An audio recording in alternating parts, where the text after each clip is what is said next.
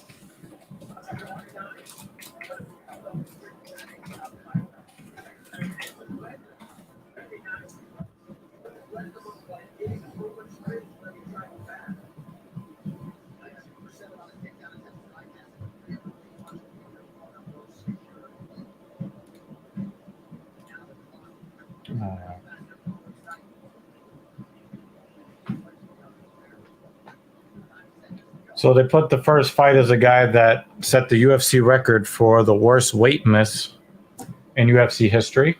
What was that? 3.5 kilos, something like that. About 5 kilos. 5 kilos.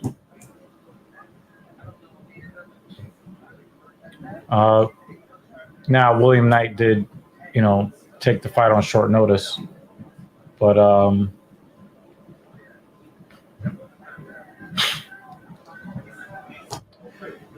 another one of those shit happens kind of deals.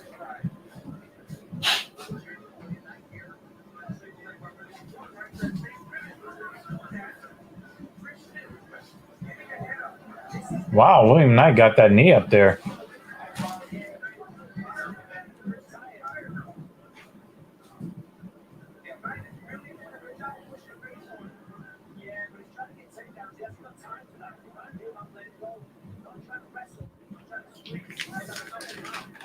Oh, big elbow from Christian.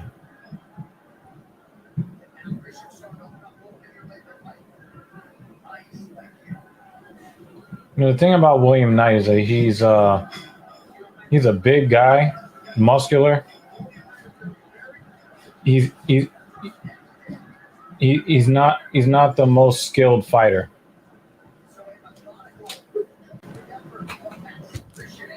We got somebody joining the party. Yo, what this is motherfucker going on? right here? How are we? What's going on, man? Not too much. Bunch of shit actually. I used to have my monitor up here, and this here obviously, and I got a bigger desk, so I moved my monitor over here. And I don't know if that has anything to do with it, but apparently that made my HDMI port on my laptop not work. So now I have another monitor, but it won't work. So I'm fucking connecting it to my other computer. It's a whole. God damn. It's a whole thing. But bigger desk, so the lighting's a little better. When you come to New York City and you come check out like my setup, you'll see just how precarious this setup is. Didn't you go through something similar? It's like as soon as you set up one item, you're like, ah, shit, now I need 3 other cables that I thought I had, but maybe I do have them, but they're old. Yep. We're not insane, Blind Bat. Hi, Twitch. Not insane at all. Totally normal. Saturday Night Insanity. I guess that's another way that we can brand this little subset of the Talking Shit podcast, right? Saturday Night Insanity. Can we have a logo of like a really crazy person where one eyeball is? No, we'll just take a picture of you. Okay. Give me this gray jacket. All right. Actually, this shirt would be perfect. Wait, was that the end of the 30 fight? to 27, so Grisham definitely won. Oh, I I was jumping on here, I heard a big pop in the crowd. I wasn't sure if it was a KO or if it was just the end. Nah, that was the decision. You know what? And he gets 40% of William Knight's purse, whatever's left of it, because he lost. He's just not very skilled, you know. What happened? Did he come in overweight or 5 kilos? Oh, Buckley's fighting. Buckley's back? Oh, Buckley is back against Abdul Razak Al Hassan. That's going to be very nice.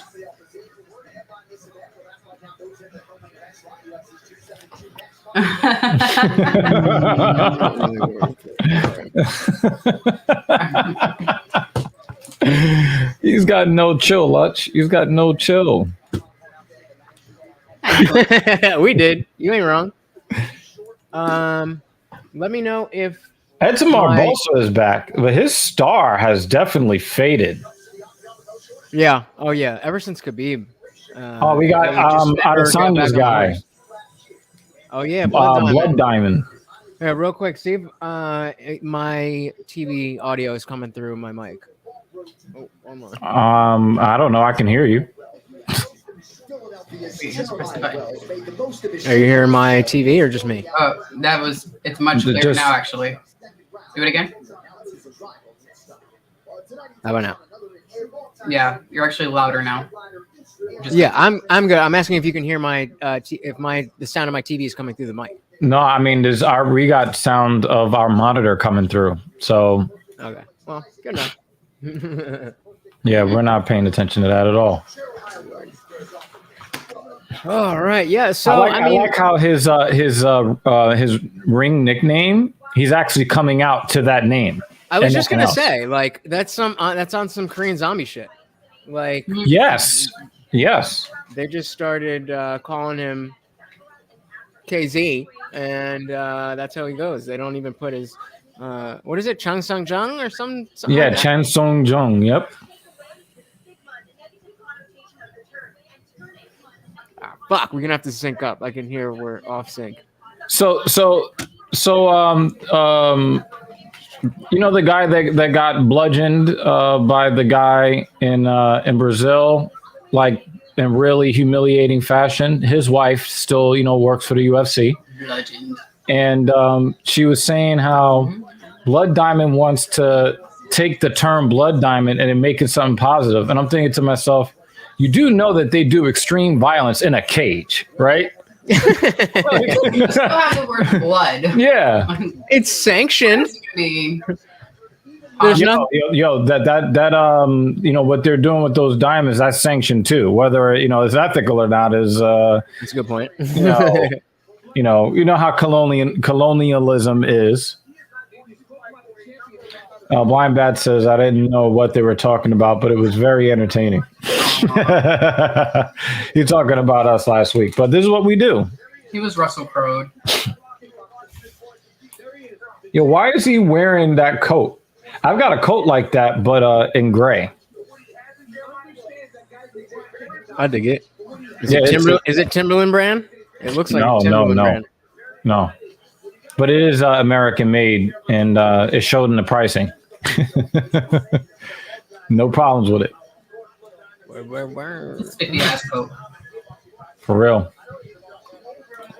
And Jimmy Dean has stopped by. All right, folks. Dean, what's good? What are we going to talk about today? Hockey, international politics, religion, two dudes fighting. Spin that wheel. But first, Jimmy, I want to thank you for tuning into the iDrive episode this week. I was on my way to work by the time you had commented, but I did see it, so thank you very much. Appreciate the support. Definitely anybody else, go check out I Didn't Read Your Book podcast. That's my channel where I talk to authors whose book I have not read, and try to get to know the author behind the book and expand and do some more stuff like this. But that's the flagship. So thank you, Jimmy. And the thing is, Jimmy is not the type to just support anybody. I think Jimmy found out about me through Louis Rossman. You know what I mean? And Louis Rossman is a super solid dude.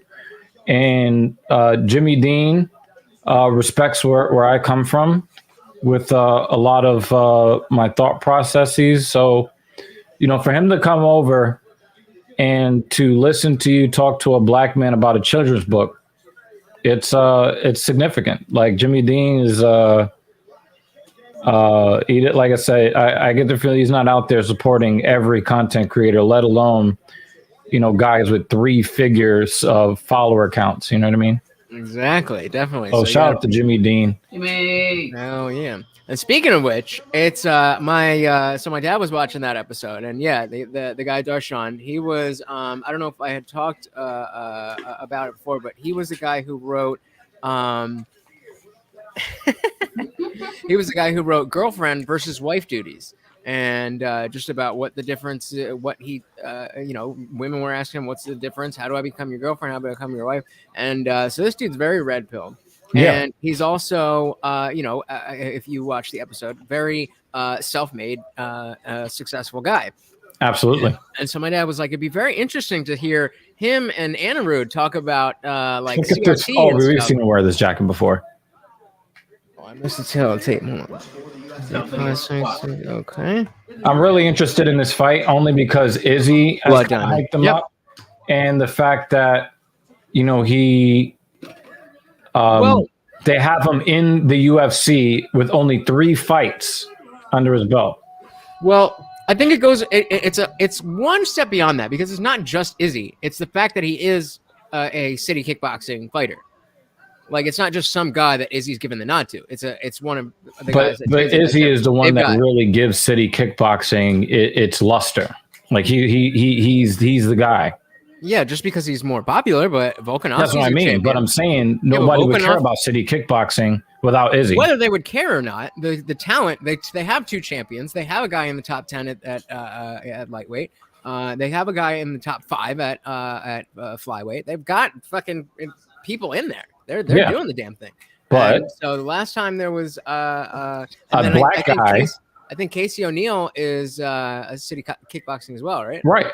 Again, So all they're of going those for the people 3. get more luster because of Izzy. What did you This do? What nigga the just hell just ran happened? into the cage. I need to rewind What that. the fuck was that? Yo, that was weird. Wow, was he trying to Tried hide to run behind the around ref? sideways. He tried to run What around was he doing? and like circle the cage, And then he tripped into the cage. What a loser! What a loser! Yo, He better win now. He can't lose this fight. nah, he already lost. He lost already because he's getting roasted. Now. He's getting roasted. Can you imagine making your UFC debut and then you run into the side of the cage? That's hilarious. He trips into the side of the cage. First of all, what the fuck did he think he was doing? You're gonna replay the shit out of that tonight. Oh my god. Somebody my has God, already he's- made a video of it on loop.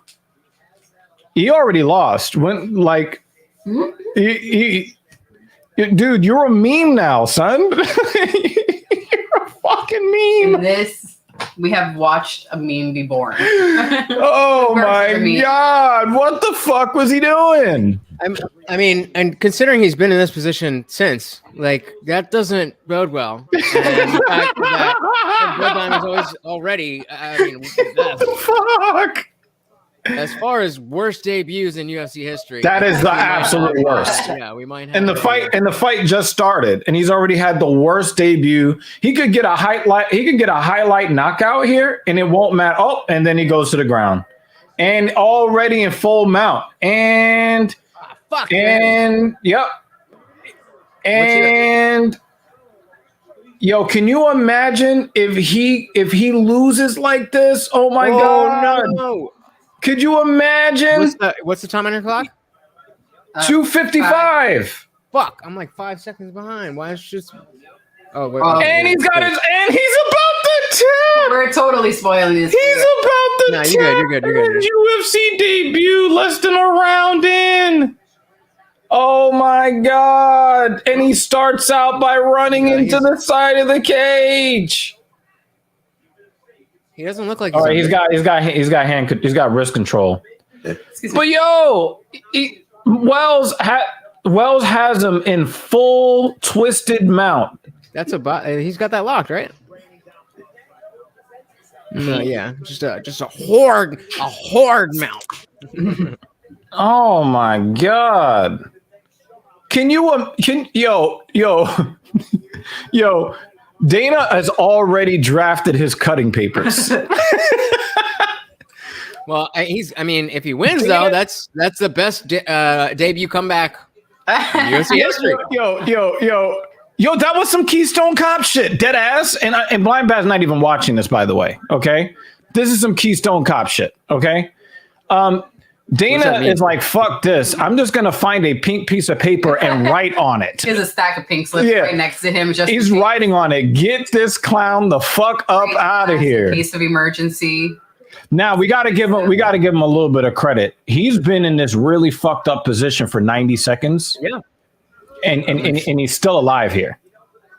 All right, I'm gonna hope this doesn't create too much noise, but I'm gonna try to fix this. Oh my god, it's so noisy. Oh shit! Wow, she must like you because she don't do that to everybody. Oh, does he have it underneath the chin? Does he have it underneath the chin? I mean, he doesn't got a great position though. But is he cranked?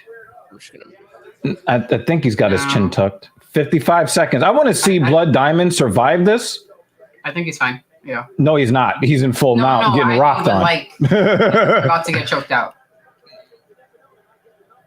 Oh! He's got. Wait, did he get his chin down?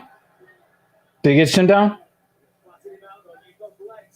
Poor ref can't get a good position. He's really, really hunting this rear naked. I wonder if he's going to have anything in the tank for the next round. I get the feeling that. Oh, he went to sleep. Oh, my nigga sleep. Yeah, that was a bad time to leave. No, actually, you just witnessed somebody getting fired from their job, and as soon as they got the job, they got fired. Well, Izzy did say, expect the unexpected. He did say that. Oh, he's awake now. It was a short nap. It was a cat nap. He did say, expect the unexpected. That definitely was unexpected. And that was unexpected. Because he's sleeping on the job. And usually, I was about to say, usually guys don't last long when they get caught sleeping on the job. Get out of my head.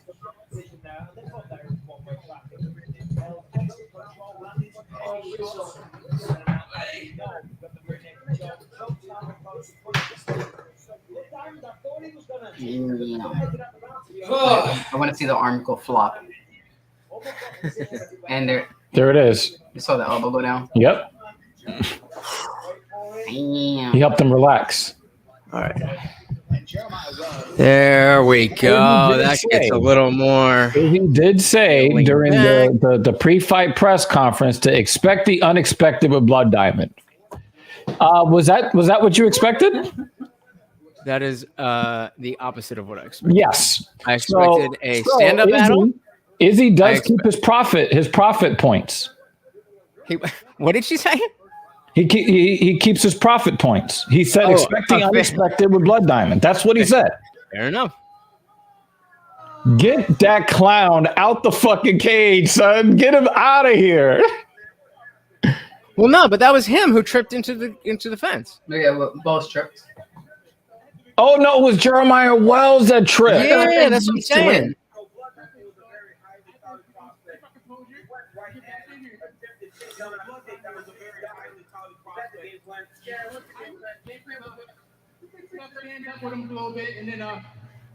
As far as I'm concerned, they both lost. I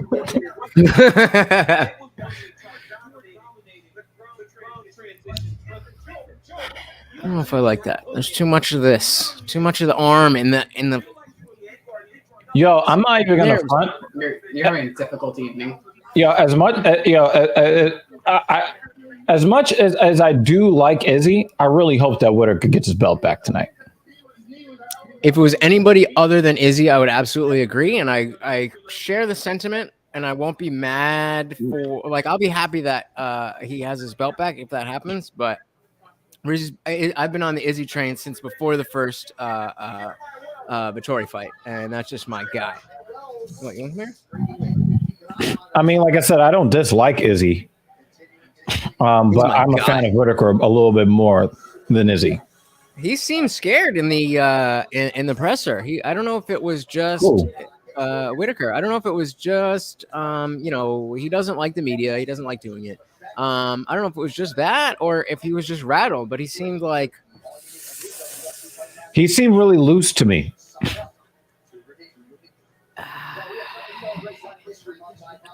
I don't disagree, but like, I don't know. It was just a kind of thing. Like he was.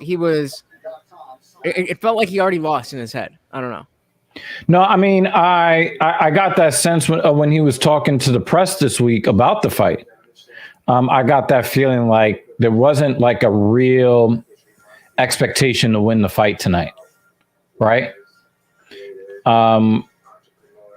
But I will tell you this: the fight will last longer. Yeah, definitely. Because he was way off balance. And I noticed that from the first exchange in the first round of that fight. I was like, this is not. As a matter of fact, when Whittaker was like trying to hype himself up, pounding on his chest before the fight, for that one. He just wasn't. He didn't. I was like, nope. He wasn't focused or disciplined. He was really trying to like hype himself up. And I think that he had less faith then than he has today. I agree. But I still think at the end of the day, I think I saw a comment somewhere on like Facebook or Twitter or something that I think like 6 out of 10 times Izzy wins, or 7 out of 10 times Izzy wins, which I think is fair because they're both good. They're both right up there. There you go. I just don't think that Whittaker has the footwork or the length. I just don't think so. He has the speed. He definitely can catch Izzy. He definitely can do it. He has that explosive speed. I think that the reach disadvantage negates the speed. The reach plus the footwork negates the speed. I mean, somewhat, but he has that same type of explosion as Woodley used to before he became champion, pretty much. Yeah, but Woodley struggled with Wonder Boy because of the length. You have to launch yourself at the guy. See, the only reason why Woodley had a chance to win in reality is because he came in with the title. That's the only reason why he had a real chance at all against Thompson, because Thompson respected him a little bit more. And of course, Thompson had to do a whole lot more to take the belt off of him, because you know how they say you gotta, in order to beat to be the man, you gotta beat the man. I hate that so much. I know, but in order to be the champ, you gotta beat the champ. Yeah, but you already know. According to the unified rules, like. But we've seen John Jones lose 2 fights in the last 5 years. And they still say that, he's undefeated because his one loss came off of a DQ, right? But we've seen him lose. Well, yeah, but fights. that's an exigent circumstance. Usually they're talking about like if it's a split decision in a title fight, it should automatically go to the right. But we saw Dominic Reyes bust his ass for the first 3 rounds, and then not be given the win, and then the first Gustafsson fight. Now, I think that Jones did a really great thing by dominating him in the rematch to kind of like wash away some of what happened in that first fight. But Dominic Reyes came in with the perfect game plan, and he was waxing that ass in rounds 1, 2, and 3. And, Jones obviously won rounds 4 and 5. They were close. They were somewhat close rounds, but I thought that Jones won 4 and 5. But to me, it was very, very clear, both by the eyes and by the numbers, Dominic Reyes beat him. But if Dominic Reyes comes in as the champion, then he probably gets the nod there. But he went in there not the champion. Even the fight that Woodley had with Thompson, it went to a draw. Why? Because the judges didn't want to just have the belts changed the way, especially when that fight, especially, and he spelled, I can't even put that up on the screen because you spelled exigent incorrectly. I can't even put that up on the screen. I don't know how to spell it either. I know the word, but I don't know how to spell it. He wasn't too far off, but I'm not putting that on the screen. Okay. So I think that Izzy probably takes him out in the 4th round. I can see that. I think a TKO in the 4th round happens. I can see that. Unfortunately, but the thing is, it's kind of cool because then you see a legend continue. That's one of the reasons why I was hoping that Izzy would not take that fight against Blachowicz. Fucking Behrman said he's looking to do it again. Why? Yeah. You said what? Why? Just so you could beat him? Yeah, he He's thinks he not can the do it. champion anymore. No, but you said that he was going to do it again? Yeah, Behrman, 205. Eugene Behrman was saying how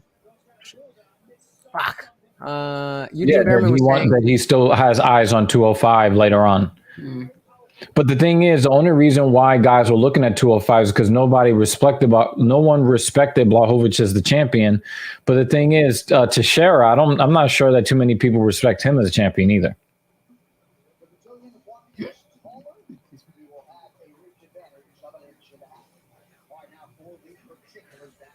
So.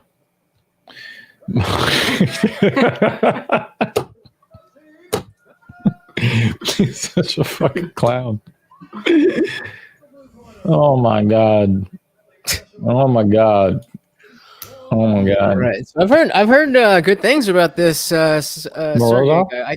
I think I've seen him. This isn't his debut, is it? No, I've seen him. I've seen him fight once. I think I remember. I remember watching him fight, but I don't remember like the experience. I just remember that I watched him fight. He's a scrappy fighter.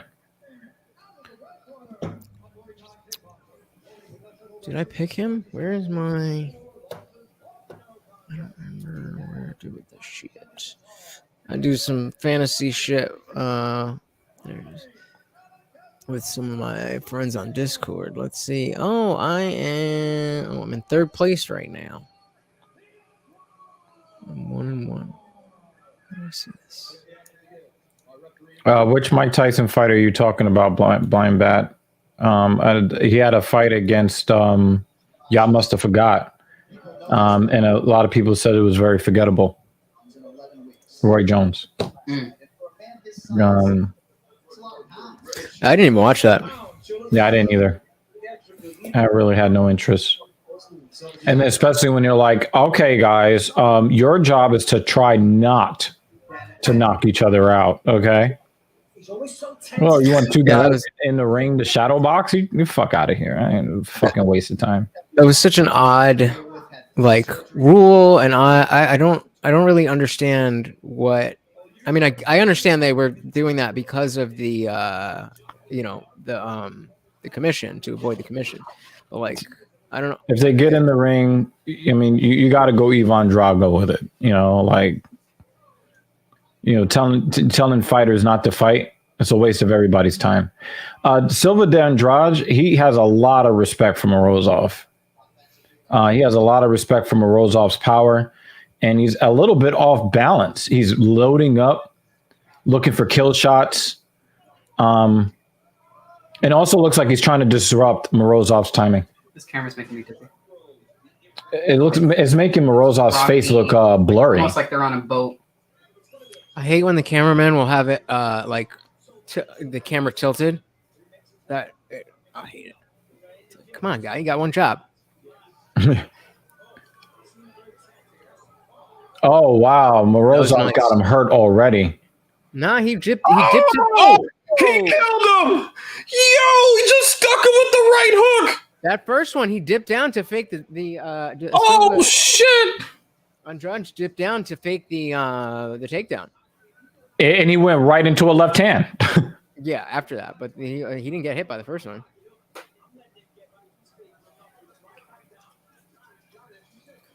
Ooh, punches.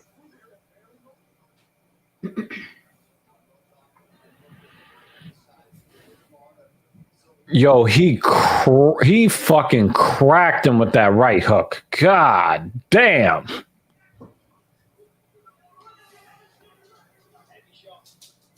There are guys who are like 225 pounds strapping, right? That saw that and said, I don't want to get hit by that guy. Sorry, what did you say? He said, wait. He says, Mike Tyson was fighting in the street the other night. He went to buy a jacket? The fuck are you talking about? Jimmy Dean, yeah, exactly. Like it's almost like they're doing. Who is that director who overuses the Dutch angle? I forget his name, but yeah, OD, not for sports. Ooh, that's a big cut. Ooh, That's a right big on cut. Blood. That must have been from his head. There's no way a punch opened that up.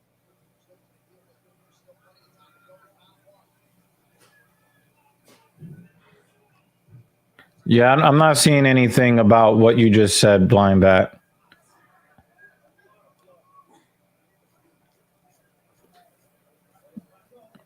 Ooh. Knee. Oh, knee to the face. Golly. Stuck him with the jab. Yup. Oh, he's doing beautifully. I picked him, right? Right. Why is this? He's going. Yo, he's going out. I think we get a knockout here in the first round. And De Silva, Silva de Andrade, he's biting on the feints. And I would too if both fighters are covered with my blood. Like that. Yeah. I definitely would be biting on all the feints. I'd be fainting because my blood is everywhere.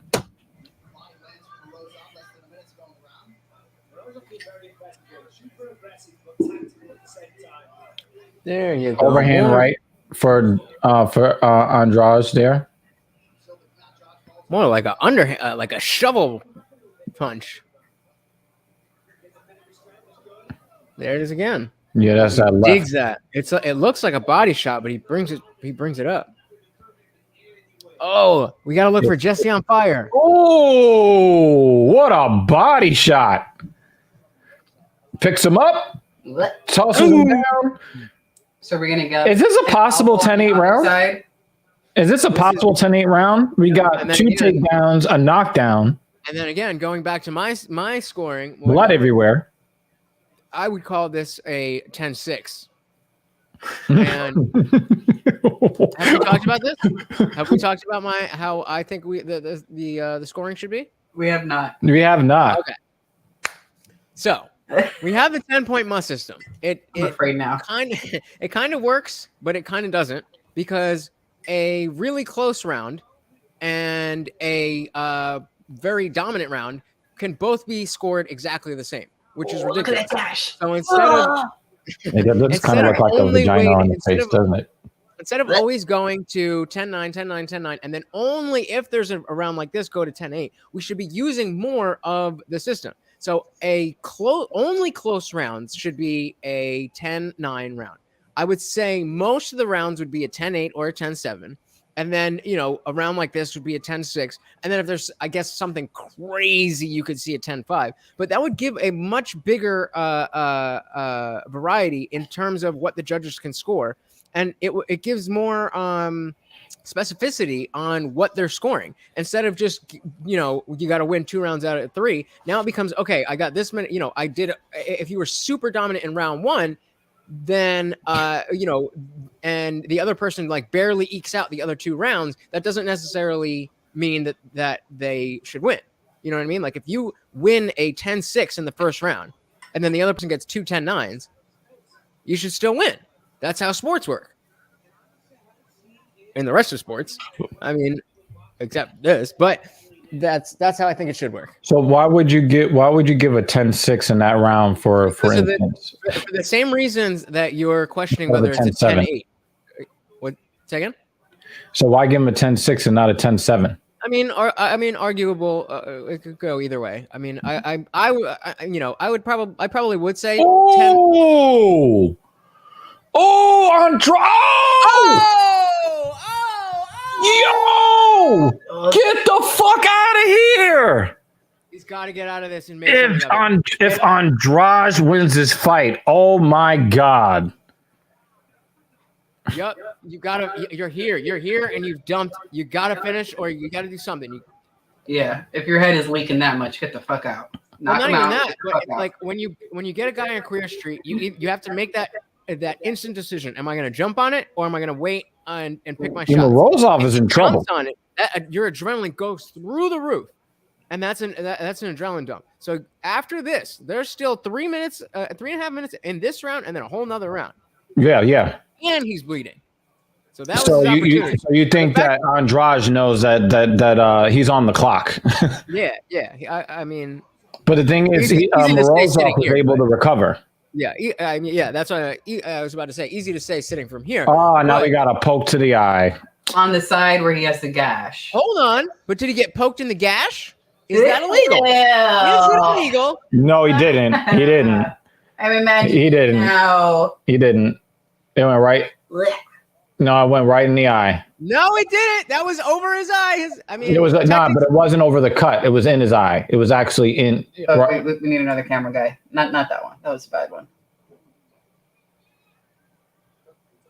He's like, I'm a fighter, man. Come on. But so what do you think? If it didn't actually, because it did hit the eye, but if it didn't hit the eye, but it went into the gash and he reacted. Oh, wait, did he knock him down again? Power.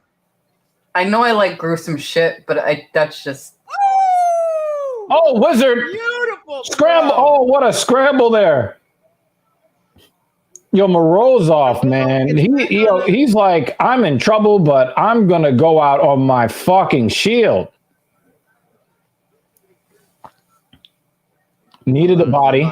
Well, I'm just checking in with my Discord. Morozov is in a lot of trouble because it's the second time. Oh, spinning back forearm. Up, and we're looking. We might be seeing the end. I think you see how wobbly his head gets. Yeah. No, his legs up and are we about to somebody else taking a nap? And he's under the chin and 2 guys sleeping on the job. Oh God. Oh my! He separated his hands. Oh my fucking ribs! He got ribs right there. Punch him in the ribs. Well, he's got the lock. No, he's hunting the rear naked. This is where you take a breath. He's got 2 minutes. He's got the lock on. This is where you ribs. Yo, Morozov is not looking for a way out. Let me tell you, okay? Because Andrade got. Oh, he's underneath the chin. Did he hide his hands? Yeah. Nope. Ugh. And he went to sleep. He's sleeping. Damn, why is this is the most boring card ever. You know how boring? What do you mean? How boring UFC 271 is? 2 of the workers went to sleep on the job. You're such a fucking They're yo, Andrade is a fucking legend for this. Because he almost got knocked into that comet that is going to hit the earth in 6 months and 14 days. Okay. What about a comment?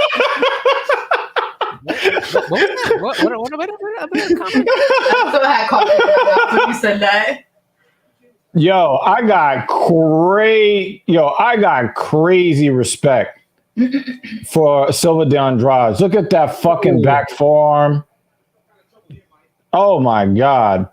That knee was beautiful. Well, actually, no. When the Silva, what is his name? Whatever Andrade. When the cut first opened, so whatever de Andrade came up with the knee. That was beautiful. But yeah. Oh wow. That's crazy. He said, "Whatever, de Andrade. I'm done. I'm done." But we know who he was talking about. I don't know. It's some shit like that. I don't know what the fuck I'm whatever talking about. de Andrade. Douglas, whatever de Andrade. With the rear naked choke finish. Now, I don't want anybody that's watching the stream tonight to snitch on Lutch because. If whatever de Andrade finds out, somebody else is going to sleep too. I thought you were going to say something else. Oh my God. Shit, we got a story happening on Discord. I got to turn this up. Oh my God. Oh my God. Somebody got robbed. Oh my God. We can't call them because they are wearing purple handkerchiefs over their face while wearing black and purple Nikes, drinking purple drink. But that happened over 20 years ago, Jimmy. So I don't think anybody's going to pick up the phone. Maybe it's because they're all standing at Heaven's Gate right now, trying to get in. Oh my God! There you go. See? Just lay down. Lay down. Lay down. Lay down. There you go. All right, next. How old is your doggy? I see he has the grays. Yeah, his whole stash. his whole snout used to be black. He's 11 years old. Aw. He's an old man. My dad's dog used to be like that. He also had a mixed doggy, all black, and his snout was just all gray. Did you do this thing? It didn't work. There's another or that one that I could use. Oh, whatever. There's another promo. But the promo only works if it's at least $40. You want me to turn my do you want me to turn my camera off when I hit my bowl? Or you don't care? You said what? So you want me to turn my camera off? I'm gonna hit my bowl, or you don't care? I don't give a fuck. We're gonna be eating. It's your lungs. It's your lungs, motherfucker. Yeah, it was your channel. I don't know. I'm just Nah, trying to give I you don't courtesy. I don't fucking know. Shit. At least you asked. That means that there's some respect there, right? Next time I'll just shoot up some fucking black tar and won't say anything. Jesus. You have that growing out of your scalp. Black tar is growing out of your scalp at rates we don't normally see by normal men. Okay. You really want to eat salad tonight? I mean, I don't want to do fried chicken tonight. I just fucking tortured myself for almost 2 hours. yo, I swear to God, it sounded like you was about to say, I just fucking twerked.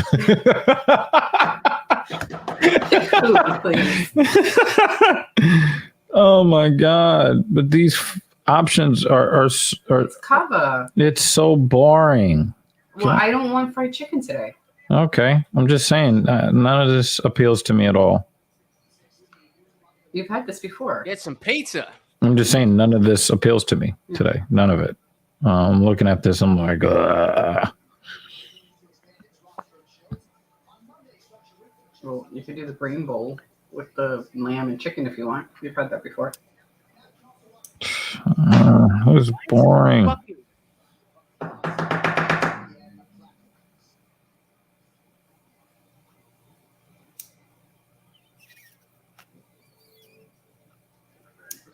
Blueberry lavender. Unless you want to pick another. Do you remember that time?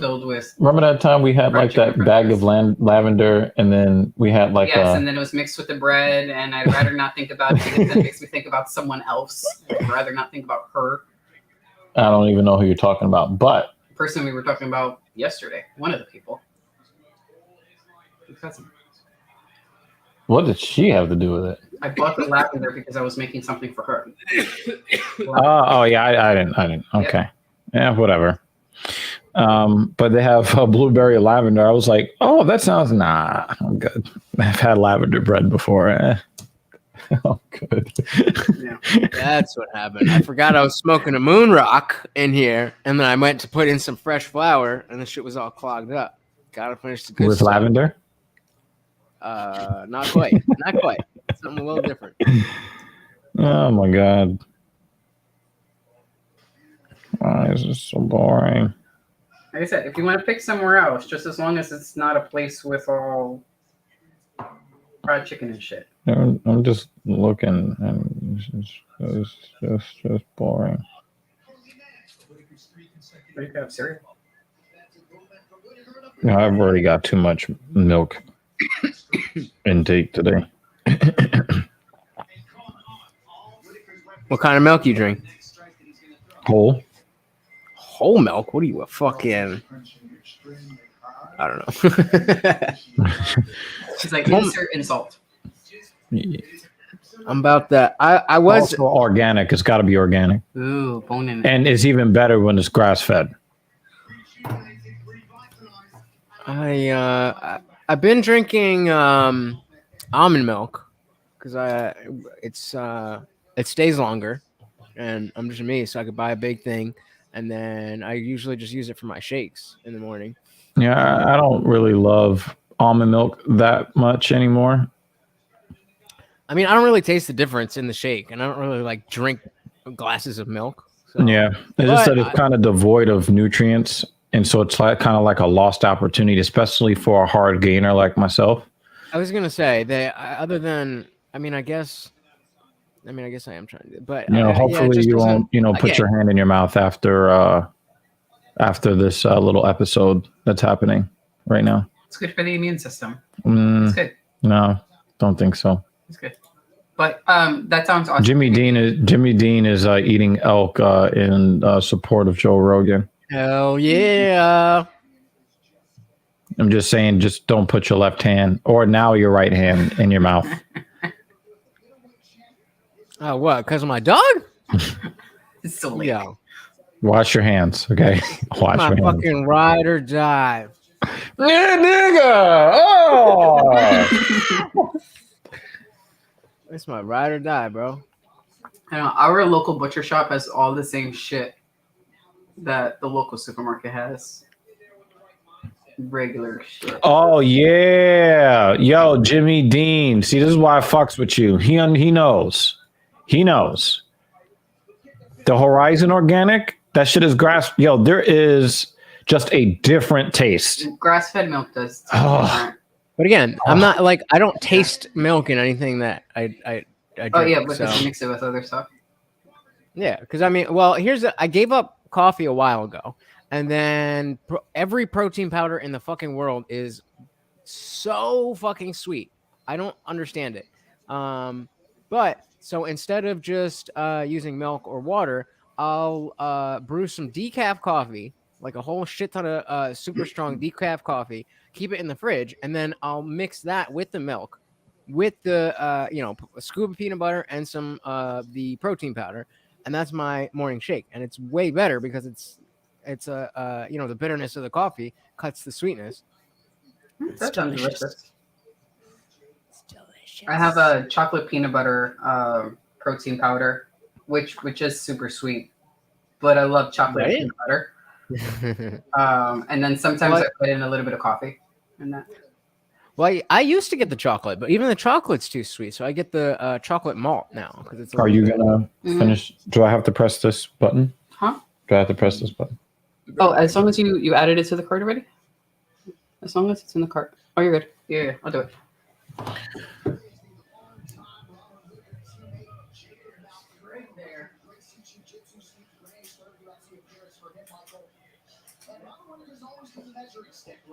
I have no idea what Blind Bad's talking about at all. Like, at all. I don't understand what he's saying at all. All right, who we got here now? Mike Tyson getting into some kind of fight the other night or something. Yeah, I don't know what he's talking about. I haven't heard anything like that at all. Cheech and Chong going up in smoke. Oh, okay. Are you saying that Lutch is smoking enough for both Cheech? I took like 3 hits. Yeah, I was really, I don't know. I was really trying to. Did you smoke? You sound stoned as shit. I mean, I tried to make sense of it. I really did.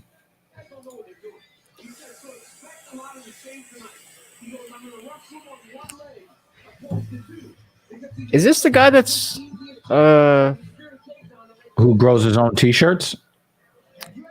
Nosferat or whatever? No, that's not hot cross. I was gonna say, I know he like this guy is reminiscent of Kelvin Gastelum, but no.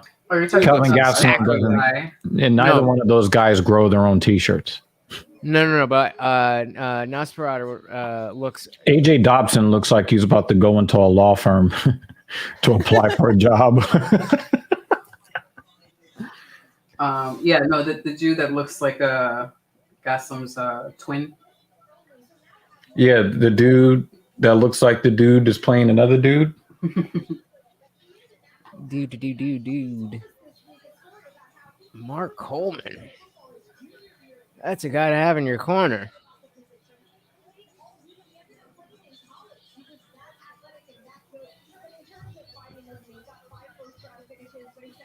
Just the caliber of fights this week compared to last week. He looks like he got into MMA because he's a square, and to get out of his neighborhood alive, he had to. Why are you hating on my man right now? The dude looks like a total fucking square. And it's fucking awesome. It's fucking awesome.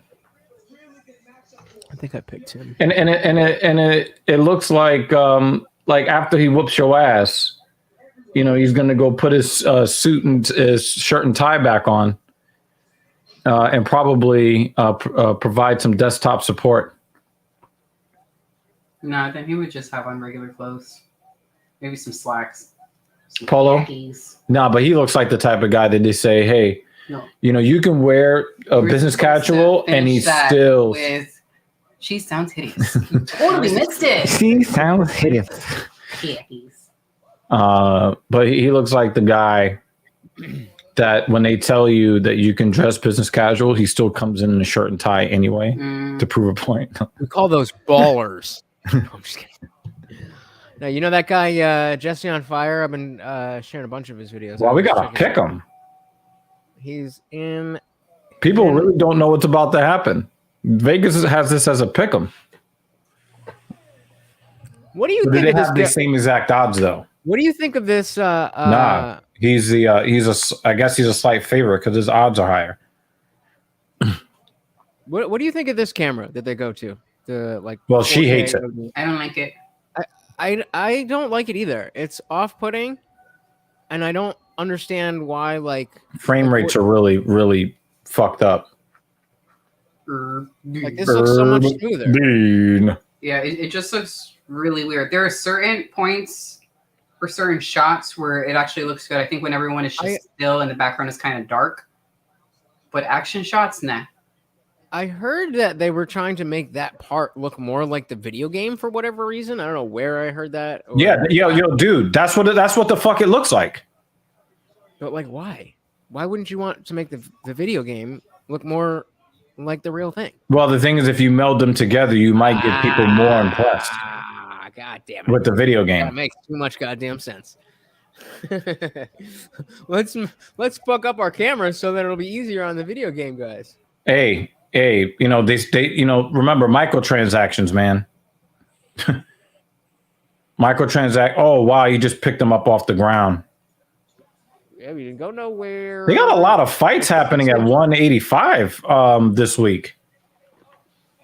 Why do we need a sausage cam, Jimmy? No. What the that's a huge ass pause. Pause. It's gonna be a Jimmy Dean cam. Pause. Nah. That's some gay shit cam. Just no.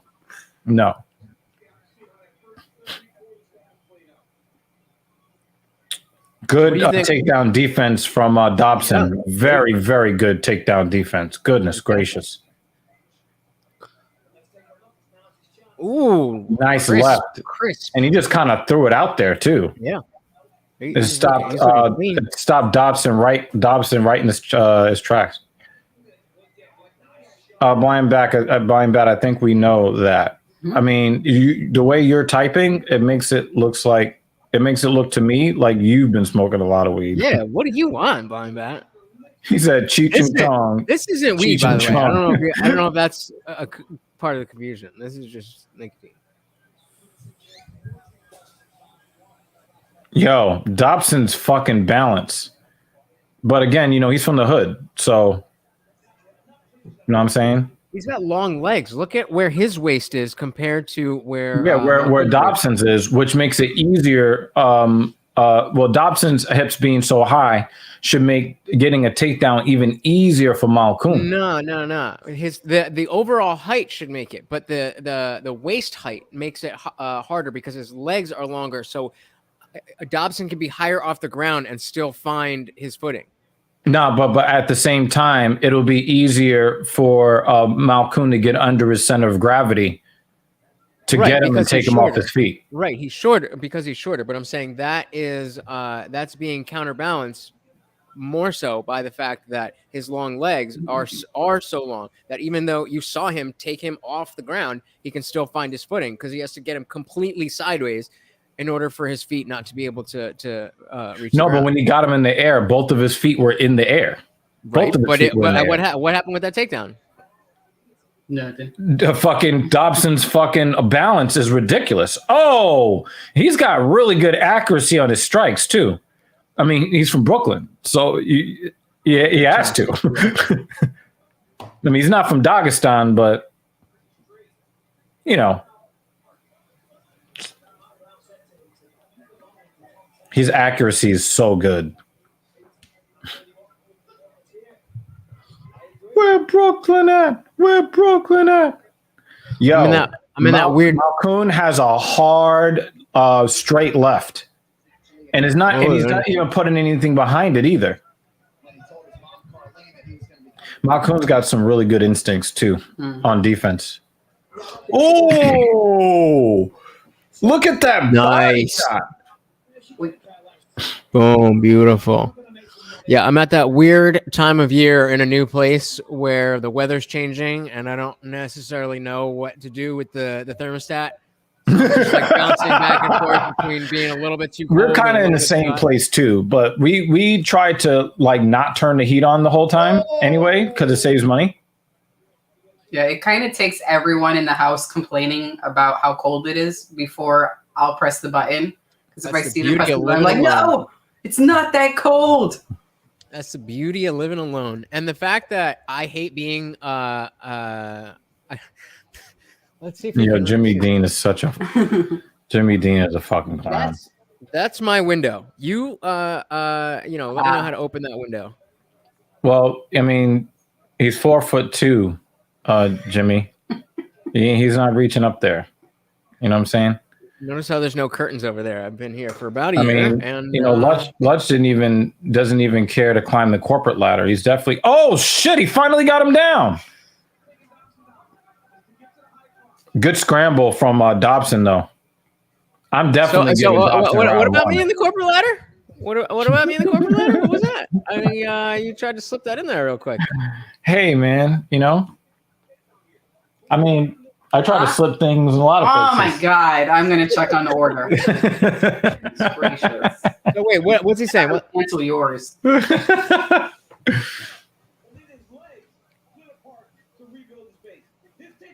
Blind bat up in smoke.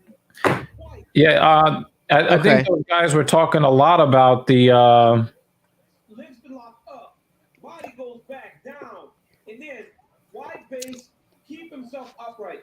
This is take down the fence, guys. I have not. All right, so DC's given more credit to the takedown defense rather than just the sheer height. I mean, I definitely think that's still a part of it, but what the fuck do I know? Yo, fuck Peter Dinklage. He was like, oh, the only reason people didn't like Game of Thrones because they wanted all the white people to be happy in the end. Like, what the fuck are you talking about? I heard him say some other super stupid shit too about how, like, I guess something about the seven dwarves and how, they're still like. What the fuck was that? What kind of fucking fake ass, woke ass bullshit was that? I lost so much respect for him off that. There was, I don't remember exactly what the controversy was. It's called Snow White and the Seven Dwarfs, not Snow, not Snow, Maria, and the Seven Wolves. That wasn't even it. He was fine with the fact that they were changing it to whatever. Yeah, that's what I'm saying. He was fine with that. He's like, but but they still got leaning on door. Shut the fuck up. Like, motherfucker, didn't you get fucking famous playing that dude? Probably is worth 8 figures off of that. Off Game of Thrones alone, not to mention, fucking MCU, Marvel. Mm-hmm. And that plus the residuals every fucking year from Elf. He was the fucking boss dude in Elf. Mm. People watch that every year. Yeah. And I watch Marvel shit All right. I hate it when like I hate to see all that woke shit to begin with, but from people who got rich off of anti-wokeness, I mean, I don't necessarily. totally Was it fuck off. anti-wokeness? I don't know that what he was doing was anti-wokeness. No, what It I mean certainly is, wasn't woke. so what I'm saying is that he's made a lot of money off of the fact that he's a dwarf, and people are putting him in that position because he's a dwarf. Now he's trying to take this weird ass, fake ass woke stance because of that, but that's how he made his money, right? But then when you see also a lot of these women that are like, oh, I'm a super womanist after they made tens of millions of dollars as sex pots. And then when they age out of, sex symbol status, then they want to become, super womanists after they've made tens of millions of dollars off of their sex appeal. Fuck out of here with that. Rules for thee, but not for me. Yeah, like fuck out of here. I should get a role for playing a dwarf, but if it's not me, then roles with dwarves are bad. Like fuck out of here. Damn, girl. This girl's fucking getting naked. And then you see that really hot chick that was oh man, what the fuck? Scarlett Johansson. No, not her. The half black, half white, Thandie Newton. Who's a what's a? So do you ever remember Thandie Newton was in the one with the fake people? What was that shit on HBO? What was that called? Oh, Westworld. Westworld. Thank you. I had it right. And she's I'm so sorry to black women that Which one? I took all the opportunities and I'm taking your men. Meanwhile, she's married to a white man and has half white, the 3/4 white kids. Oh, the Maeve? Out of here. The Maeve chick? I'm talking about Thandie Newton. She's the barmaid. The super sexy older kind of. She had the daughter and kept having memories of her daughter. Yeah. The black chick. Yeah. Yeah. She's half white, by the way. Yeah. She's half white, by the way. And, because she's pretty and she's light skinned. Oh, I'm so sorry. I took all your opportunities, black women. I took your men. You're married to a white man. What the fuck are you talking about? She's talking about all that. I'm sorry that I was the one that got the opportunity. Shut the fuck up. She's talking about all that jungle swinging she was doing in her younger years. If she was doing that. I can only She sounds really dumb, but I'd still smash though. She's sexy as fuck.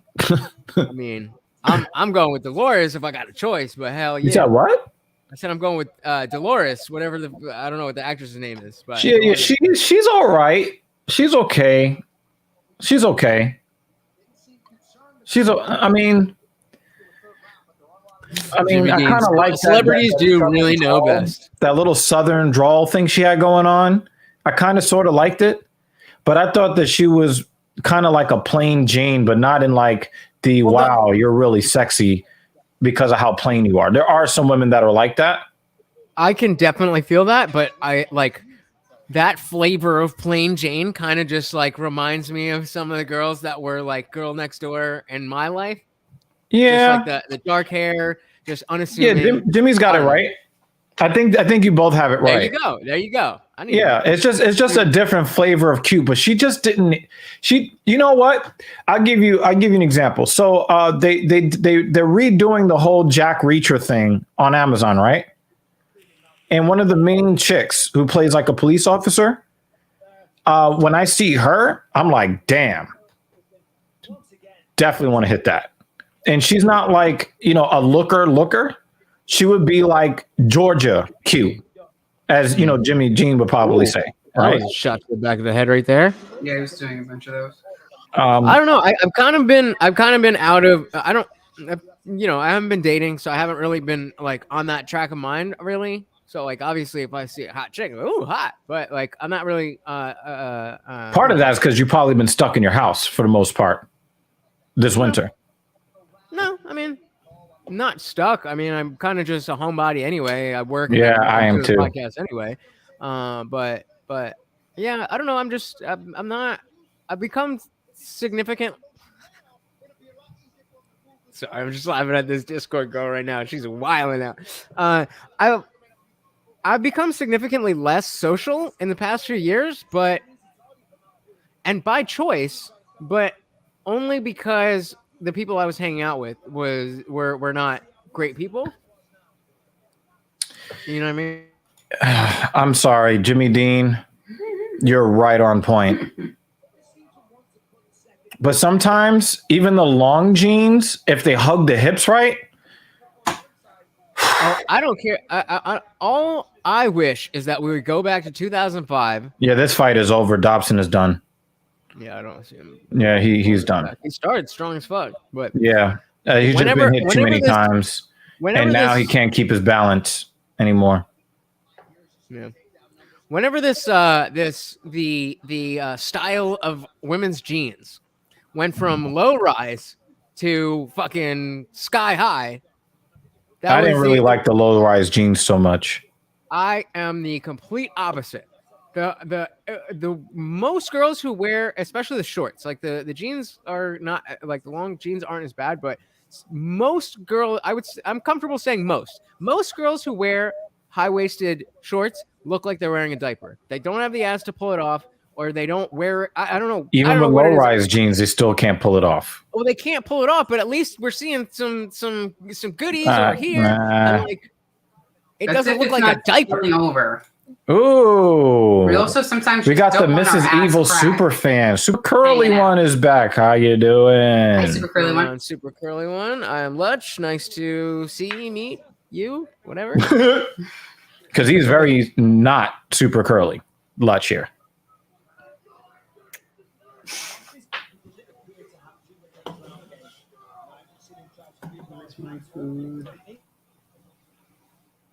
Yo, Dobson started like a master tactician in this fight. But the thing is, Malkoun, he's a dirty fighter. Not a dirty fighter as in he doesn't fight clean, but he's like a junkyard dog. Like, he doesn't care about how pretty the win is. Mm-hmm. He's just gonna grind. He's just gonna grind you down. He's one of those guys that wants to impose their will on you, and if you let him, he'll break you.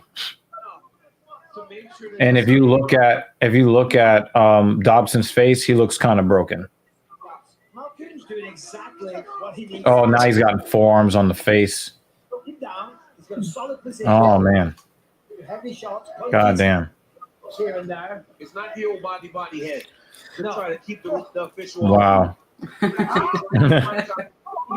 Wow. Frustration. Oh, listen to this. Yeah. He said I'm strong, huh? He said you're a lot stronger than I thought. Daniel, I know you don't love that back. Not necessarily. I mean, you're supposed to be trying to beat each other up. But kudos to Dobson. He's not looking for a way out.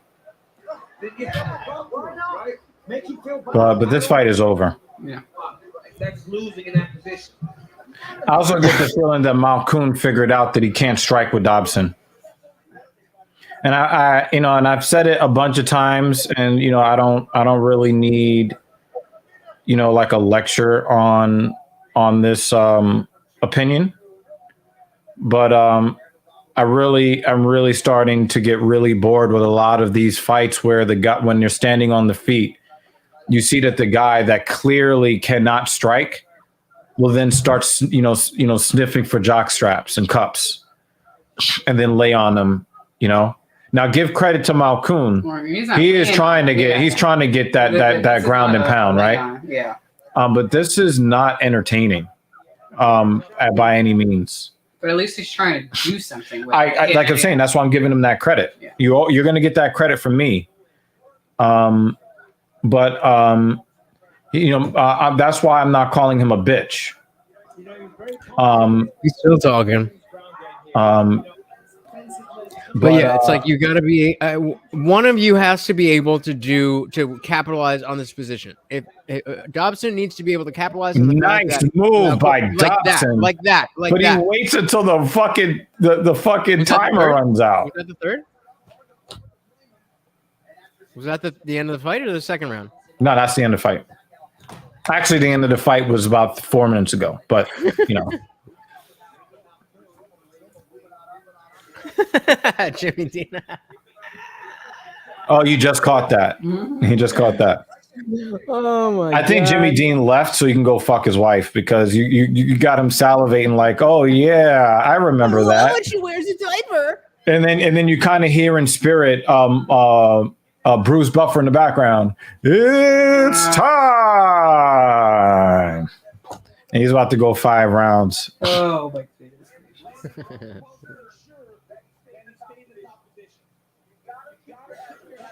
Why do you think DC doesn't really like when they are talking in there? It's clearly entertaining. I'm like, especially if you're not a fight fan, if you're just a casual and you're watching it, there's some guy talking, they're talking to each other. That's a big, especially in a, he's a competitor.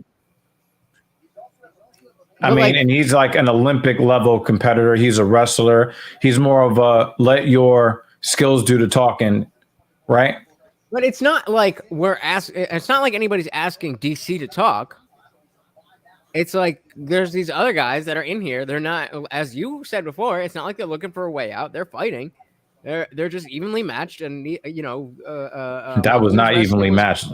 124 ground strikes. Well, no, but I'm not evenly matched. But I mean, to the point that not until the very end could Dobson take advantage of the fact that Malkoun wasn't a better wrestler. I don't know who the fuck Careless Whisper is, but okay. It's the song. You've heard the song. Okay. Deadpool uses it a lot. Look up Careless Whisper. I get it, yes. But I don't get the message that he's trying to send with it. Mm. Now the song's in my head. Where's his ass at? Came the fuck up. But I would like to know why.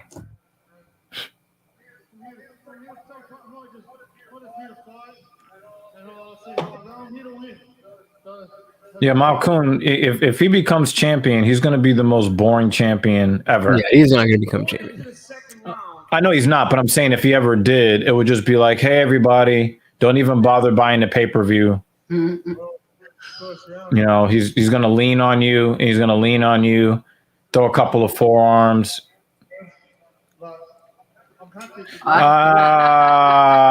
There we go. I thought you left the stream. You know what I'm saying? I thought you left the stream to go handle some business. You know what I'm saying? I ain't mad at you. He probably just. Well, if you here, came up, bro. Where you at? Oh man.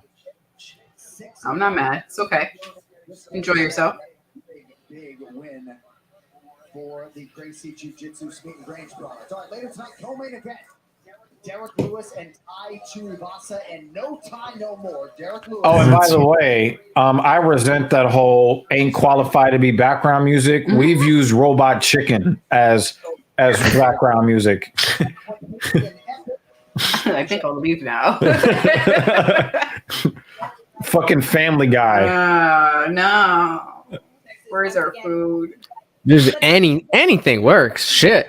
That's what I'm saying. Like, I don't know what the fuck Jimmy D's talking about. I don't really like Megan O'Leary in that outfit very much. You know what?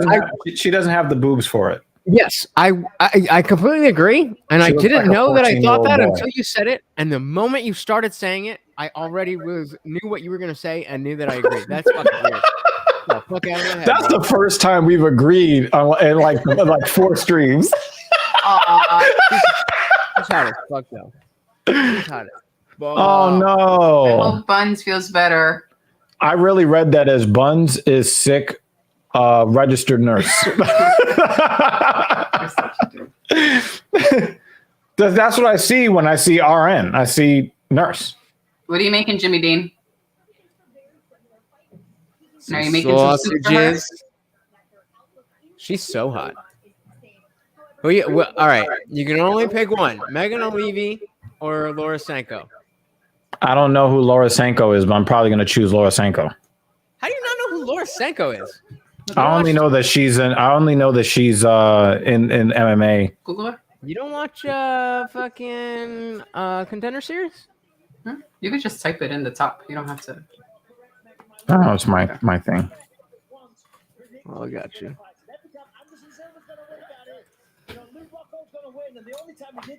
I got you. Oh yeah, Laura Sanko every day of the week. I'm just like me and her have had arguments. Oh wow, she used to fight.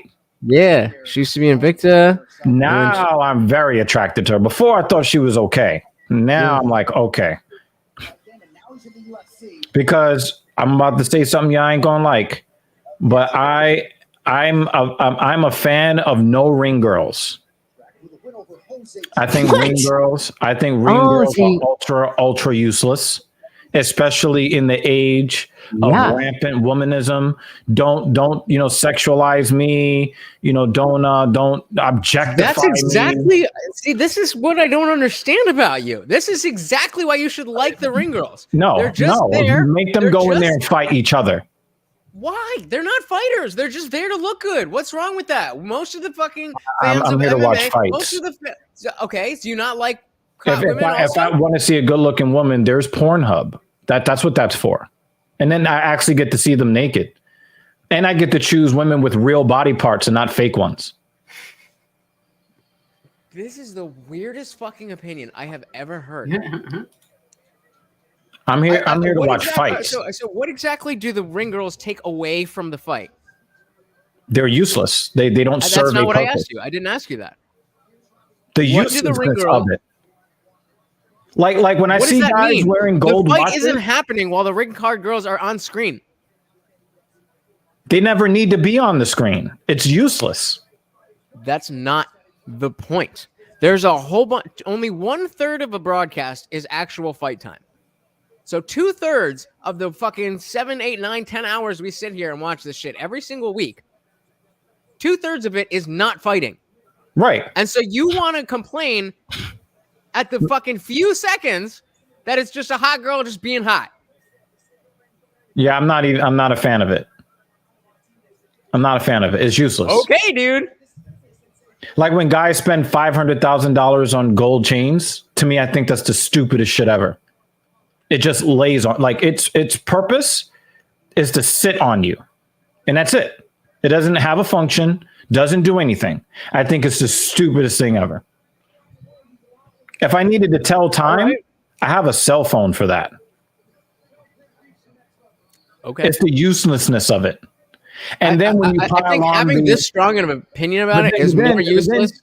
But then you point, and then you pile anything that you're talking about. But then you also putting this much energy towards having this opinion is so. It doesn't take me any energy to have an opinion. Complaining about uselessness, and the fact that uselessness is taking away from your experience. That is the ultimate. No, I didn't say it took away from my experience. I just said that it's useless. I asked you, what does it take away? No, I said it's just the uselessness of it. That's it. It's just the uselessness of it that I object to. And that's it. But that's not what I asked you. I asked you a specific question. What does it take away from the fights by having the ring card girls there? And you said the uselessness of it takes away from my enjoyment. That irks me. That's it. I heard you. But then, also, I asked you again because I didn't hear you. Or do you think I asked you more? No, I'm saying, but there's another thing on top of it, which is I've grown up since the mid 1990s when I was going through puberty, hearing about how don't objectify me, and then you're paying somebody to literally do nothing but hold up a card that says something that is already on every screen in the arena. So you agree with the feminists then? No, what I'm saying is then what's the you issue? Can't have it both ways. You can't be like, don't objectify me, but then pay me tens of thousands of dollars to sit around and do nothing. Are you aware that not every woman thinks the same thing? I get it, but it still irks me. I cannot explain to you why it irks me. It just irks me. And it only took an hour and a half for our first debate. I'm proud of you guys. I'm really proud of you. I'm just saying it just irks me. But again, I'm going to start tallying, like putting it down. But the fact that you feel this way is completely legitimate. You're allowed to have your thoughts and your feelings. Yeah, I mean, that's it. But also another thing that annoys me about it too. Hold on. But can we just circle back on all of this to realize that once again, we have come to a very, very arbitrary position. I'm going to keep that same energy, guy. So in the time that I'm watching fights, when the fights aren't on, there shouldn't be hot girls. That's your position. That's arbitrary. Yeah, when there are as fights on, there should be fights and people getting there fucked are. up. That's how the broadcast works. The ring girls are there when Right. the fights. I just because there's no fight. the thing is, if there were no ring girls, your experience would be exactly the same. Well, no, it would be marginally lower because of those few seconds that I'm looking at something that's And Jimmy Dean wouldn't be happy Oh because he my doesn't want to God. see the Coca-Cola ad. Well, my thing is, Boom! Boom! So can we do this? Can we do this? Exactly. Address that point. If Can the ring we card girls do aren't this? on the screen, Can then we do who's on this? the How screen? about we get rid of both of those things? Can we get rid of both of those things? But take that up with the UFC. The fact is, it is the way it is. I'm just saying. The fact is, it is the way it is. All And right, if the let me put it to you like this. girls aren't going to be on the screen. Something else is. So you what, might- what, and it's you not might the fights, understand because this. The fights are already there the full time. You might understand my position. You're not going to let me finish that point. You're just gonna steamroll over me. No, I just I was want making a point. I just and want to then remind you of something you said. I just want to remind you of one thing you said. Your platform. Go ahead. No, when you said that you think that it raises your objection when you pay for ESPN Plus, but they still play commercials. No, I agree. That's how I look at that. But I'm not. But I'm not. How so? Because they're not fighting during the ring card girls. I'm saying that's just the level of annoyance. Here's the thing. If you gave me the option between an advertisement or cutting to the desk and them talking about the fights, I would choose them talking at the desk. And I wouldn't have a problem with that. Agreed. But if you already have that and you just go back to the desk for them to vamp more, or you cut a few seconds of that, literally like 3 seconds, to show a hot girl in a bathing suit, I'm not going to complain. So to watch somebody get paid for not serving a purpose, to me, it's the same annoyance. My enjoyment. That's what they're there for. My enjoyment. I'm sure your womanist counterparts would be very offended, but that's why I'm not. That's why I'm confused as to why you're taking their position. Because I believe in keep that same energy. If we're gonna do the whole same energy. If we're gonna do, here's the thing, right? And I'm gonna bring Scarlett Johansson into this, right? So maybe you might understand my position a little bit better, right? Scarlett Johansson has made how much money? $100 million, $125 million her career, maybe, right? Sure. What has always been her role? Her role has always been the person that is physically attractive, right? Now that she's crossed the age of 30, she's whining and crying about objectification now after she's made 9 figures off of the objectification.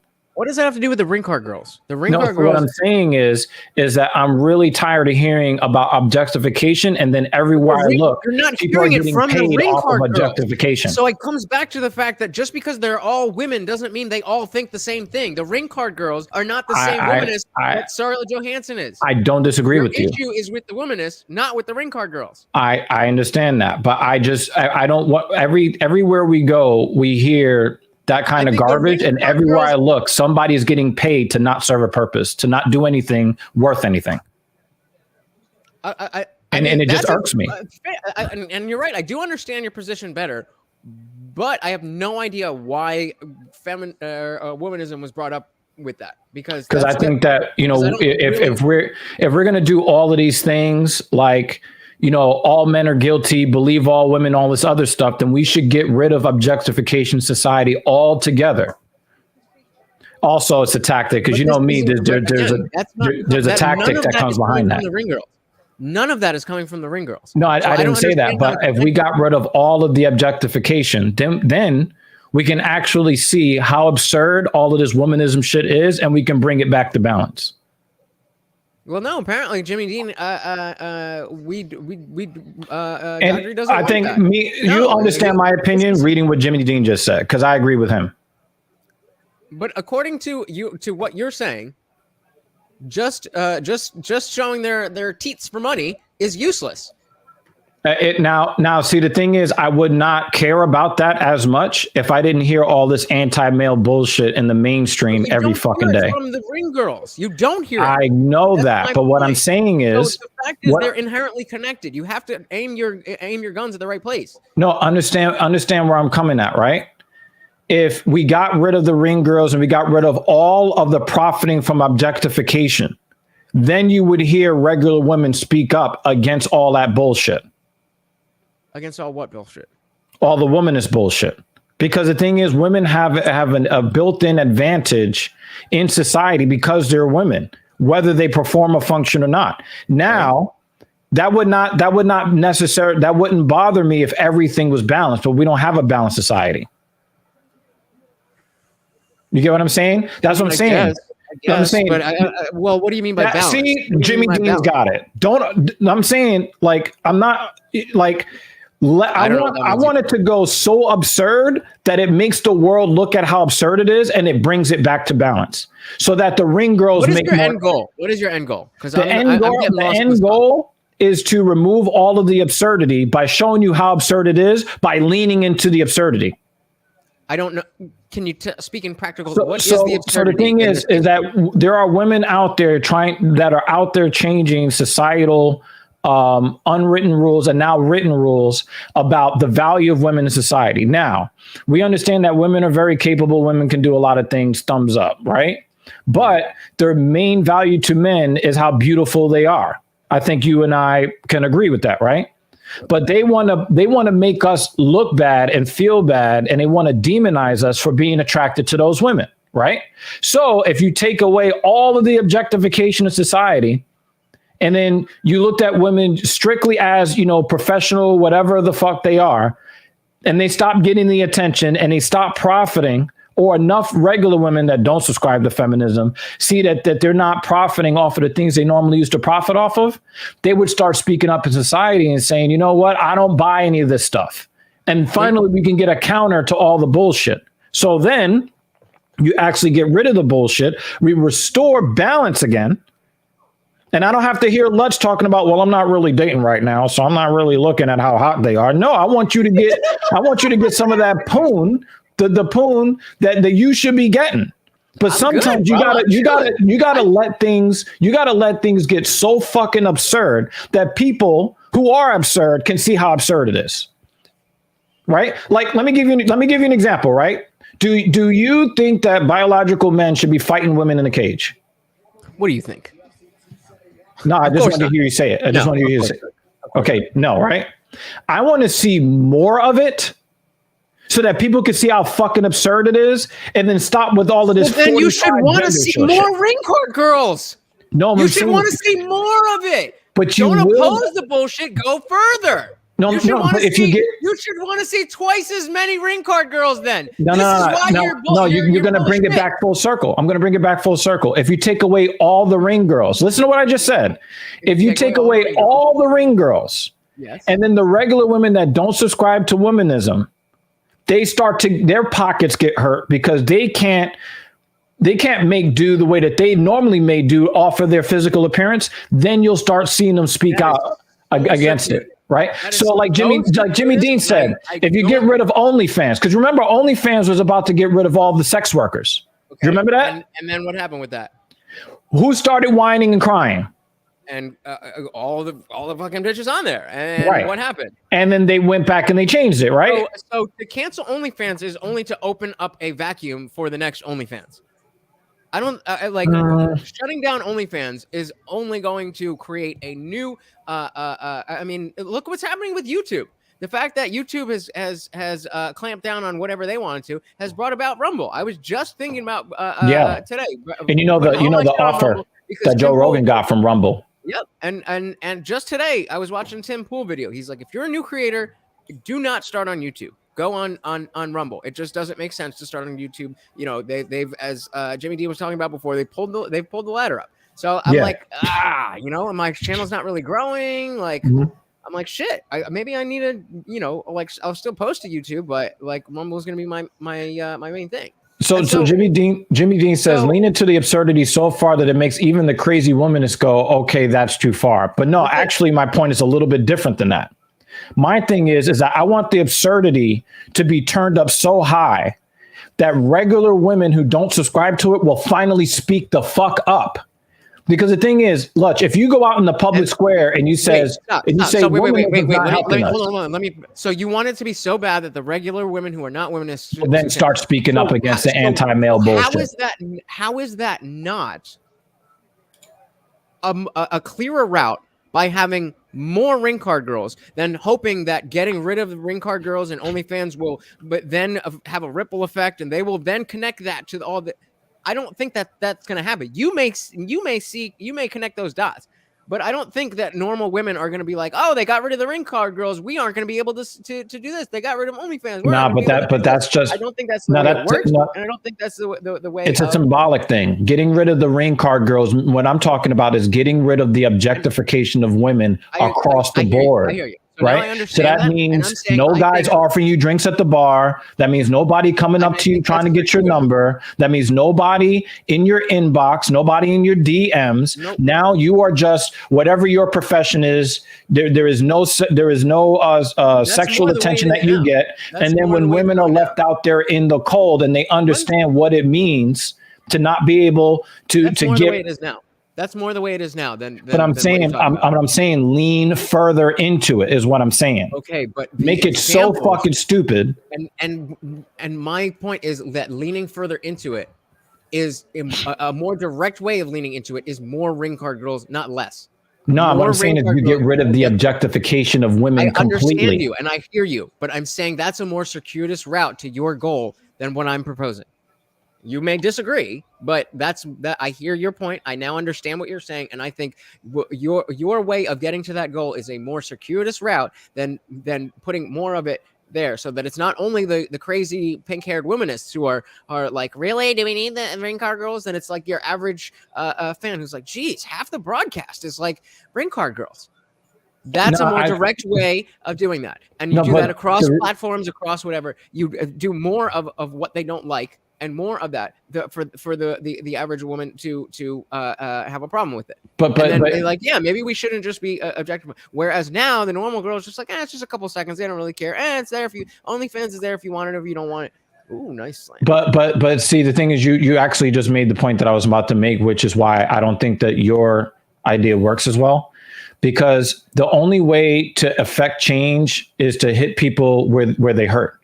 And for most people is right there in their pocketbooks. I don't disagree with you, but they would have to understand that the symbolic move that you're making is connected to their pockets being hit.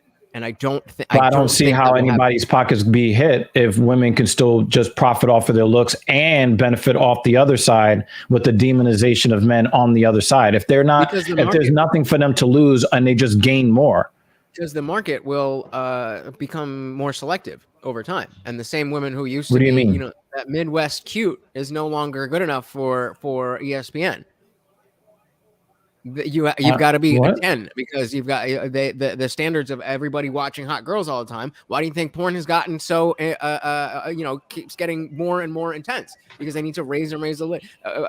Just a video of two people just you put a camera there and two people having sex. Few years ago would be like normal porn, but now it's got to be some incest, behind the corner public taxi shit. I don't fucking all this weird shit because it's got to go up, and so I think what you're talking about is already happening, and your desire to expedite it is not necessarily going to have the effects that I think that you think it will have. Well, I think that your idea won't have the effect that you think it's going to have, because I think in order I don't think it's going to have much of an effect at all. I think that the world they will just get replaced by the Midwest cute girl. But here's the thing, right? Here's the thing. Like I said, people need to feel like they're losing something in order to take a stand, right? So if you're hearing, all of this anti-male sentiment out there, and the only thing that it does is get you job offers that are more lucrative than the man going for that same job, right? If all you're seeing is you're getting the benefit of special treatment from men, and you're getting the benefit of womanism in modern society where you get to make more money, then there's the women are going to say, well, we're winning on both ends. There's no reason to change anything. But if you start to see regular women who get drinks paid for them and get their meals paid for them on dates, and they benefit off of getting jobs because they're cute, you take away all those things, then at that point, you're going to start getting a groundswell. How does the Midwest? You're starting to see it too. So how does the Midwest cute not getting the not making it as a ring girl? How does that? No, I'm not saying it like not making it as a ring girl. I'm talking about my getting point in rid asking, of the public acknowledgement of sexual attraction in the beginning. If we got rid of that altogether, we would finally get more women that are going to speak up on behalf of men and away from that other stuff, because now their pockets or their whatever resources they would stand to gain, now they're losing that stuff. Now they're going to speak out about it. You see how many women have now popped up in the manosphere, and a lot of them are complaining, well, guys aren't talking to me anymore. Guys aren't trying to date me. And so men don't want to get married. This goes to my point, though. This goes to my point, and I'm. It's arguable because we can't look at this bitch ass Jimmy Dean. Oh my God. It's happening in real time, so neither one of us can say we're right or the other one's wrong. Mm-hmm. It's just how we see it. But right. Our tactical minds are different. Yeah, the fact that there are more women coming out and trying to be in the manosphere, and more women realizing that they hit the wall and all that stuff, is the fact that is the point that we are at the point of the absurd, and to go further in that. And to sexualize women more would give them those opportunities, and then show them that is not going to make them happy. I don't get the connection. If all these women think that they have. Women see other women as competitors. So if you got more ring girls and more girls are getting paid, then they don't give a fuck about any movement. They're getting paid, and that's all they care about. Right. And so they're not even fighting each other anymore. And now they're all a sisterhood, and they're all doing well. And then they still can't find a man. They still can't do this. They still can't do that. Well, now that they're making more money, they think they don't need a man. That's why that I'm strong, independent, don't need a man. That's where the fuck that comes from. Right. But how does that turn out 20 years after that's said when they're 25? Yeah, but the thing is, do you want to wait 20 years to get some sloppy toppy? No, you can't change a 25-year-old girl's you can't change a hot 25-year-old girl's mind. If she can't profit off of her hotness, you're going to change her mind real fucking fast. That is the nature of humanity. Whether she's going to profit financially or profit just in life, she is going to profit. And comparatively, whether OnlyFans is there or not, OnlyFans is new. Hot girls have always had a higher place in society. But now you're starting to get to what I'm saying. You're actually starting to get to my point.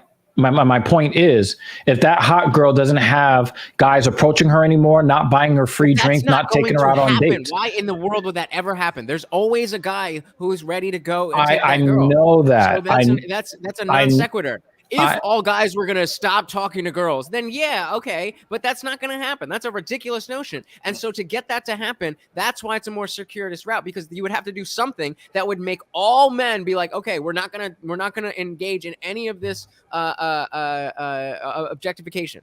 That's not going to happen. But then the opposite effect is if you allow women to profit off of being objectified even more than it is now, then they're going to really hit you with more of that. I'm a strong, independent, don't need no man. And then what? And then it's even worse than it is right now for both men and women. And then they get old and they can't profit off their looks anymore. So you want to wait 20 years to get your dick sucked again? Is that what you want? I don't need to fucking wait 20 years. What the fuck does that have to do with anything? And the thing is that if you have a bunch of strong, independent women that keep raising their fucking prices, and you have even less and less sexual access, and I'm talking about for men all over the place, do you think guys are going to be like, wow, this plan, if we give them more money off of our attraction to them while getting nothing back in return, in 20 years, maybe they'll get lonely. You're not even going to want them 20 years later. Okay, but we're talking about two different things. Then are we talking about individual your personal desire of what you want to happen in your life, or are we talking about how society is rolling out?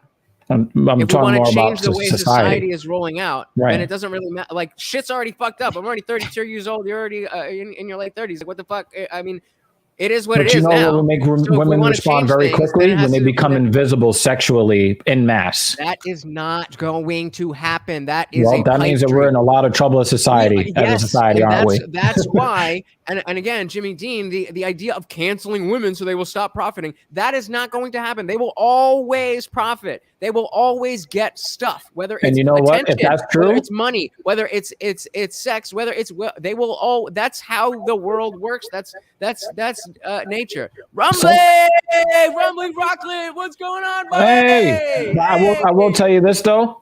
I will tell you this.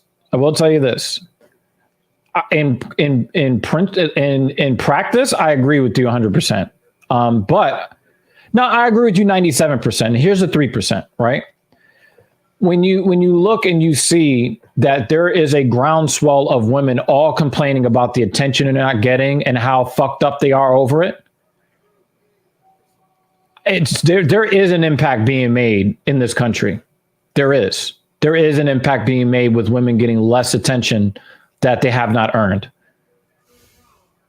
I don't agree.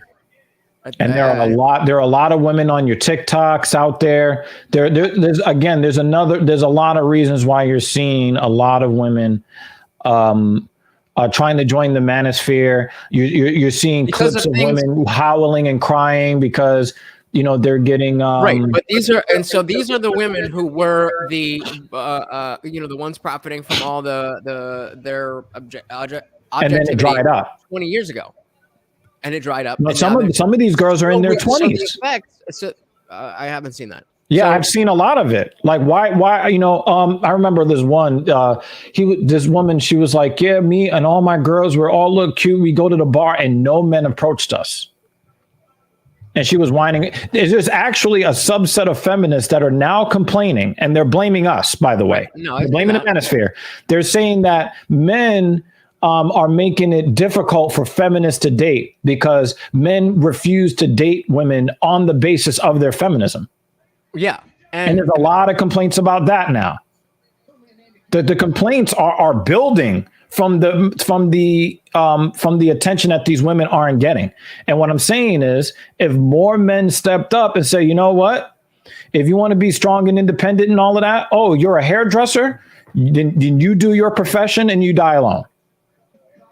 And then when you see more and more women that are not, getting the advantages that they're used to getting, you're going to start seeing more of them speak up as we are right now. Women are joining the manosphere in numbers that we never thought they would. That's such a fringe of 20-year-old girls who are in the manosphere, who are red pilled, anything like that. The idea of that being mainstream, or the idea of that being what your average woman thinks through us changing the objectivity, I think that's ridiculous. I think the way that's going to happen, the fact is that these girls popping up has happened naturally because of the way things have played out. So I think if things continue to play out the way they are and continue to go the way they are, what you are talking about, that bring it to the absurd so that everybody can see. I think we are already on that path.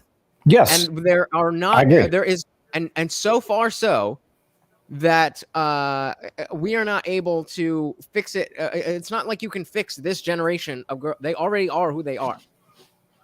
Maybe individuals, yes, can be red pilled or whatever. But just speaking generally, the women have the way women are, the way your modern woman, that is a thing. They're already that way. They're not little girls that are impressionable. They're grown women. That's how they're going. That's how they are. They live their life. They think they know they think that their beauty is going to last forever, and they're going to hit the wall just like everybody else. We know this because we've seen it, and it's been around for so long. But the fact is, these things take time to change, and so this expectation that if we just take away ring card girls and OnlyFans, then all of a sudden every girl ever is going to be like, oh my god, we need to be less feminist, and that's ridiculous.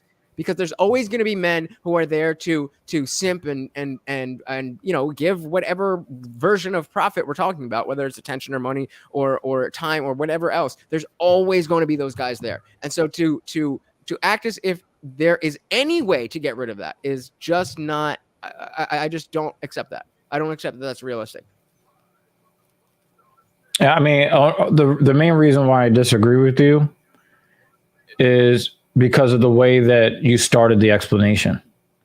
Okay. Your explanation starts out by saying we're already on that path, Right.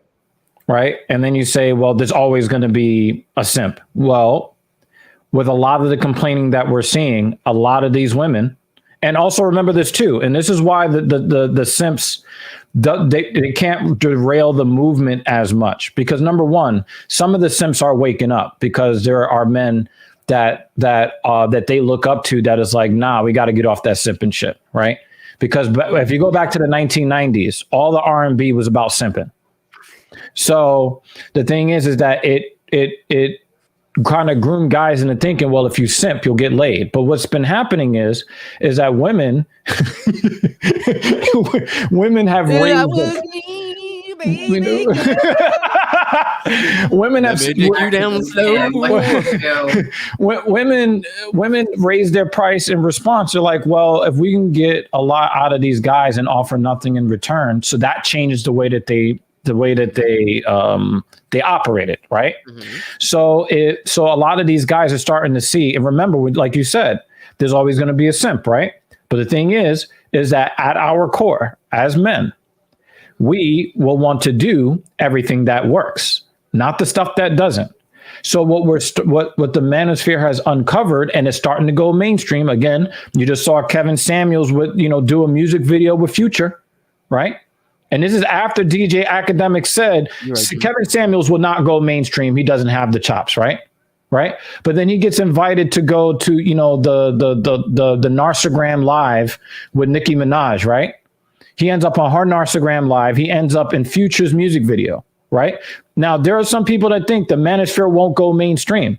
But the thing is, there were a lot of people that didn't think that radical feminism was going to go mainstream. There was a lot of people that thought that. When I was talking about I didn't think wokeism was going to go mainstream. Shit. When I remember laughing at these college kids thinking, oh, wait till they get to the real world. Jokes on me. They fucking took that shit over. Right. And, and the thing is, I used to go, and she'll tell you, 15 years ago, I was ranting, and I was like, yo, 7 to 15 years, it's going to be like this, that, or the third. And here we are, 15 years later, pretty much everything that I predicted was going to happen as far as. What was your campaign against the ring girls back then?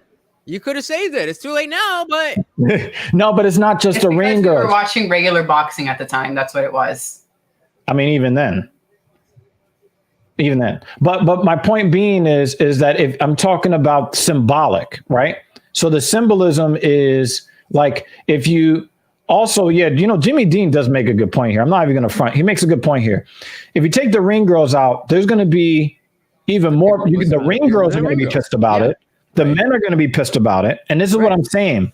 If you start getting rid of visual ways for women to profit off of. I didn't understand that point before. I do understand that your point now. But you're going to get more people, including women, finally speaking up and saying, no, I did not sign up to go to a date and pay for my own meals. And now more and more men are waking up. And there are a lot of guys waking up now. The manosphere we're this close to going mainstream. I think you threw me off with how I just think the ring card girls specifically are. I right, but I wasn't talking about that. I was talking about that as a part of a major movement to get rid of all public objectification of women. Explain that at first. I was trying to. I was saying as part of it. If women can't get jobs because they're cute, if men refuse to pay for their drinks, if they can't get jobs, but all those being connected is more important to your point. That's what I'm saying. All of that. You weren't saying that. You weren't making. I was saying that. That's what I was saying. But you focused on the ring girl part. I'm saying if you got conversation, I said if women in general, because think about it like this, right? How many ring girls actually are employed in the United States making any money? Probably a couple. Maybe 200, maybe 1,000, maybe. Well, all right. Each regional, so there's each region has got a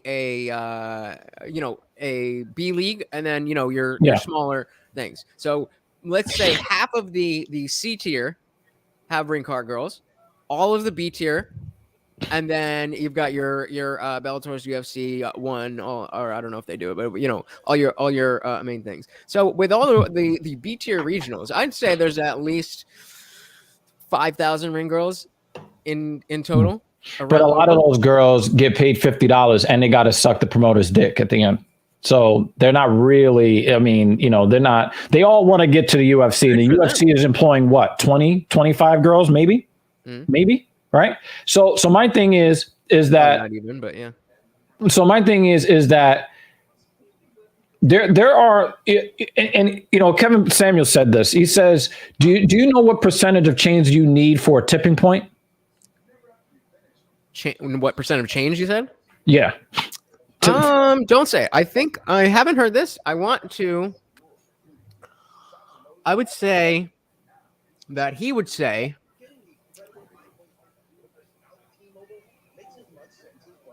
40%. 10%. I was my second guess was going to be 20, but so the thing is, if 10%, 1 out of 10 changing things is enough to get the conversation out there that can even the odds. So let me give you an example, right? We reported on Black Power Magic Hour a couple of weeks ago that that of the men that got very mild infections with the Rona, very mild. We're talking about either a little bit of symptoms or asymptomatic, that a significant portion, up to 10%, ended up with erectile dysfunction after becoming infected with the Rona. So did you just son Jimmy Dean's? Now understand. This is one of those father and son type of deals where the son looks down to the father. It's even more humiliating.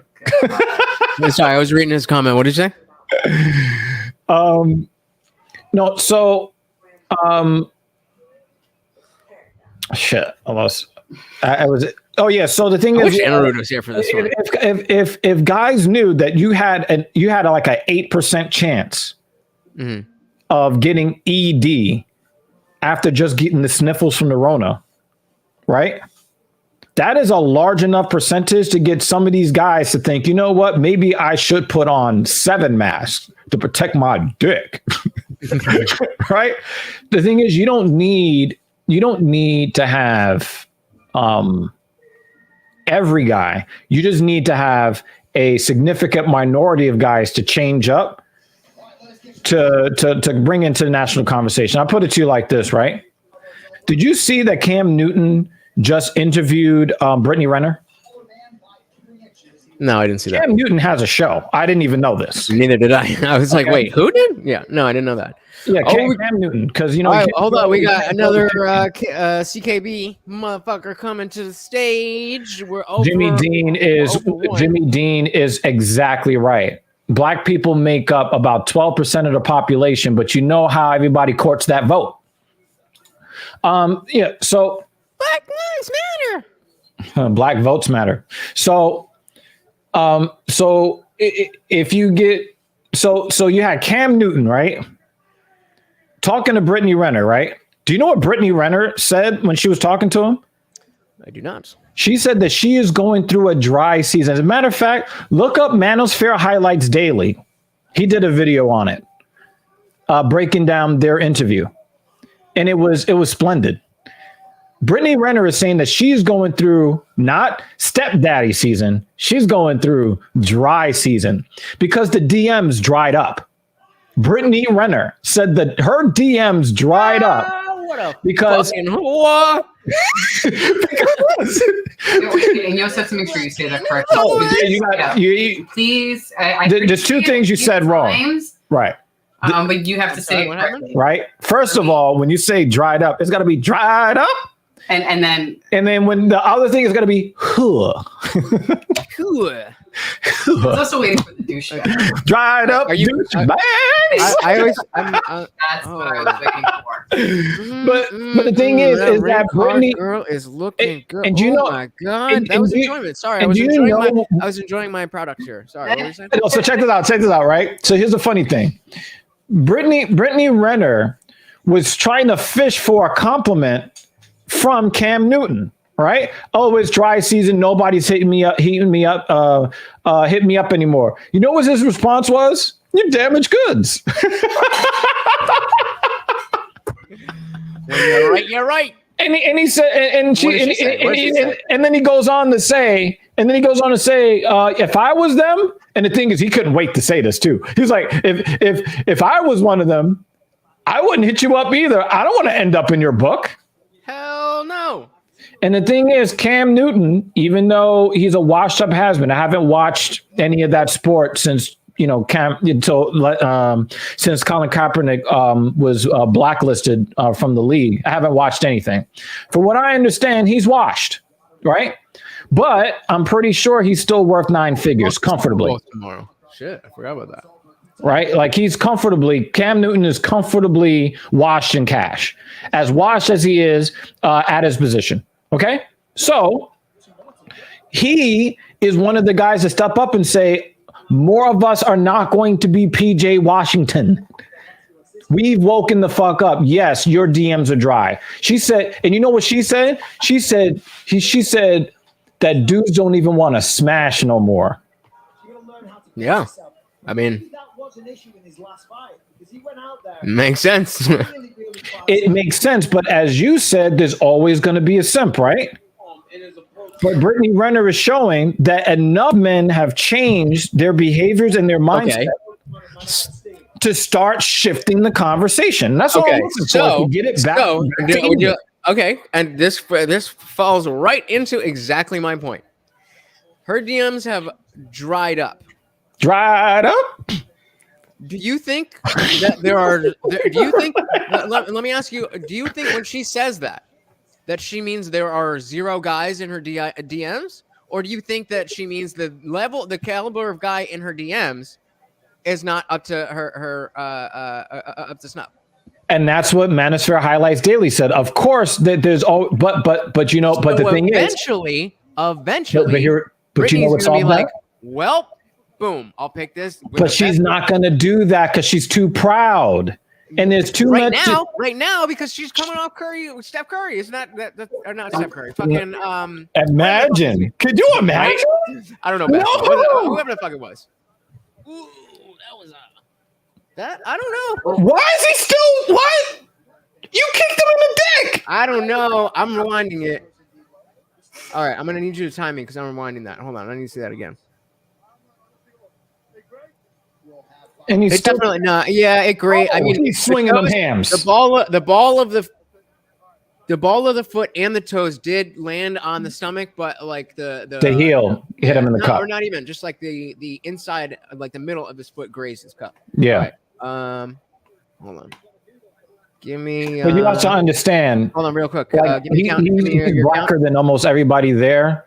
So just grazing the cup with all of that going on down there, you know what I'm saying? Give me your count. Your 55, 4, 3. All right, I'm second behind. Oh man. Yeah. So the thing is so what solves that argument is that men tend to do what the leaders do. Yes or no? Right. Mm-hmm. So when rich guys were simping, what did a lot of men start doing?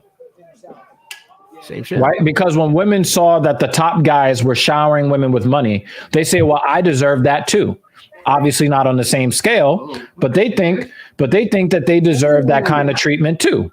Right? Mm-hmm. They're like, well, if these rich guys are simping, then then the average man has to simp, right? He needs to simp even more. But yeah, even more, right? But if women are saying, whoa, at my level and above, men aren't simping anymore. Yeah. How do you think the men are going to respond? They're going to be like, oh, yeah, that's not very manly, especially since the guys at the top, they're not simping anymore. I think here's what I'll do. The undeserved attention goes down across the board. Brittany Renner will still get the average man trying to simp. Right. But the average woman won't be getting anybody. I got your perspective. So here's the thing that I think you're conflating. I think that there's going to be individual women, as we've already seen, who are realizing that us as men collectively are taking back whatever bullshit. You're starting to wake up. Whatever the fuck you want, however you want to phrase it. I don't give a shit. the fact that guys are changing their behavior to better our leverage in the dating Mhm. market. Mhm. People are starting to wake up. Yo! Right back up, though. Right back up, though. All right. No. The fact- That wasn't what got me. It was the fact that he launched that elbow. It was almost like a flying knee in elbow form. Who did? I think I might have missed that while I was talking. But Oh my God. Like I was about to miss it too. And it was like, oh shit. all right, It was so because of that. let me turn this way. post- So I'm gonna talk to you. I'm gonna talk right to your face. So,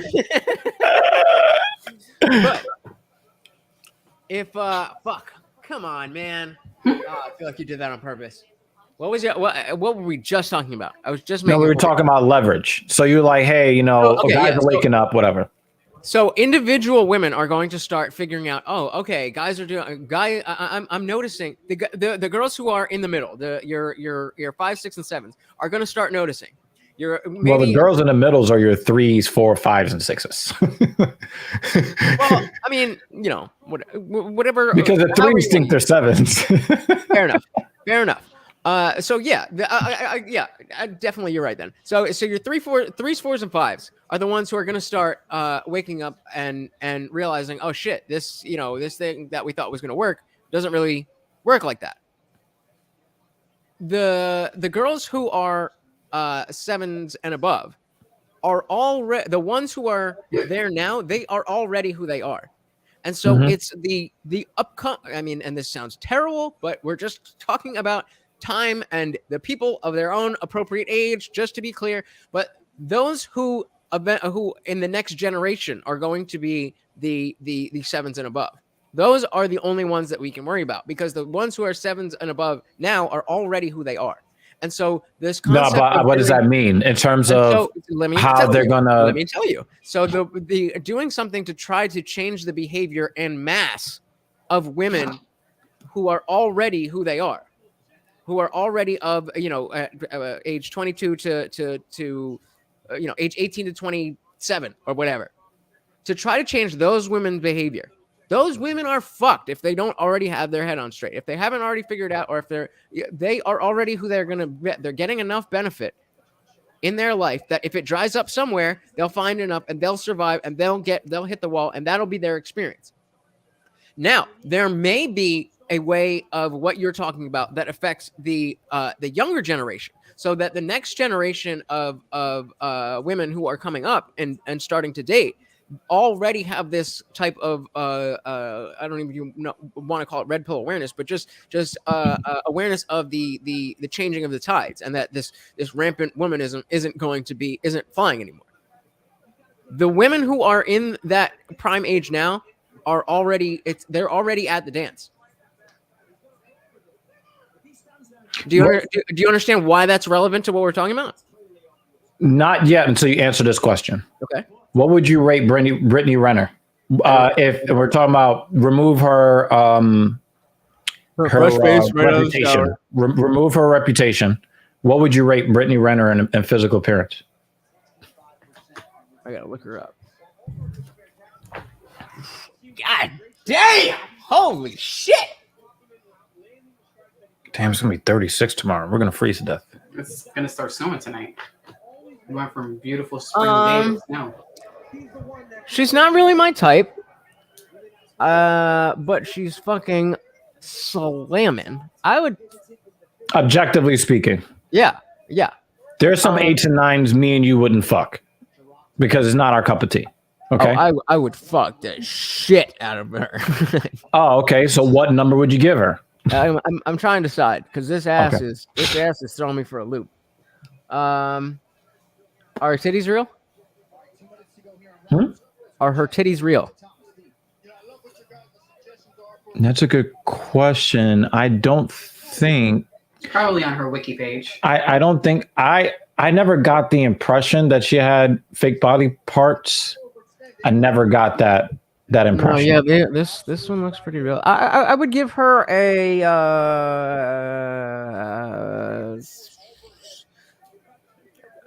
adjustable 8, I guess. All right, so me and you were in agreement. right? Because I mean, you're not going to find a picture of her not heavily made up. No, So there are pictures, and she looks more like a 6. Brittany Renner, no makeup. It's finally on its way. Chop, chop. Oh, okay. That's not as bad actually as I gave an adjustable 6. so I without would, the makeup. I would call her 7. I think she's really cute. I was giving her I give her more credit seeing her without without the contouring and all that stuff. Right. Yeah, because I don't think it's as much of a change as you see with a lot of girls. So Right. I would give her a 8. So I'm gonna go ahead and I'm gonna disagree with you on only one thing. Watching this fight. We've actually watched Brittany Renner's star rise and fall within a matter of a few months. Like, she hit the wall at like 90 miles per hour, very publicly. And she looks better than a lot of women, a lot. And we didn't see her age out. We saw men in mass very quickly shut her out. All right, hold on. I got to take a piss between this round. Yeah, hurry up. Go. Nothing's happening. Go. As you would say. Chop, chop. Right on time. I love the reminder one. Yep. They said 16 minutes ago they picked up the food. I don't know. I think he's stuck in traffic because It is Saturday night. Yeah, and he's driving down Yeah. there. Because, we live, where we live, you know what I'm saying? Yeah. He's stuck in traffic. Yeah. I'm hungry. I need a little frostball. I feel a lot better, but I need to foam it out. I was getting a lot of pain here. Actually, I had pain all around, Mhm. but it was okay enough to run. So when it started to hit here on top of everywhere else, and I was like, I'll just stop now. You probably need this area to loosen up. Yeah, and I have the pain here, a tightness here that I've Mhm. actually had since Oh, yeah. 19. That's why you got to hit the side. Since 2019. You got to hit the side and then kind of focus right here. Yeah, so when I do foam, I've been trying to foam from way up here because I can feel it when I foam. Sort of like the side and all the way down. Yeah. And it was also starting to, like, everything around was starting to tighten up. Much better. If I do more, I'm probably going to really hurt myself. You probably need to do like more posterior chain activation before you run. You know what I mean? Yeah, I really don't do any warm-ups. I've just, Right. especially since I mainly run during lunch. This is to you. I don't, Enough. Sharon did verbalize that he let me know how it is. said inside. Let me know how it is, Jimmy Dean. Oh, I had my coffee. I drank my coffee already when this first started Yeah. because I was already sleepy before we started the stream. But let me know if you can hear colors after drinking that cup of coffee. There's a Coheed and Cambria song called Colors. You Ah, actually yes, can hear I colors. know. Okay. God. So You are wearing another Coheed shirt. so Duh. also another thing too in the opposite direction is when you heard such and such made $1 million on OnlyFans, what did a bunch of girls go and do immediately? Start OnlyFans. Right. So if you start seeing a lot of women at the top saying, well, men aren't paying for my drinks anymore. Guys are now pouring hot sauce in condoms. So that he has been You know what I'm saying? Because normally we hear about the guys like Nick Cannon, right? So a lot of these girls think, oh, let me hang around these guys. And what did Brittany Renner say in 2017? Athletes are dumb. They never want to use a condom. So if you want to come up off an athlete, all you got to do. I can't even hate on that. But what happens when all of these athletes turn into Cam Newton? And then that now becomes the standard because a lot of women follow what happens at the top and men, they follow what's at the top. Mr. Tiny Corn Dog, what up? I got to ask you because, he's got the belt alert going on. Please give us your predictions for tonight's title fight.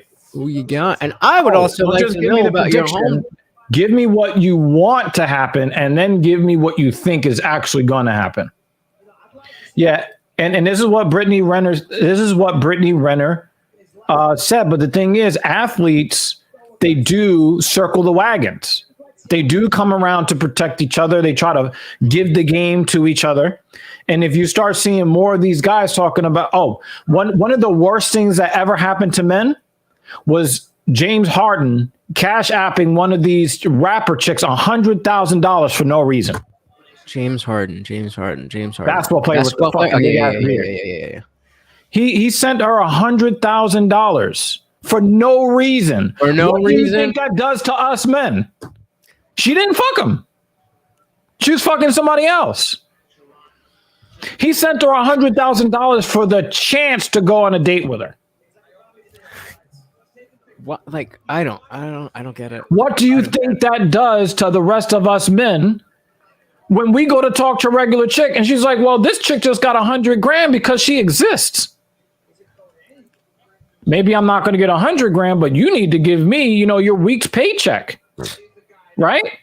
But so you see these women they're swayed by the knee jerk.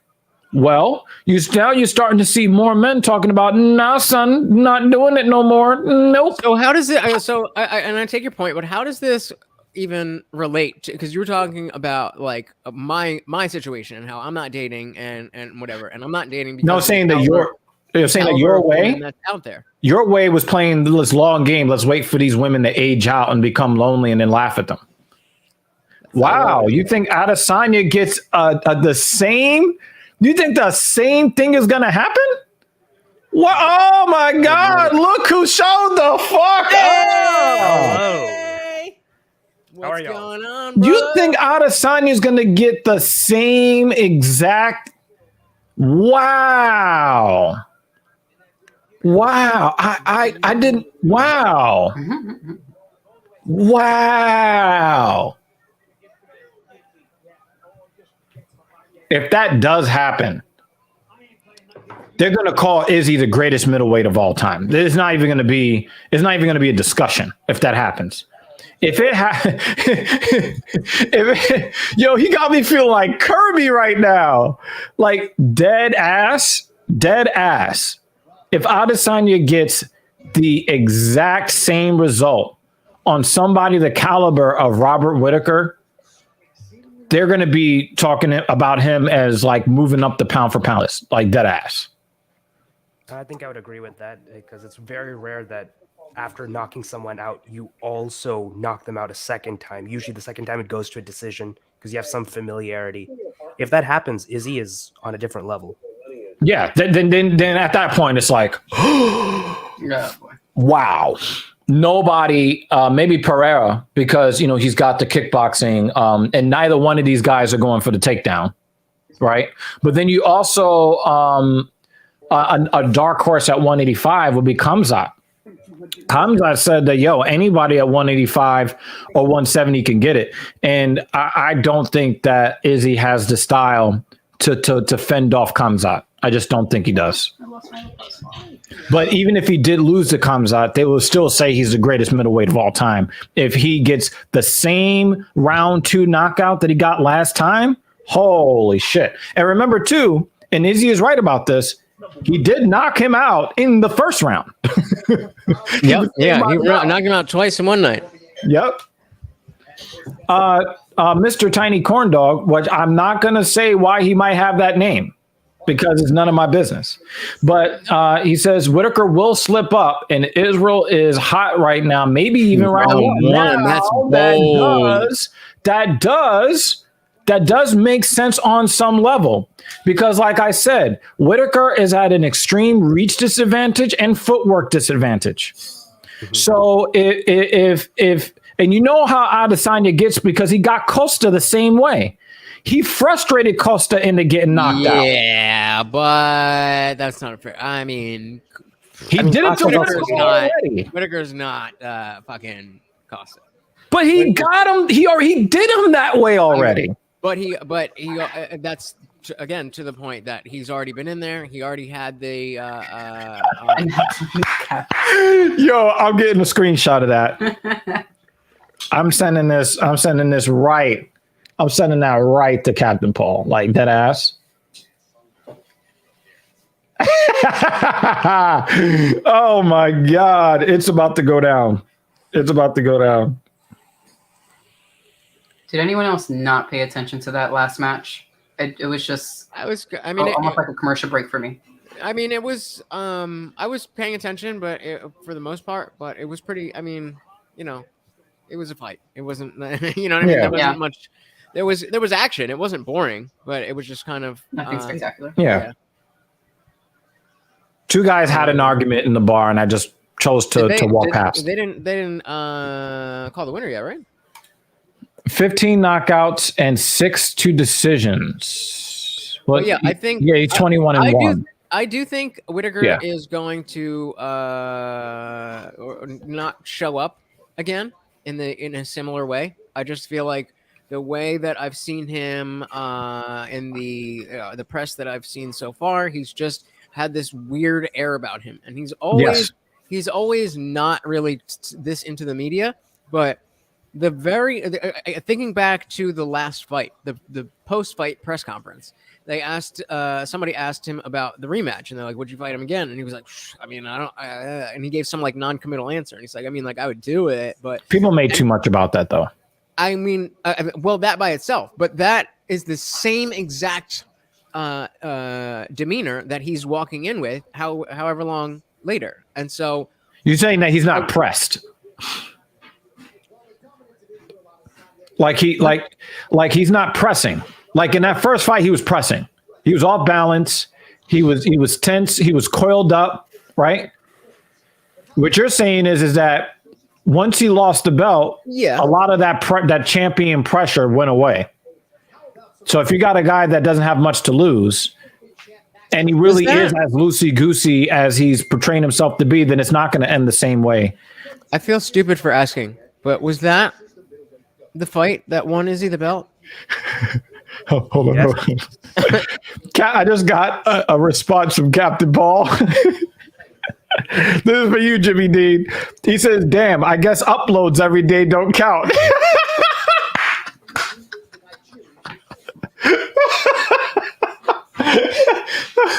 Oh shit. Or as you would probably hear from the frauds in Florida. Oh shit. So I think I agree. I'm digging this graphic. Is getting the TKO. I think he wins by TKO. Oh no, he's going to. I want to see Tai Tuivasa. You want to see somebody drink athlete's foot? I get it, but I'm not into that. No. I said I want to see him go to sleep. You want to see Derek Lewis get? Have I seen him actually get knocked out? I don't. He hasn't. Wait. I said I want. Cyril Gane knocked him out, right? No, he didn't knock him out. It was a technical. It was a technical knockout. He cut his legs down. Tyler Phillips and Rojo's next. No. I was saying I think that fight is going to end in a knockout, and I want to see somebody get knocked the fuck out. I just want to see. Oh, you don't care who gets knocked out, though. No, I want to see the Black Beast do what he does. I don't think that. You want to see the other guy get knocked out? That's what I said. I think Tuivasa's got. He's got power like any heavyweight, but I don't think he's got like Black Beast power. Yeah, not there. You know what else Tuivasa has? A stomach that looks like Dr. Zoidberg. Okay. That's heavyweight for you. Let me nah. The way that stomach moves, it upsets me. It's like women that have asses that are too big upsets her. Cheers. Anybody drinking? It's just something that about a part of somebody's body that looks like it's alive on its own. It's just creepy. I'm sorry. And that Dr. Zoidberg thing that he's got going on, I hate to see it. Mr. Tiny Corn Dog said, who's Bobby Green's next fight? It is that dude that looks like the other dude. Nasrat Hakparas. Another dude? I'm the dude playing the dude disguised as another dude. You said I do not want to see Arlovsky fight anymore. Mm-hmm. I don't want to see him fight anymore because I picked against him just because I feel like he is at the sorry guys. I picked against him because I just feel like he's past his prime and he's had a number of fights where he's used his fight IQ, used his experience, used his veteran status. But I just think he's done. What he's coming off 2 losses? No, I think he's coming off of 2 wins, but wins in just the most passive bullshit ass way. Like the dude. No, I'm not putting that up there. That's some fucking. He's just trying to troll me with that, so he's not getting any screen time with that. I wanted to see Arlovsky retire 4 fights ago, because either he's getting destroyed, or he's doing some old man fucking all the tricks in the trade to win on points in the end. I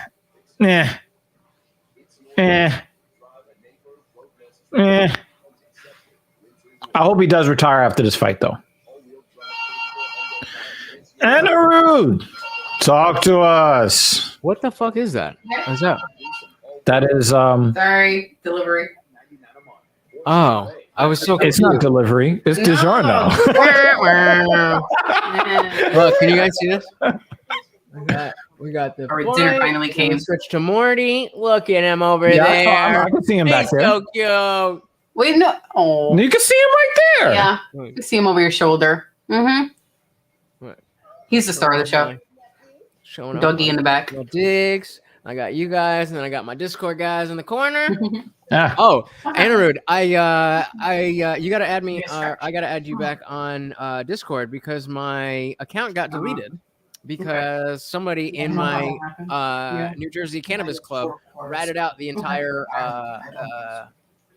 server, and we got. why would I get your account deleted? Because we are a cannabis clubs, and the like the way the sales work, they just legalized it this year, so there's no licensed retailers in the state, and so there's a bunch of people working in the gray area where the weed's legal, but selling it is still illegal, but you're allowed to have X amount on you, so it's essentially impossible to get arrested unless you have. But you're not explaining why they canceled your account. Because we were on facilitating. Because we were facilitating illegal. Well, stuff. wouldn't that just mean that they would get rid of the group? That They sounds like did. something to Well, get they rid of the did. group But for. but I guess because I was a mod, I was part of it. But Well, that makes a whole lot more sense. He didn't They say, deleted "Hey, I headed up this group." what's He just going said, "Hey, I on, was a part of this group." Darshan?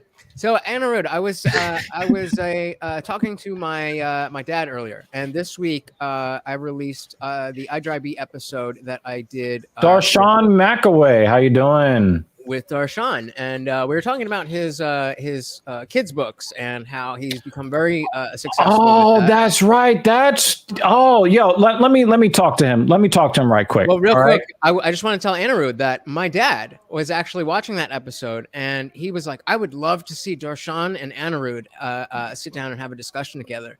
And that's definitely something I would be super interested in moderating if you guys would be into that. But just throwing it out there. But Doctor, you're muted. Yeah.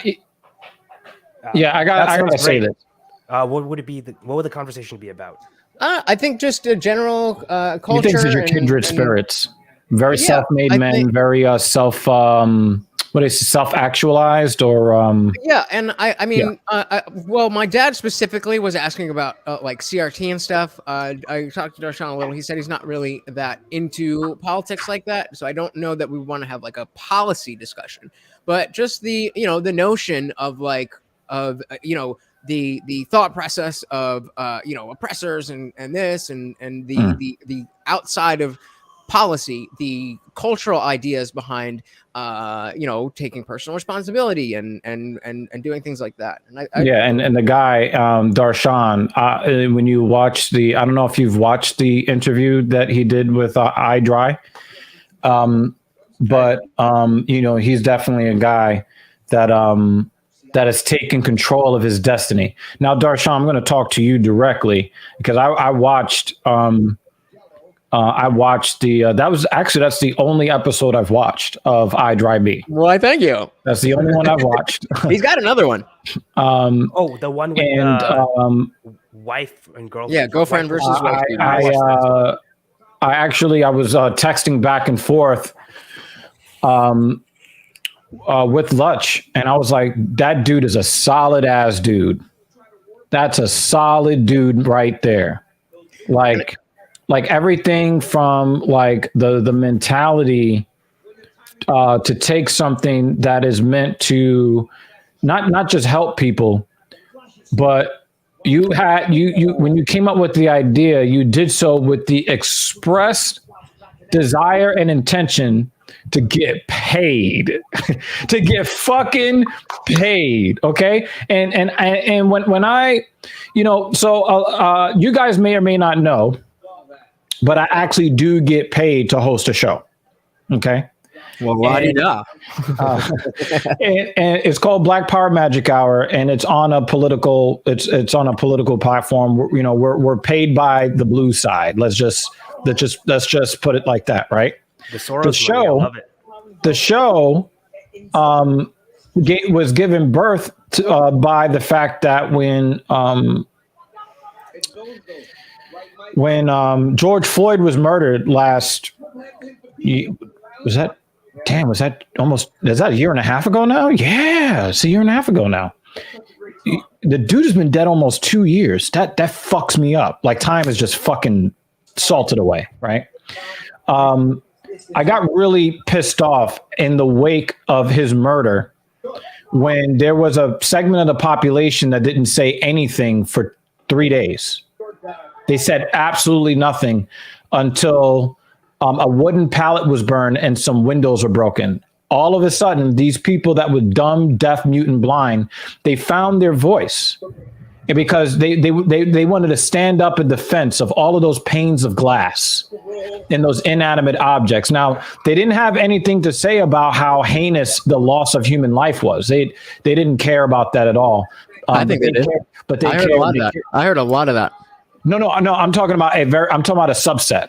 Okay. On a very specific subset, right? There were people that I was looking for a response to, and they were completely silent until a piece of glass was broken. Then they stood up. See, I was going to care, but then, I think that's a mischaracterization. No, I saw it. I saw it. The people told you, they said they weren't going to say anything? Yes. Well, that's some of the people were black. Some of the people that I call personal friends of mine were completely silent for 3 days. But again, they said they were going to be silent about it. They said they were going to be silent, or they were silent about it. No, they were silent, and the only time they spoke up was in defense of the broken glass. Could it possibly be that the death of a man who didn't need to die is so obviously a tragedy that it doesn't? Not everybody. That's what I thought when I questioned them. Not everybody feels the need to express. That's what I thought. So wait, Lutch, by that logic, the breaking glass is obviously also a tragedy. It's a much smaller one. I think you would agree with that. Why not be silent about that as well? Because it's affecting more people, and it's people doing things that are Lutch, in your opinion, it's a reaction.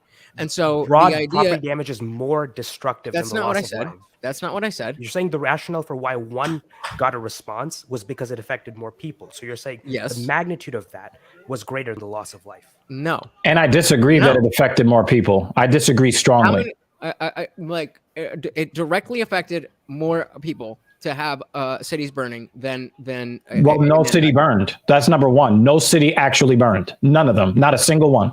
Okay. Have you been to Portland? Have you been to Seattle? In Portland, they had an occupation. They didn't burn down the town. Now, was it a war zone with Proud Boys and all this other stuff? Yeah, it was kind of like that. But what I'm saying is, if you go there, there was a couple of blocks that they called, what did they call that? They called it Chaz. Some autonomous zone, right? right? Yeah, It was Capitol Hill autonomous zone.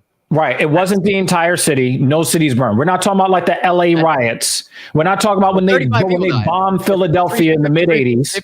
53 people died over the summer in the chapter. Right. Yes. But I'm saying it wasn't they burned down the city. No, but cities were burned and not maybe for that. I There were can't.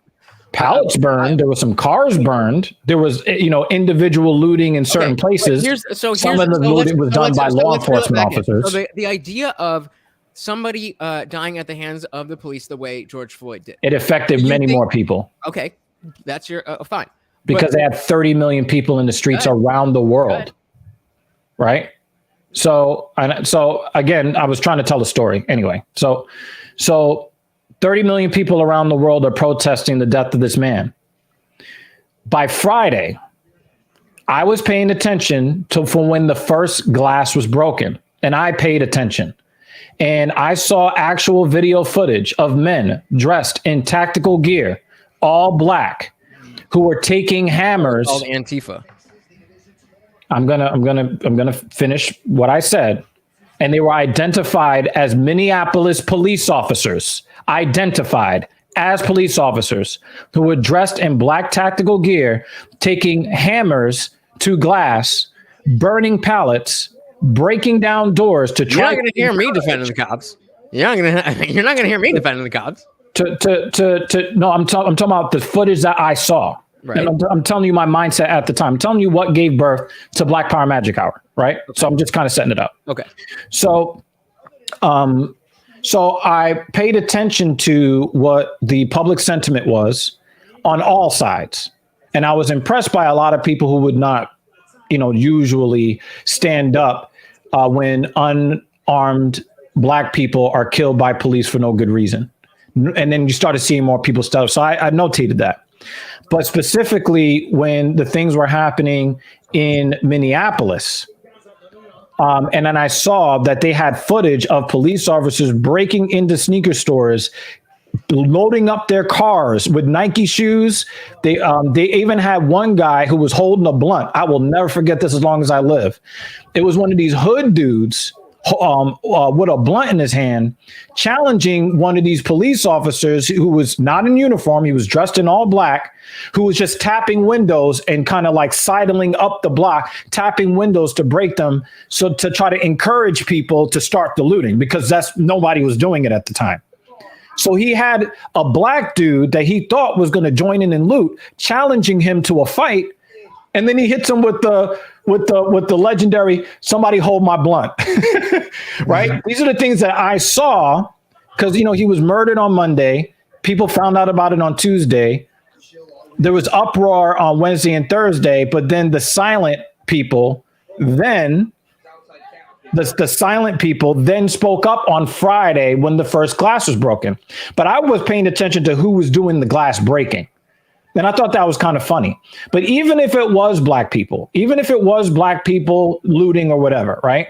Mm-hmm. The thing that annoyed me the most is really what Anna Rude was bringing up, is that we saw someone murdered in the middle of the street. And we all agreed it was wrong and terrible.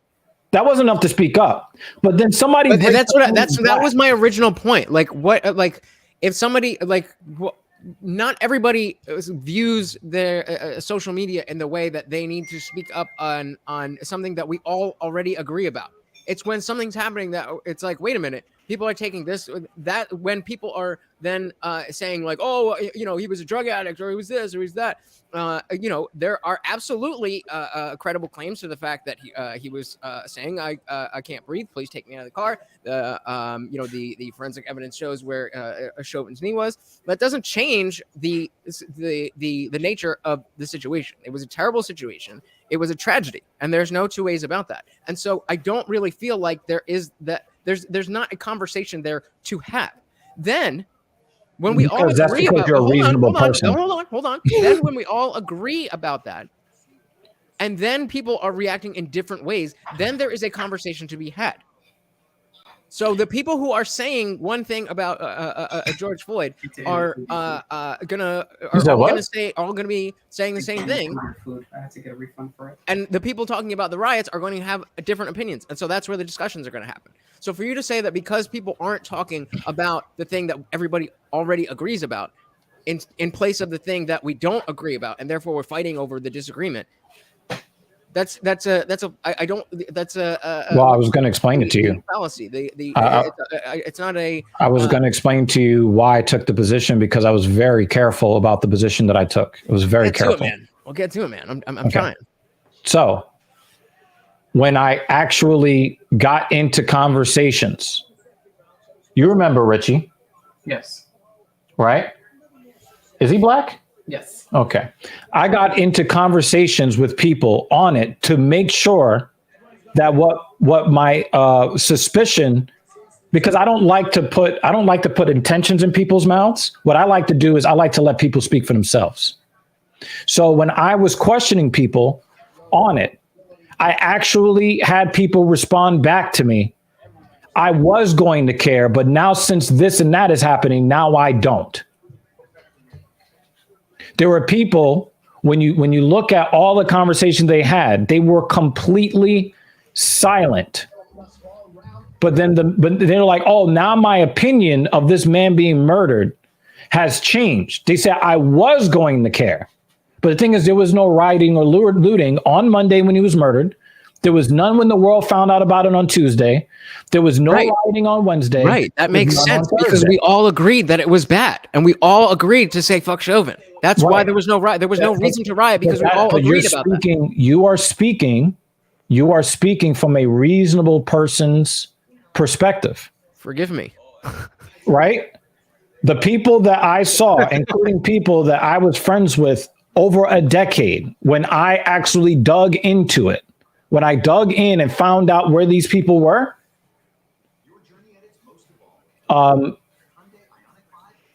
that's the way those conversations went down. And what way? I don't know that they told you they weren't going to say anything, and then no, they made it very clear that they really did not care what happened to him. They just didn't want to see any rioting or looting. And again, I'm asking because it's an important part of this. When is that your interpretation that they didn't? No, care, that's what the fuck they said, which is why we're not friends anymore.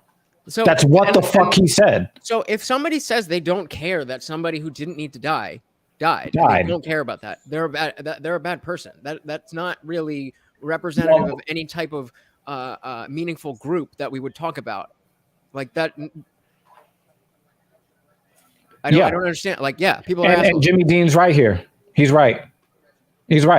And the thing is that there were people that I suspected were going to remain silent, and they did not remain silent. So I thought in the 3 days before that Friday, my thought was that this was the first time that we were going to get a unified front against police brutality. Dominating this fight. Yeah, he's the truth. And we did. And until it went too far. Until people had a reason to be like, oh, wait a minute. When those windows are broken. I'm telling you that there is a subset of people who were looking for a reason not to care. Well, yeah. That's all. That's all I'm saying. It was that I picked up on. I went to do my Call of Duty live stream that night. And I was so angry, I started crying in my live stream. And then the emotions really started to flow in a way that, oh my God, we've got a high. Oh my, wow, he went from a mount to a fucking triangle. Yeah. That's, I don't know enough to know if, it looks tight, but it's. So I was trying to do my live stream, right? Oh, and his armbar, there he goes. Whoa. Tap. Boom. He's so mad at himself. Kyler Phillips is the fucking truth, yo. But anyway, I go to do my Call of Duty live stream, right? I go to do my Call of Duty live stream, and then all of this emotional shit started to pour out, and then some of my viewers started to clip the fucking rant that I went on, and it was like, yo, you got to put this up on your channel. because then I gave like a lot of context to why I was so mad. And so one of my friends who was working for a media company took that footage and then pitched me and him doing a show together. And that's how Black Power Magic Hour got born. Right. So I just realized I'm used to seeing you use a pen. I'm out.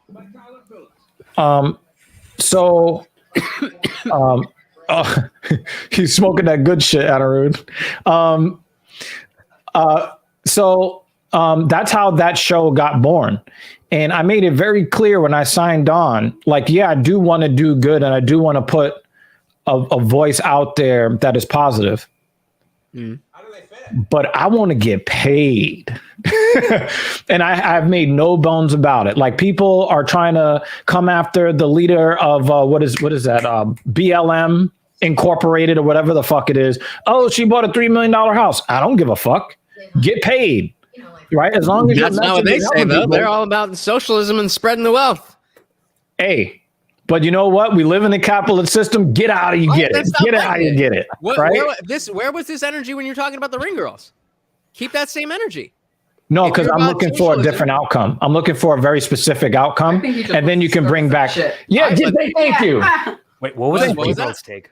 I just want to stir up shit. I think you just wanted to stir up some shit. No, he wants to hold me accountable. What I'm saying is I'm trying to stir up shit. And that's a symbolic way that is public enough to stir up some shit. Mutual shit stirring up. Yeah. Okay. So the thing is, like, I let people know, like, yeah, I'm going to put my voice out there and I'm only going to talk about the things I'm passionate about, because a lot of my viewpoints run counter to their ethos. Right. But when it comes to, but this is one of the first things I was like, well, I don't like politics. I don't like either side. Wait, isn't that lemonade? It is. You're a fucking asshole. The only part of the order. No. The only part of the order. We were talking before about whether more ring card girls or less ring card girls. Let's just say whether it's the number of girls or screen time. Which one would be worse for the advancement of womanism? None at all. So you mean feminism? I don't know. Yes, I honestly we're trying to stay below the YouTube filters, but yes. Yeah, I guess the one where the women make more money is probably the advancement. I don't know which one that would be. I did not expect that I was going to have. Hold on. But that is my exact fucking point. Hold on. Oh, look at his calf. Hold on. He said the one where the women make more money. So that would mean there needs to be less ring card girls in order for them to make more money. Women would make more money if there were more ring card girls. Each ring card girl makes less money. Therefore, no. So again, so Anirudh, we need some clarity. So we're all saying. Right, so I guess for let me lay the table and Doctor, you correct me and your point. Wait, before we go on this fucking tangent, because you're taking me off my point. I was talking to Darshan specifically and letting him know that I respect the fact that he's like, listen, did there need to be more children's books aimed at Black kids? Yes, true that. But I am not going to fulfill this need for free. I'm going to get fucking paid. I'm going to merchandise the shit out of it. Well, and I respect that so fucking much that he has taken because the thing is, a lot of Black people would say, well, the white man is stepping on my neck. He was actually stalking one of these motherfuckers to get his book in the store. Okay, but if Darshan is how I get it, I'm gonna get it how I get it. Let me ask Darshan if you even see it that way, because what I got from our conversation was absolutely zero anything about race and simply. See, maybe it's because you're not Black that you didn't hear the message, but his message was very clear. Maybe, and that's why I'm asking. But this was clearly a not just a way to secure the bag. This was a way to provide a life for Anaya. But then you might have missed something else that he said, and that was to fill a hole in the market. And what was that hole? That hole was there was not a lot of children's books with children that looked like Anaya on the books that are marketed to Black people. And that's part of the system, right? So instead of blaming, a lot of Black people would blame the system and say, well, they need to just put more Black kids on there. He said, fuck that. I'm going to write the fucking books myself. Yeah. And I love that hustle. And instead of whining and crying, mm-hmm. he went out there and said, oh, and you know what? Oh, you want to? I'm going to get in Walmart I got too. More for you. I got some socks. I got some socks for you. I got some children's bicycles for you. I got some shower curtains for you, motherfucker. Let's go. So shout out to Darshan, man. I told Lutch, I said, I'm only going to watch half of this and let the other half. No, he asked me to let the other half play in the background.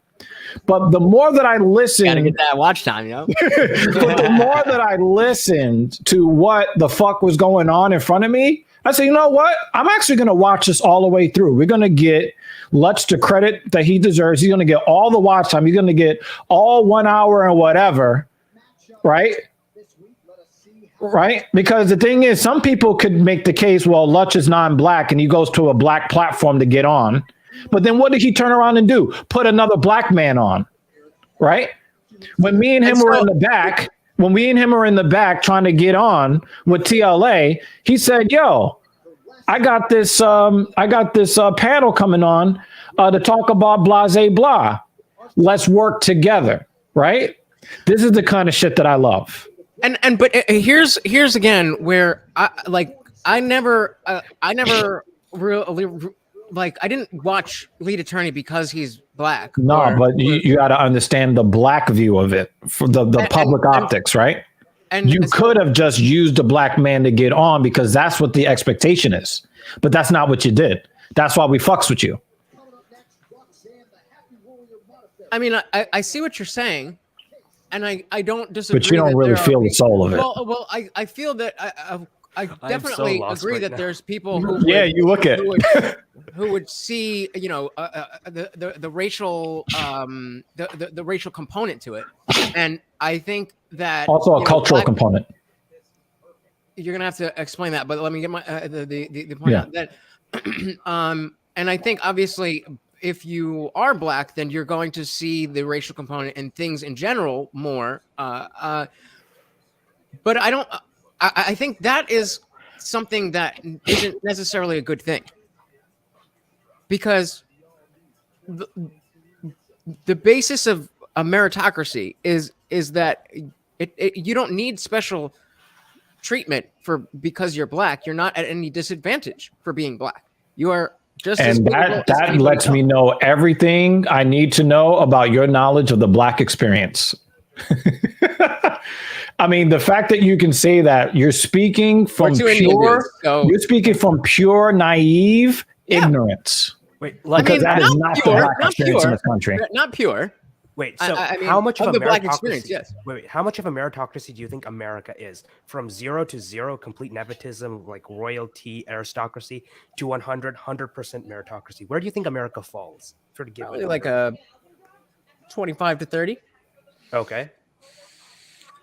That's not much of a meritocracy. No, it's not, but it still exists better than anywhere else in the world. And the fact is, I don't know about that either.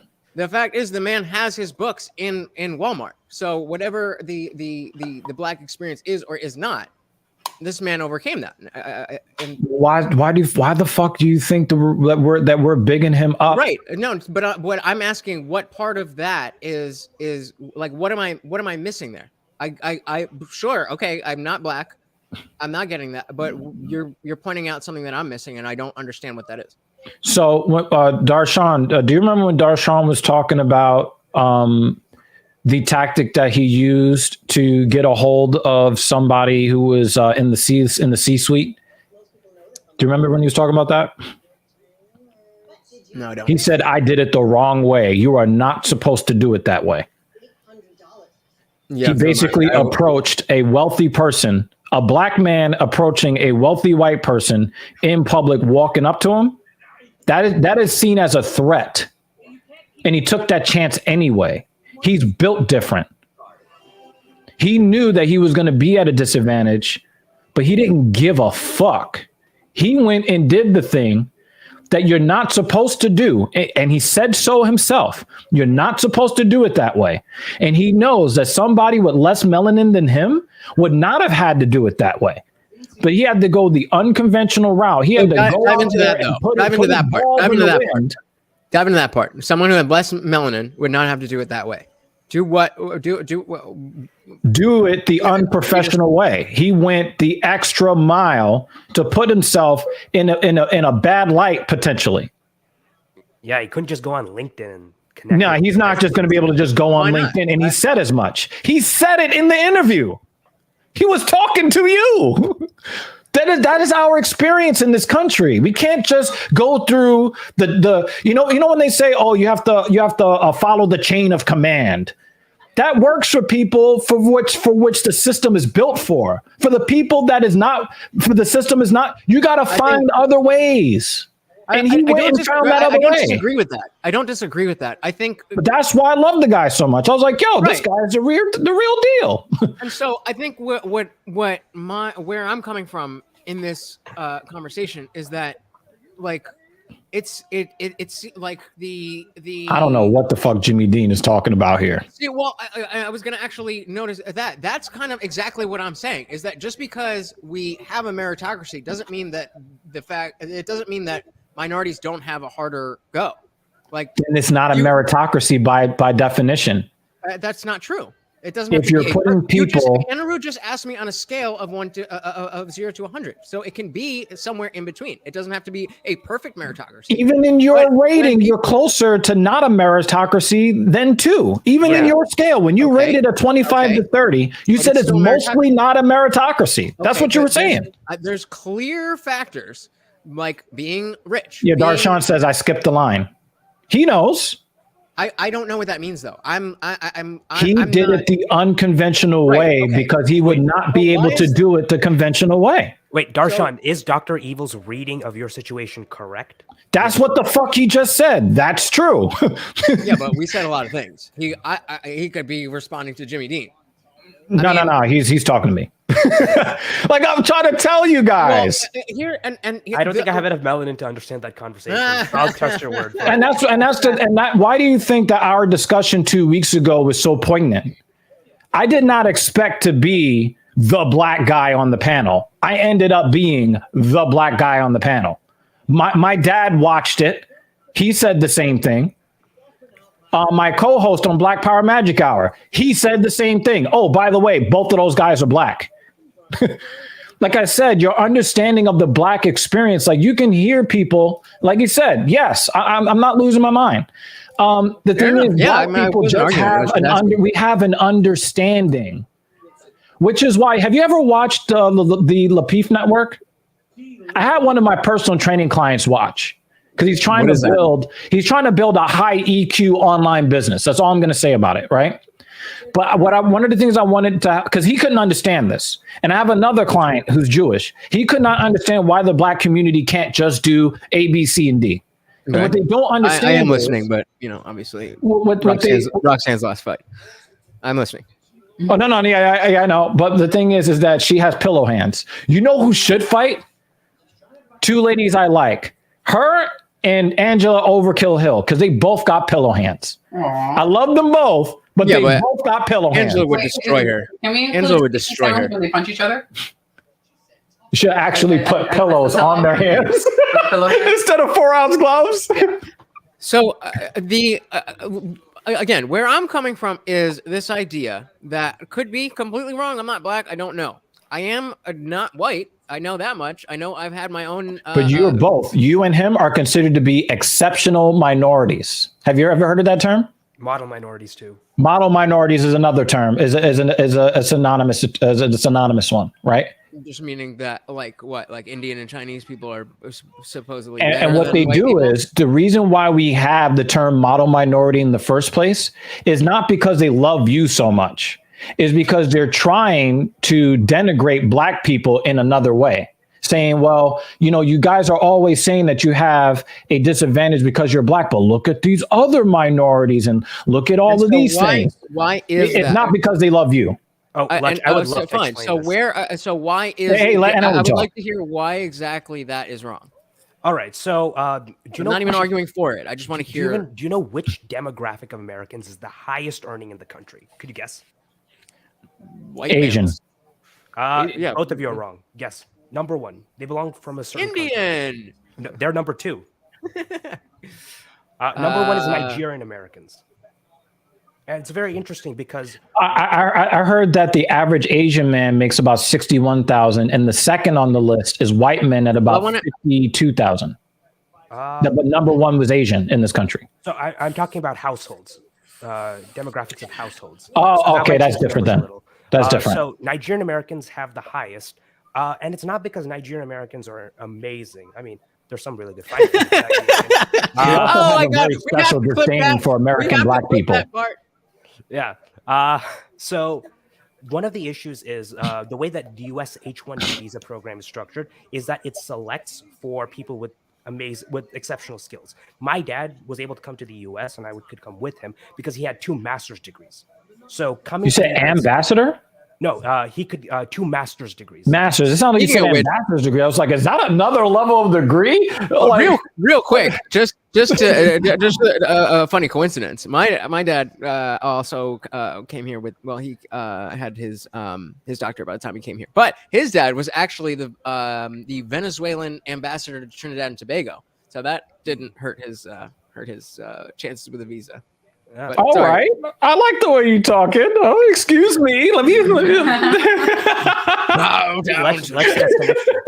But sorry, yeah. On that note, the process of the H-1B visa is that you select for individuals who are going to be very high achieving. If you're in the top 1% in India or China, you're probably going to be in the top 1% in the US. That's just because you have the same skills, the upbringing, that same place on the normal distribution. Also, you have a much larger pool too. So you got over 1 billion people. Exactly. So which is why even though the average American is actually like much more educated, much more intelligent than the average Indian, just because America is a much wealthier country, at the extremes, there are a lot of incredibly intelligent Indians who are a lot of incredibly productive Indians who come over. So you're not exactly comparing apples to oranges because you're comparing essentially the cream of the crop who've grown up in a lifetime of, I guess, relative privilege.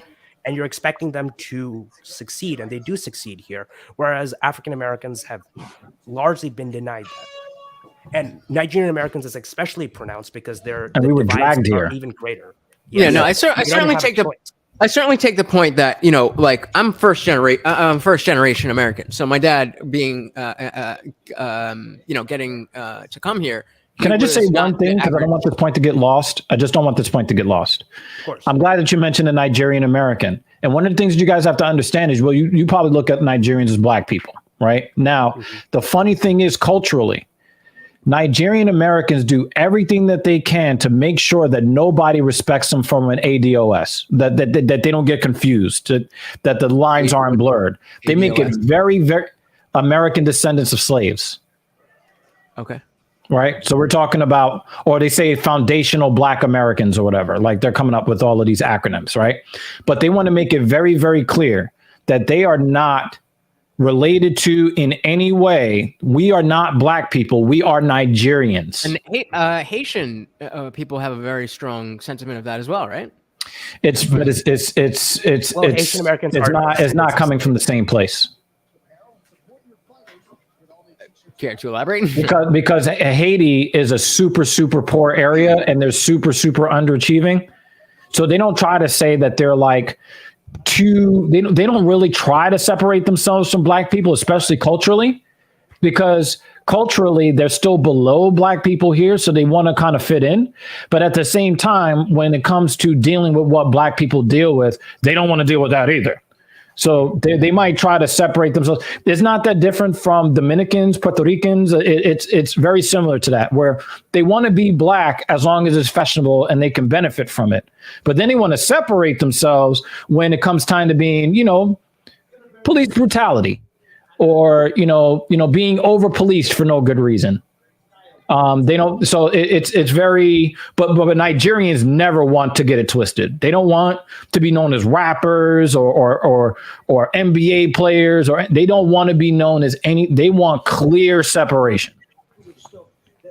Yeah, And one of the things too, So why do you think things about what Anaru said that I thought was really important, and you're hearing this a lot from not just South Asians but also East Asians, is that they're tired of being looked at as a model minority because it's a lot of fucking pressure to basically, kind of carry the pail for all minorities as the reason why we should continue to keep oppressing black people is because you guys are so hardworking and so intelligent and you're so this and you're so that. They get fucking tired of that shit.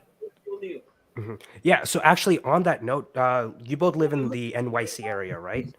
yes? Asian Americans are the group of people who have the highest rate of poverty in New York, and one of the reasons why is while Asian Americans have the highest poverty rate of any demographic in New York, they are the highest, higher than African Americans, higher than Latinos, higher than white Americans. It is Asian Americans, and the that's reason interesting. why is that there are a lot of Asians who don't come from either China, Japan, South Korea, or India. Many of them are coming from Vietnam, Laos, a lot of other countries. Many of them have come through lottery programs or as refugees.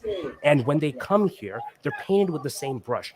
So if you're coming here as an immigrant, you need language services to make sure that you can get educated, you can find jobs. We provide those for Latinos. We provide it for Spanish. We provide for a couple of other languages as well.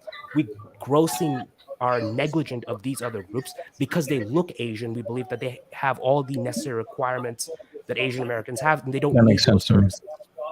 So the model minority is actually harmful to Asians because it also creates blind spot in policy making. Yeah, that makes a lot of fucking sense.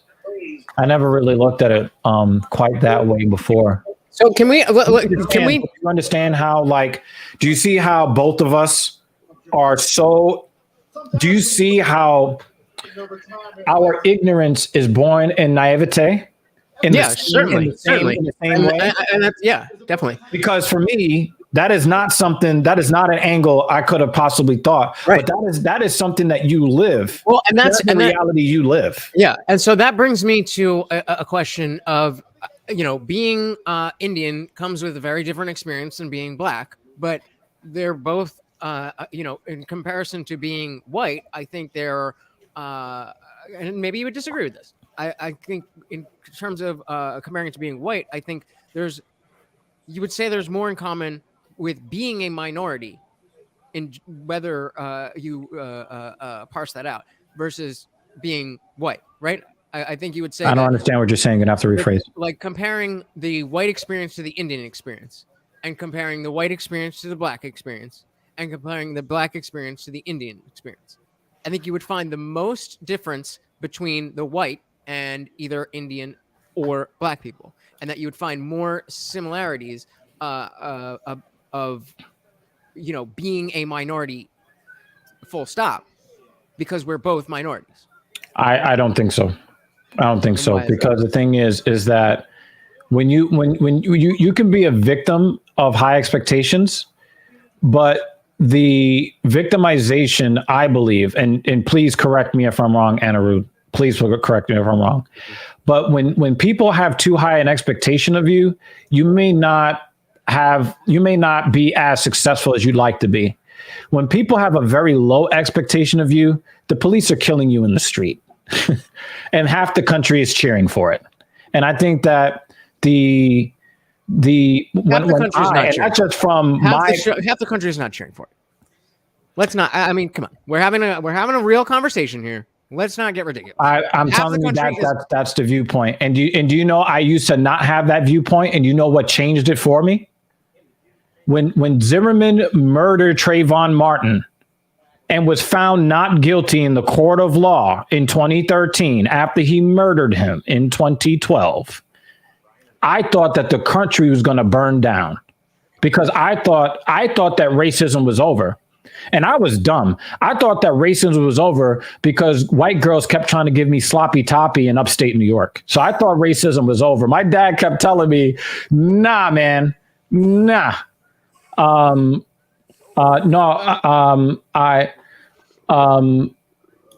I was just like, nah, man, nah. Jimmy Dean did not see the George Floyd challenge. Jimmy Dean, I want you to go and do a Google search. Google search George Floyd challenge, and then you tell me. Okay, so I thought that the entire country was going to like burn down the state of Florida. So the first thing I did, and the thing is, I was at a movie theater when the verdict came through, right? So I turned on my phone. Me and her had just left the movie theater on Broadway and 86th Street here in New York City, right? We're still going in the city. That's when right? And we step out because after the movie ended and the credits were rolling, I got the alert that Zimmerman was found not guilty. So then when we got out of the movie theater, where they stopped nerfing your cell phone signal, I immediately went to Facebook. And I did not see what I was expecting. I thought for certain that everybody in the country was going to be up in arms. And what I found was half the country was cheering and the other half of the country was like, yo, what the fuck? But remember, black people are only 12% of the population. So when I say half the people, there was a good amount of white people like, yo, what the fuck? And it was largely on political lines. People that normally subscribe to the Crips were like, this is wrong. And the people that subscribe to the Bloods said, yeah, he's an honorary white guy now. Because that's what Zimmerman wanted to be. That's what he thought he was. But what he did was he stalked somebody. And when that person went to go defend themselves, he pulls out a gun and shoots him. Not following the police, the police dispatcher gave him very clear directions. Now, if we put a white woman in that position and he follows her and she fights back and he shoots her, we don't get a not guilty. We get an electric chair.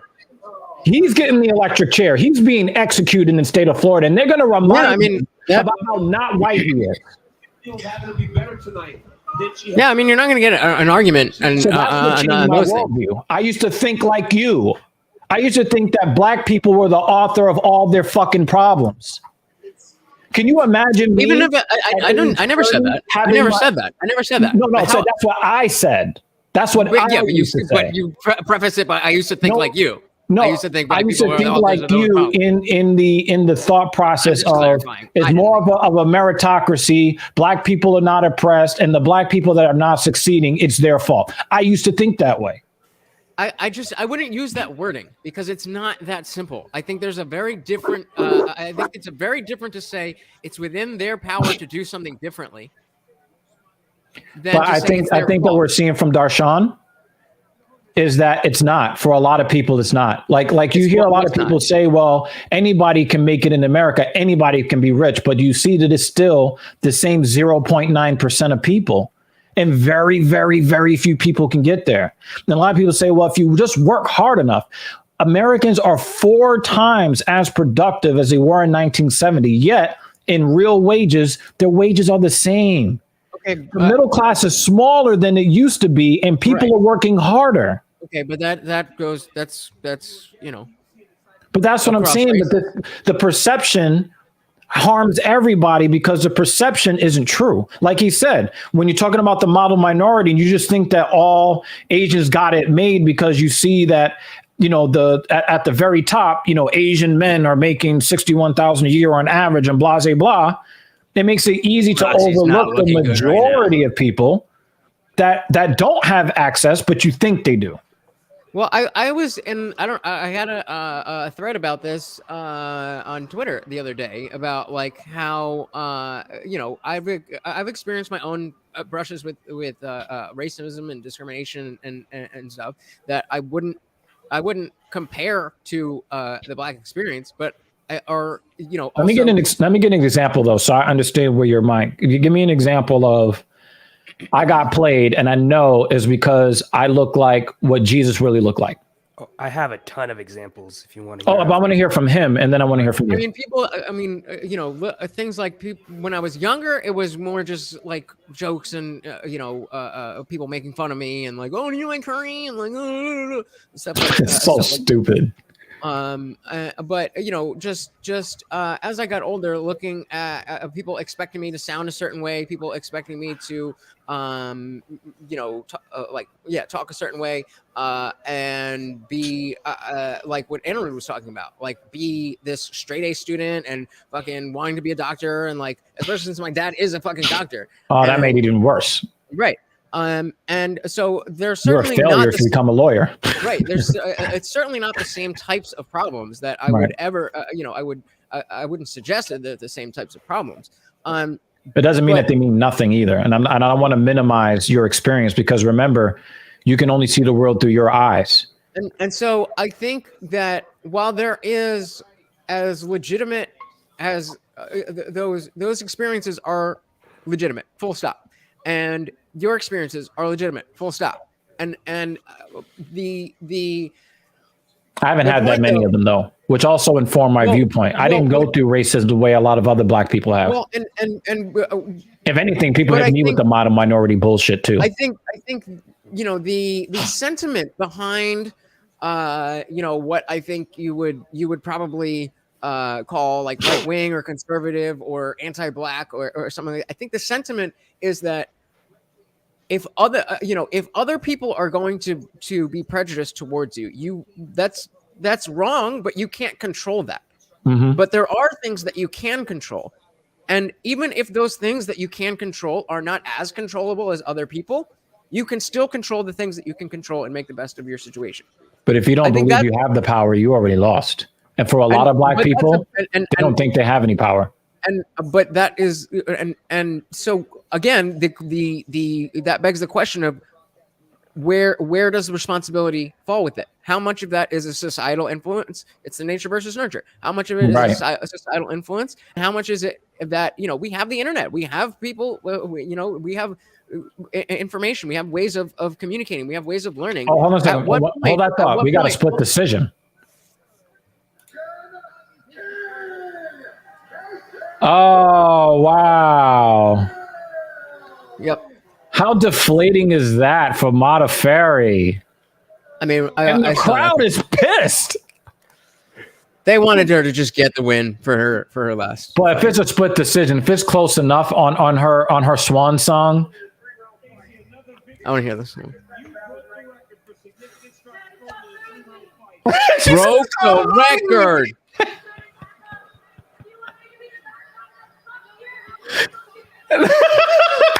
I love. Don't ask this. Oh, come on. Response. Please stop booing me. No. Did you see what she said after? I'm not there yet. You gotta refresh. All of our streams are behind.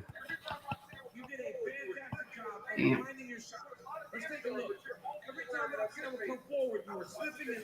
Is we got two more on the prelims? Let me. One more. Grab one more. This is the Alex Hernandez fight. You said what? This is the Alex Hernandez fight. No, this is Arlovsky. Hopefully, no, I'm not going to say it. That's too savage. I'm not going to say it. Wasn't what I just saw? Chill had some video about Alex Hernandez. Oh, you said there was a fight taken off. Oh, they moved. They switched the. Alex Hernandez was pissed off because they put him on the early prelims, but then they Chael put out a video. He's now on the main card. Chael put out a video. He was like, "You're dumb. Like, there's two events happening every Saturday. There's everybody who watches the free stuff, and then there's a very small or a much smaller portion of people who watch the pay-per-view card. So if you're on the pay-per-view card, yes, that's a more prestigious spot, but you're also getting far fewer eyes. Right, but people are not far-sighted like that, man. It also sounds like an ego. But they thing. could be if they just fucking watch. That's exactly what it is.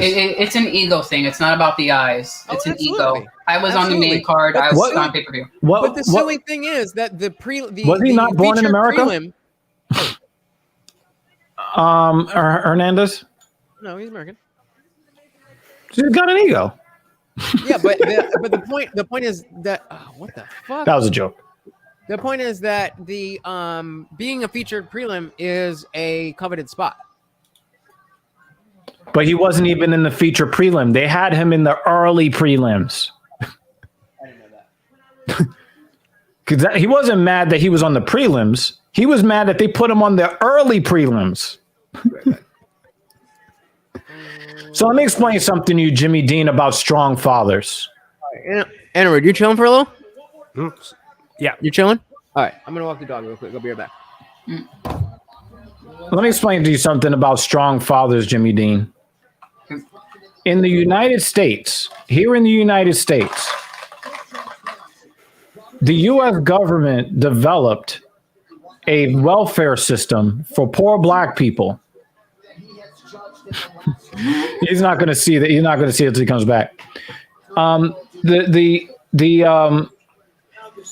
U.S. government created a social welfare program in the 1970s that said that if you're going to get food stamps and housing subsidies from the government, one of the prerequisites was that the man could not live in the house. So if the entire family is struggling, the man would be. Yeah, Darshan, thank you for coming through. Hopefully you'll subscribe to the Talking Shit podcast. You can talk some shit with us later on. But Good night. I really respect the fuck out of you. Keep doing what you're doing.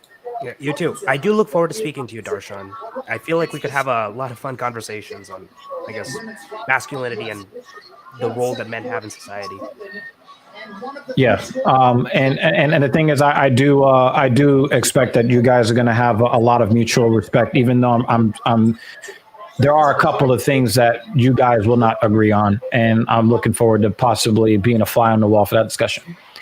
But one of the things you got to understand, Jimmy Dean, is that the government really wanted to destroy the black community, and they tried to do it from the outside, and it didn't work. They tried bombing Black Wall Street. They tried slavery. They tried lynchings. They tried assassinating black leaders. None of those things worked. Back in the days of Jim Crow and slavery, black men and women were married at an 80% rate, 83% to be exact. Almost every child was born within the bonds of wedlock. Even though they were selling black women as playthings, sexual playthings, they were more chaste than the white girls. The white girls was throwing that pussy around. And that's what it was.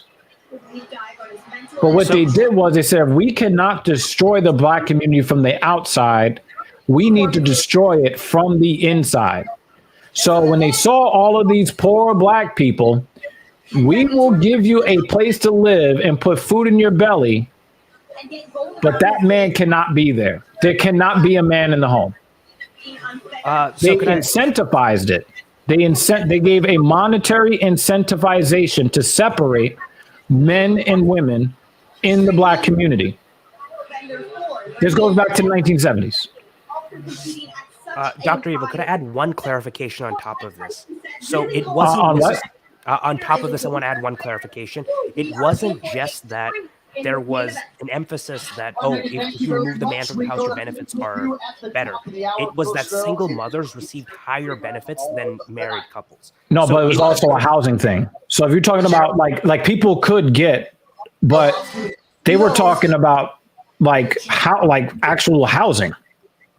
Like you could not get housing vouchers with the man there. So it was easier to get the housing vouchers without the man there. It became possible to get the housing vouchers without the men there. Now, food stamps and stuff like that. And then later on, they added WIC, which was women, infant, and children, right? They added that later, right? Yeah, and you're right about this. They made a concerted effort. The federal government with COINTELPRO made a concerted effort to destroy the black community. So what they did was they tried to separate the black men from their families, and also they infused the inner cities with crack cocaine. And they admitted to that in 2016. People who were in the Johnson and in the Nixon administrations, they admitted way after everybody is dead and cannot be held accountable. Yes, we brought drugs to the inner cities. We did that. And they did that shit on purpose. They're trying to do it again. Giving out fathers would do this, that, and the third. Well, when you incentivize, and now feminism has incentivized women of all races to separate from men by saying you can get more out of it if you're strong, independent, don't need no man. I agree with that sentiment. Now you're winning. It's Yeah, because they incentivized. got the golden parachute, daddy government. Right. You know, so they're saying you're strong and independent, but you're independent when you're given all of these free things and free money here and more money there. And you got, you know, this corporate entity talking about we're going to give black women $10 billion. And a lot of the black leaders are like, imagine if black men were going to go to white women and give them $10 billion. You'd find them all hanging from trees. They know that we don't have strong black male leadership. And to make sure that doesn't happen, we're going to continue to prop the black women above the black men. So what? Maybe I'm missing where that started. Why are you as black people powerless against that? If you are aware that that's happening, why can you not do something? Because the thing is that once the cat is one of those, the cat is out of the bag, Pandora's box is already open. So it's already set a generation to go in a certain direction with such velocity that you're not, not even Spider-Man with all of the webbing can stop that moving train. It can't. It's moved so hard. So when you've actually turned the black woman against the black man, again, a house divided against itself cannot stand. And so you have so many black women talking about, I'm strong, independent, don't need no man. And I don't need you. I don't need you. We don't have a black community because we're fractured. You may have just gotten over this while I was outside, but more ignorance of the black experience. And Jimmy Dean, you're absolutely correct. You're absolutely correct. And that was intentional. See, the thing is, Jewish people are looked down, maybe there's an inferiority complex with a lot of black people when they look at Jewish people. Okay. I'm going to tell you something that opened my motherfucking mind. September 30, 2021. Okay. I was dressed in a $1,400 tuxedo for a wedding. And it wasn't two black people getting married. It's two Jewish people getting married. They happen to be my clients. And I love them very much. They're like family to me. The culture shock that I experienced at this wedding still blows my mind to this day. And Jewish people make up a much smaller minority than black people. Jewish people make up, I think, less than 1% of the U.S. population. I think it's 1.3. Oh, it's up to 1.3. Is that as of the latest census? The latest census? I'll double check. But probably somewhere between 1 and 1.5. Right. I think that's functional for this conversation. Right. But we're talking about 1.4 now. 2.4. Okay. Whoa, that's even higher. Okay. So here's the thing, right? And this is why the thing is that these details actually do matter. At a 3-inch reach disadvantage. I hope Vanderhoff finally is at the weight limit in the grave where it belongs. Not even fucking 30 years old. I kind of want Arlovsky to win, but I picked against him. Let me hold on. This nigga Jimmy D is such a fucking asshole. Oh my god, he's such an asshole. Oh my god. Anyway, so I think Fletch got muted. He muted himself. Oh, okay. You were talking about your culture shock at the wedding? Yes. See, he muted himself. Mm-hmm. Okay. Yeah, hold on. So here's the thing, right? Here's the thing. I looked at the cultural differences between Jewish people and black people, right? Since the 1970s,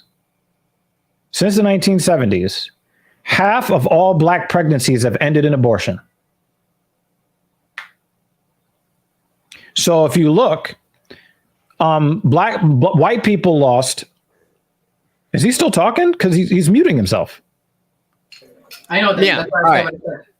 Yeah, You're sorry. talking I was muted. You might be talking to someone else. Oh, okay. I'm yeah. confused. Sorry, I was just checking in with my Discord buddies, but meow, I'm good. Okay, I just okay. So- wanted to, So the thing is that black people made up 12% of the population 50 years ago. Now, the percentage of white people have gone down since the 2010 census, about 10%. They lost a lot more than majority. The only minority that did not rise in percentage was black people. Well, yeah, that makes sense. But you just basically shown that since then, we're talking about Jewish people have grown in population by maybe 3 times what it was before. But when you look at it, can you really expect that half of all Jewish pregnancies are ending in abortion? Was that what you would expect? Well, one of the ways you reduce Holy abortion shit. is reducing teen pregnancies, right? A lot of Well, that's what they thought they were Wait. doing, but you said half of all. What was that stat? half of all black pregnancies since 1970 have ended in abortion. I thought you said half of all Jewish. No, I I'm don't know why I saying, thought you- would you expect that Jewish people would have half of their no. pregnancies? You wouldn't expect that, right? Hell no. Yeah, no. Well, when you look at it, over 80% of the children that actually are born out of wedlock in the black community. Would you expect that for Jewish people? No. If you have a strong community, you can expect that you're going to have significant population growth. The only minority that didn't, black people. That's a massive cultural issue. Massive.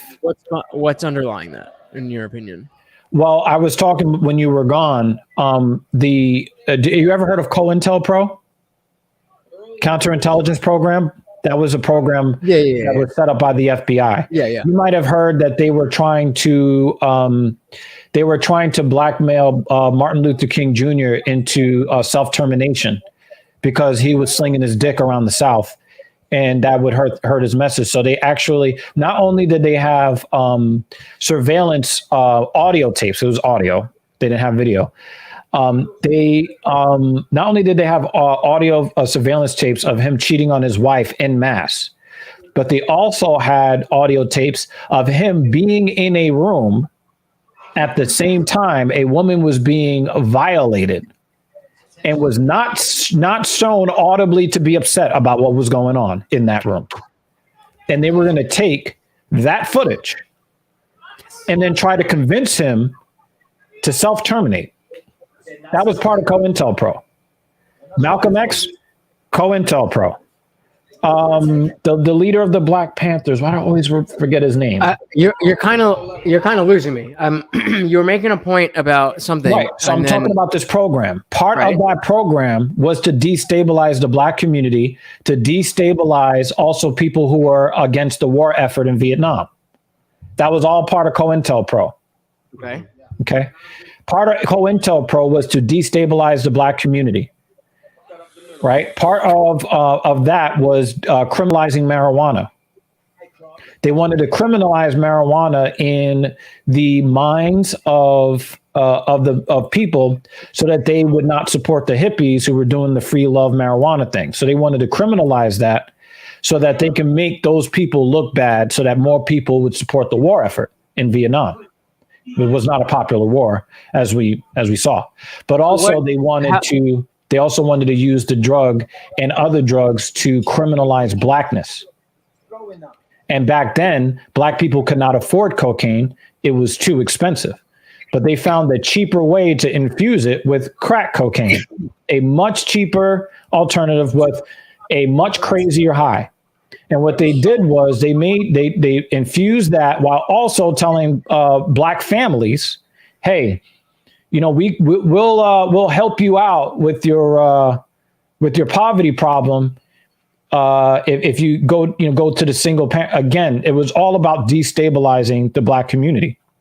And so when you got decades of that, people who were already disadvantaged because of the systems that were in place from Jim Crow, which was born out of the systems they had in place from slavery, then you can see where there's a constant campaign to try to keep black people from rising up. And these are intentional things. This is all intentional. One of the things that we noticed in the black community in the 1990s, again, to the black culture, is that we were getting less nursery rhymers in hip hop and more gangsta guys. Who was funding it? Who were the A&Rs? Who were leading these record execs, these record companies that were selecting these guys that were putting out messages that were self-destructive to black people? They were white. It was a concerted effort. What is your? I don't understand your. I hear the things you're saying. I'm not disagreeing. I'm not. What are you getting at? What is your point? Okay, my camera went out. But his argument, I believe, is that African Americans faced that systemic destruction of their community that had they not, they would be in a similar place where Jews in America are. Because we used to be. Okay. So this culture shock that I experienced, I got to see just how fucked up the black community is in real time. And so and it really showed me how far away that we are at the root. So how does it get fixed, and who is responsible for doing those things? My takeaway from that experience is that I fear that we may already be doomed and that there is no fixing it. Just like you said, there's always going to be some simps out there, right? I always held out hope, especially since we got more black people talking on social media, trying to change the narrative, trying to change the conversations, just trying to bring black men and black women together where there's mutual respect and adoration and attraction. From what I saw, and it wasn't just that two Jewish people were getting married. It wasn't even it. It was the environment and everything that I saw happen during the wedding and during this reception that blew my motherfucking mind. It was shit. And like I said, I'm kind of old. For me to see that for the first time in my life, it was infuriating. And it was infuriating in a mournful kind of way, because I lost almost all my hope experiencing that night. It was a beautiful night, but I got to see just how fucked up we are at the root. We're not, I've been looking at symptoms my whole life, but when I actually got to see where we're at, it is exhausting, but I should have picked Arlovsky. The other guy is getting as tired, if not more tired, when you're taking. Well, Vanderaa, going back to the fight, Vanderaa claimed that his cardio is just as good as Arlovsky's. I mean, he's 29 years old. Like that shouldn't be a feather in your cap that you can keep up with a 43-year-old. No, he said he said that he expected to push the pace. He's not doing that. He's not. Arlovsky is dominating this fight. I didn't. Hold on 1 second. I like how affable Vanderaa is. He's a nice interview. Honestly, Vanderaa looks older than Arlovsky. Is it just me? It might just be you. Okay. He looks a little bit like a baby face frat boy to me. He looks like somebody you would see he looks like in a college town fighting at the bar. I don't know. He looks like a dad who's really, really into bodybuilding. Nah, not with that belly. Mm-mm. Oh, like the steroid aspect, just lifting weights. Yeah, I don't get that. I don't get that from him. I see a big country boy. One of them cornbread, corn-fed country boys. Walking around with straw in his mouth, with beer in his hand, and his foot in Arlovsky's cup. Yeah. Wait, I think my stream might be a little behind. Are you guys in the second round, 3 minutes and 33? We're in a We're in a timeout. 24 seconds, 25 seconds, 26 seconds. Oh, wow. I am way behind. Refresh the page. Refresh, quick. Hit F5. I don't have an F5. I'm on a Chromebook. Oh! Cup check. and there goes the stank face. Where's my mouse? That's one of the things I really like when, well, back in the day, because he doesn't do this anymore, when Paul Felder would, Keep the count. yeah, when he would do the cup check. That's 5. That's 5. And the way he would do it, it was just so fucking funny. Do we only have 2 tonight? 2 or 3 cup checks? At least 2. Not that many. At least 2. So let me ask you. Okay, Let me ask you leaning this. on him. Let me ask you guys this: if we are to, all agree that all the the typical systemic racist things from the past that we talk about, we all agree they were in place. They put black people at a disadvantage. All that stuff still has effects. We all agree on that. Why is it that because those effects have happened and have been in place, and we are now more aware of it and addressing it in just as just in terms of having the conversation, in terms of people being more aware, in terms of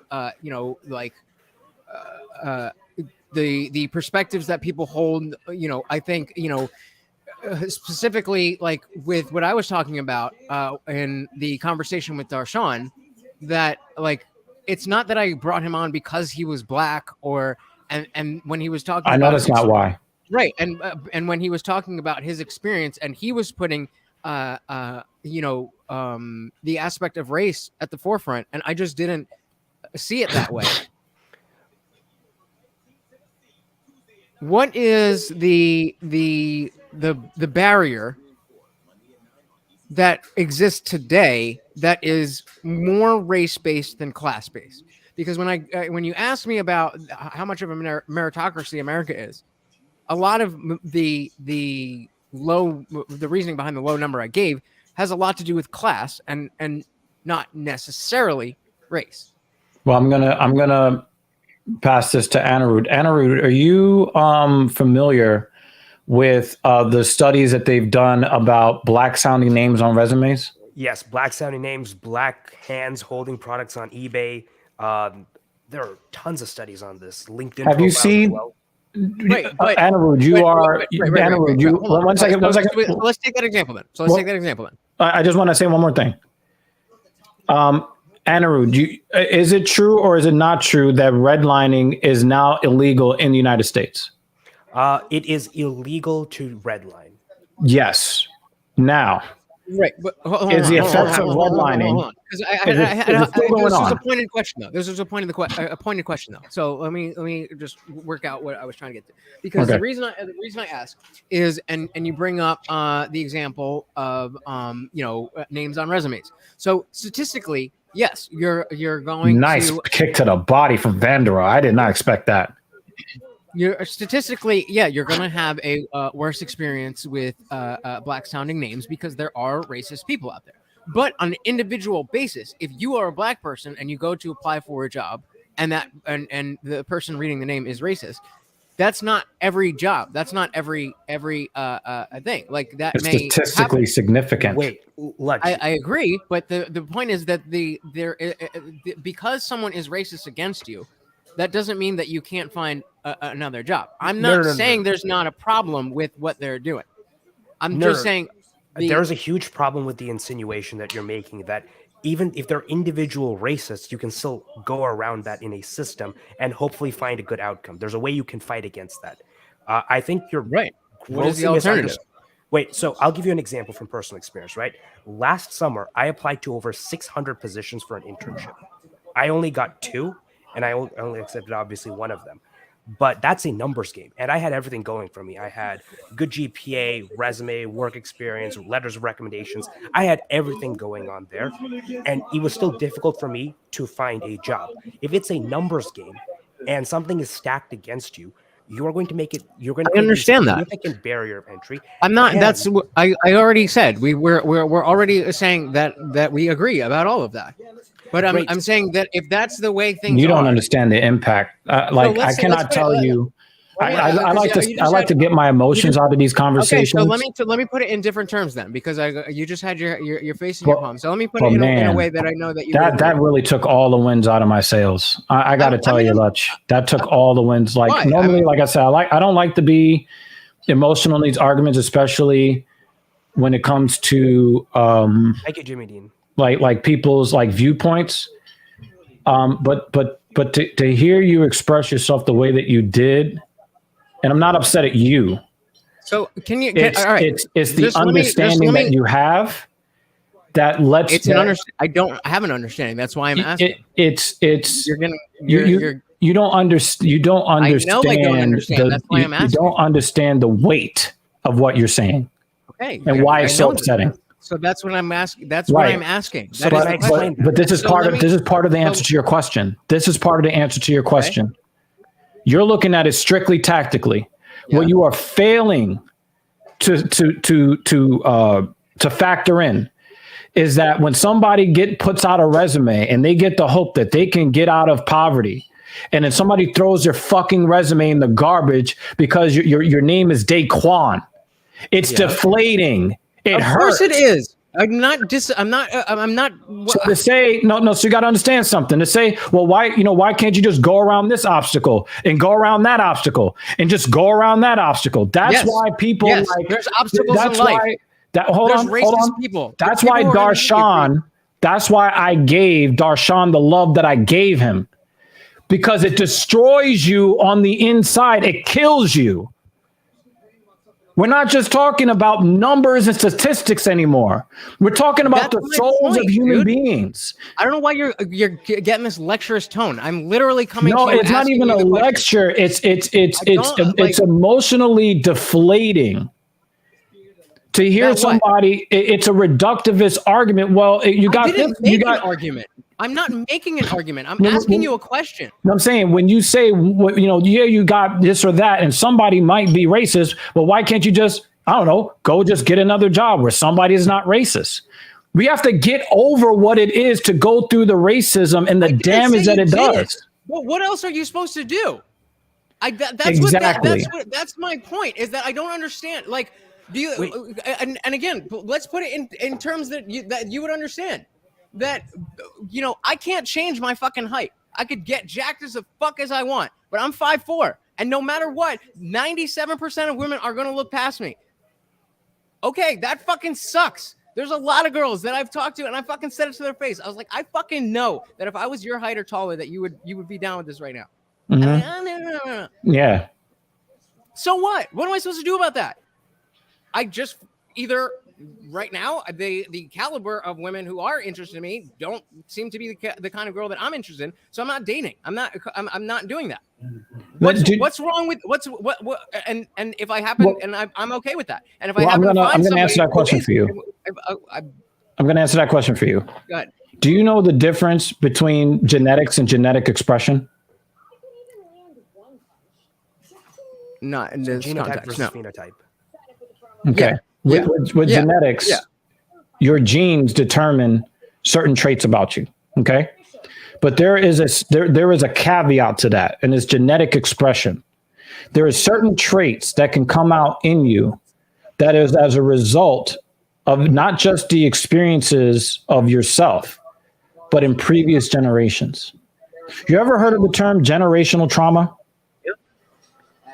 When it comes to Black people in America, there are certain things that we are predisposed to that we're born with. I answered yes. By virtue of genetic expression. I have a degree in psychology. I'm familiar. Not just genetics. So one of the things that you may not be factoring in as much is that you're like, hey, I'm 5'4" and I'm at this disadvantage. So fucking what? And I feel you and I respect you because you have that viewpoint. because it's not easy to have that viewpoint. It's not No, easy. it's not. It's not, which is why I respect you. But understand something. With black people in this country, not only do we get knocked down, but our parents kept getting knocked down, and our parents' parents. How tall do you think my parents are? Parents. And all of those things build an extra weight on your shoulders. I'm not denying any of that.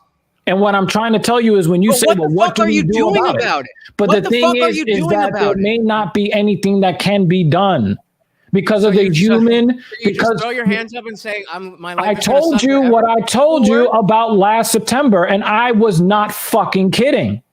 I lost almost all my hope just by watching the experience of people that don't come from where I come from. That was enough for me because it gave me extra. It gave me a point of reference. Like, when you know things are not great, or things are great, but you don't really know how they are until you can find a point of reference. I didn't know how bad it was until then. Okay, right? but when you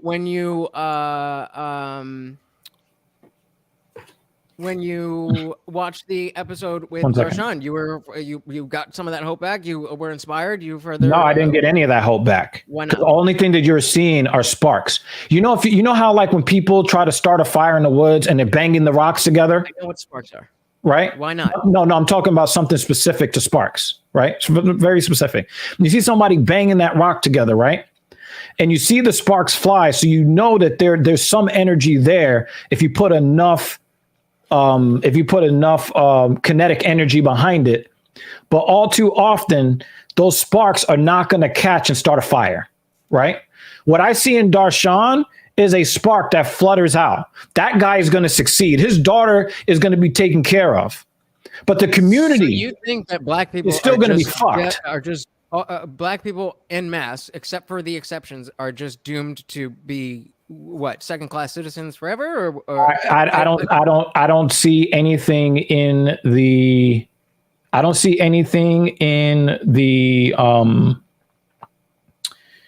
patterns throughout about 500 years that people actually about 600 or 700 years. And then the 500 years that they dragged back black people here against their will. When I look at both the pattern and the trajectory, I don't have much hope at all. But you don't see that just everything about the world in the last 50 to 100 years is drastically different in rate of change than 500 the 5,000 years before that. I would say on its surface, yes. On its why would this be thank you, different? Jimmy Dean. Why would this be hit different? that comment? Epigenetics is what I was talking about. Thank you. Yeah. I did not know you were that intelligent, Jimmy Dean. I'm just fucking with you. But yeah. So why are black people any different? Oh, any different as compared to what? Compared to the rest of humanity that is changing at a faster rate. Well, our style of oppression is very much different than everybody else's. Wait, it's not the same thing. Lech, I think there's something that you're missing, which is I think the most important aspect which is the aspect of community. If you're growing up in the Jewish community, then you have role models. You have people you can look up to. I agree with you. Hit. So the issue that a lot of Black Americans have is that if the community is destroyed and you feel as though you have no role models to look up to, and every time you try to better yourself, you keep getting rejected, you're dealing with that adversity, eventually you're going to pull out of trying to better yourself or trying to get out of that because people can only take so much. So that's what I'm asking. Are you saying that en masse, except for the exceptions, that black people are just living a life that is going to make them unable to be successful, happy, wealthy, whatever whatever the case may be? The conditions that are there are not conducive to making people hopeful for the future and investing. I'm not asking about hope. I'm asking. It starts with hope. Without hope, you ain't got shit.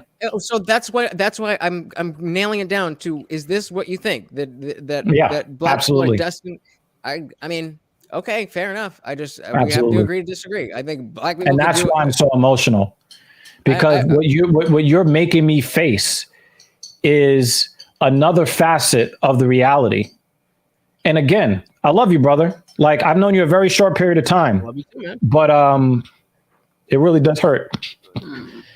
It hurts, man, because there are things that hit you at certain angles and you don't really understand just the gravity of what it means.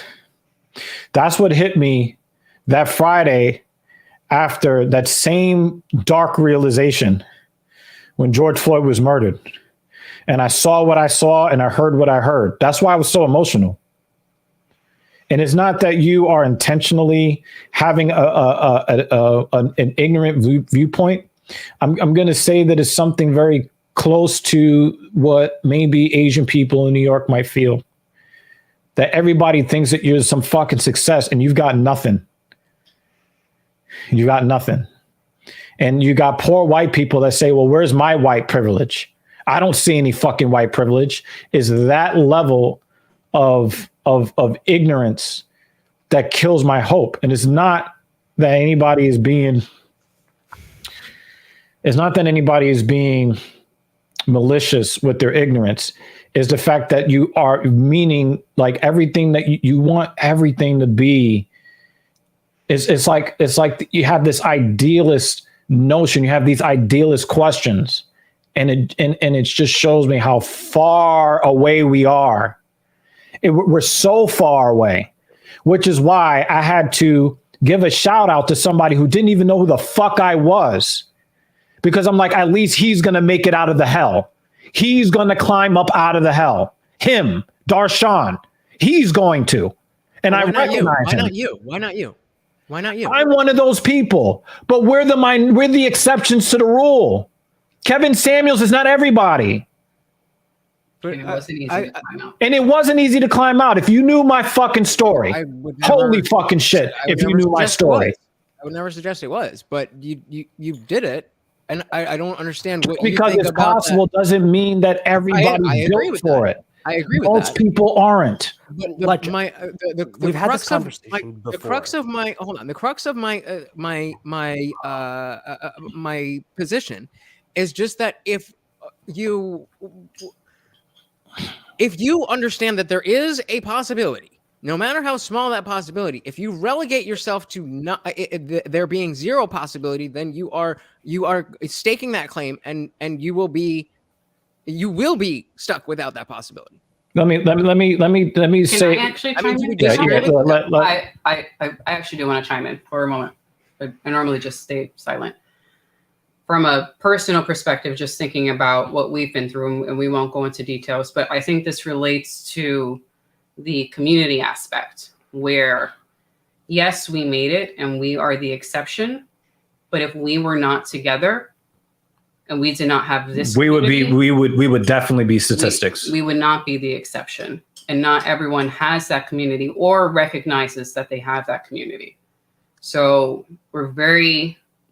I take that point. I don't understand how that is different for other people. I think that's. I'm gonna make it the same for a lot of people. I'm gonna use an example that you can understand. How many times have you watched? How many interviews have you seen Kevin Samuels do with women, particularly black women? How many interviews have you seen him do? I don't know, decent amount.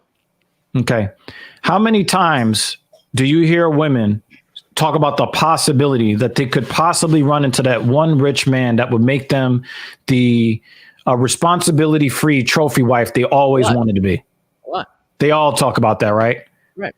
And what have you heard both him and the frauds in Florida say about that mindset? That if you go on probability, not possibility. And that's exactly it. However, I think the difference here is that they are waiting for an outcome, and we are not talking about waiting for something to happen to you. and at least I specifically am talking about being proactive about doing things. The issue that that happens with the Kevin Samuels things is that these women are not being the wives that they want to put themselves in the position to take advantage of that possibility. And if part they of were, that is from if they- COINTELPRO. What you're seeing is from COINTELPRO. That is targeted. That is on purpose. Okay, the delusion you're seeing in black women I'm not is targeted. No, he took care of it. Okay. Lex, So- we're dealing with the same situation where the women are waiting for something to happen. That's the case for any person who's ever sending a resume out for a job application.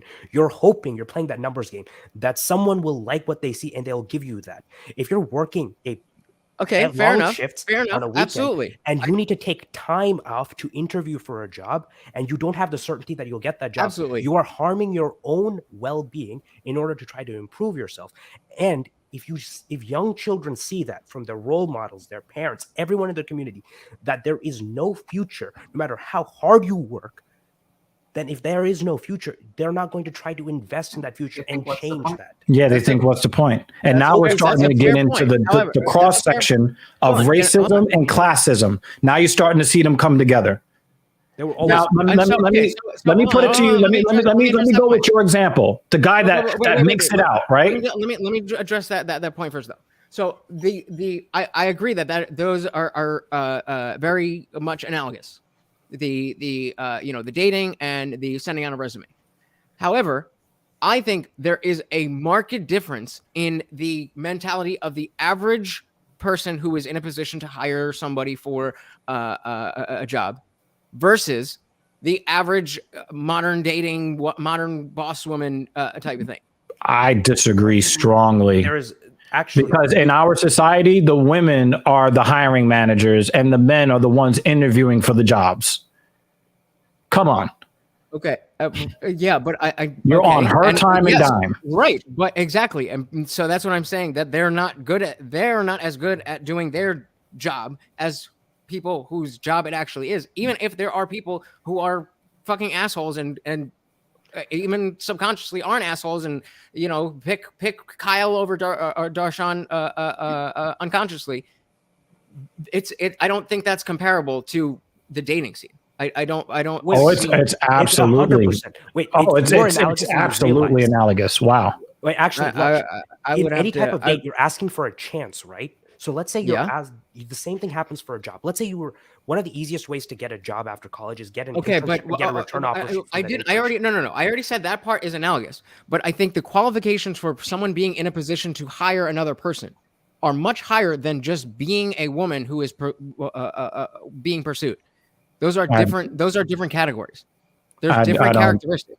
Not only do I not understand what the fuck you're talking about, but the principle still remains the same. No, well, listen then. So to be somebody who's in a position where you're hiring people, you have to be a certain caliber of person. Now, not necessarily. Yeah. Necessarily. This goes to the argument.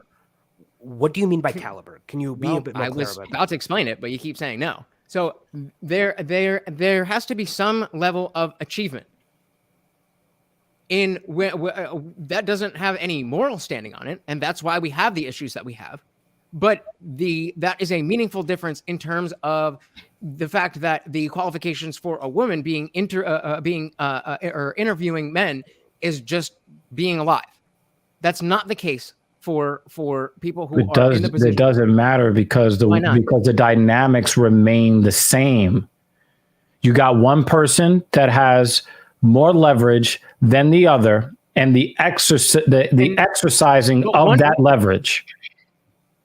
I would argue one group is more recklessly leveraging it than the other, and I would say that while there is certainly there are certainly racist people and there's certainly unconscious racial biases, I reject the notion that those are analogous. I mean I can only speak from my own experience, but I don't see that to be the case. What evidence would we need to present to you to prove that that racial barriers exist and that they're very harmful and that they should be removed? Zero, policy. Because I have already conceded, or not even conceded. I started off with saying that we agree that those things are there. I'll say it like this.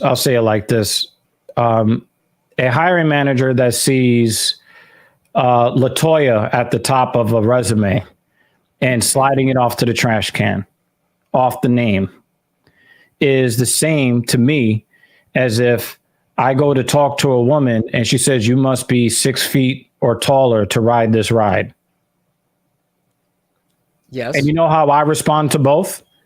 If I knew that, hey, sport 2XYZ, I'm pretty sure that's a troll. is that, are we spamming? It came out 3 times. Maybe you made a mistake, but I need to see a different comment come from you. And look at the space between the letters. Because if I don't see the space that I need to see, like that, you actually look like a human being, you will be blocked. Also, I am not in the fucking mood today. Gastelum 2.0 is coming out. Oh, I'm the dude playing the dude disguised as another dude. Okay. So, I respond to both in the same way. If I knew that I was working, if they, oh yeah, Jimmy Dean's got the wrench anyway. Oh, Jimmy Dean, the man's on top of this shit tonight. Yeah. So if I knew that somebody was treating me as a model minority, because that's one of the things you have to understand, I've gotten the model minority treatment a lot. In fact, when I first got on YouTube, I was doing gameplay commentaries where it was only my voiceover and the gameplay. When I did a face reveal, everyone was shocked because they assumed I was white. Code switching on point, I guess. No, this is just the way I talk. It's not even a code I would switch. never guess that you would be white. Yeah, when I was in high school, I got bullied a lot, and part of the bullying was calling me corny white boy. They've been calling me that since high school because I sound white to them. Yeah, I've gotten my names So too. when it comes, so I've gotten a lot of that model minority stuff. I've had white people try to use me to denigrate other black people.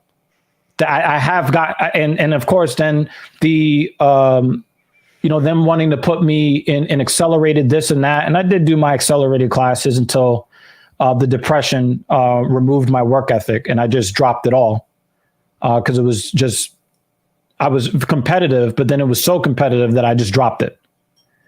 So I know what that is like from that angle, right? It's yeah. Jimmy Dean, I cannot tell you how many times somebody has uttered this phrase to me. Same. I've gotten the same. Anarid, I don't know about you. I've got it from you. And he drops the mic. If he dropped it, if it wasn't attached to the pole. So the thing is, so the thing is, from experience, I've experienced it from the black side and from the Oreo side. The different kinds of racism that are out there. And I wanted to go back to your point about, the guys like Darshan, right? Did you know that Darshan, even though that, he probably has a direct line to the vice president of Walmart. He probably does, right? He probably can call somebody at sea level or just below and have a direct line, right? But do you know that he still, when he goes and he buys a house for his family, his house will be devalued simply because black people live there. Up to 50% of his home's value, it will be lost. And we're talking about, shouldn't you be generating generational wealth for your kids? See, redlining is technically illegal, which is why I threw it to Anirudh, because I know that Anirudh knows. But the spirit of the law lives on, creates yet another barrier to black people just trying to get a slice of the American dream. actually sent to Lutch, I think in a previous stream that we did, the study about the devaluation of black homeowners' houses. It is awful. And it is Right, but we systemic came across to the entire conclusion country. that was more about neighborhoods than individual homes. No. But what do you Holding think that neighborhoods study are? held neighborhoods constant as well.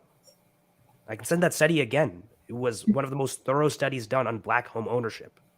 There is And the thing is, systemic devaluation. when it comes to black people that are rich enough to live in white communities, not only is it difficult for them to get people to sell them the house, but then when they actually do buy the house, the police are called on them because it doesn't look like they live there. Why are you in my neighborhood?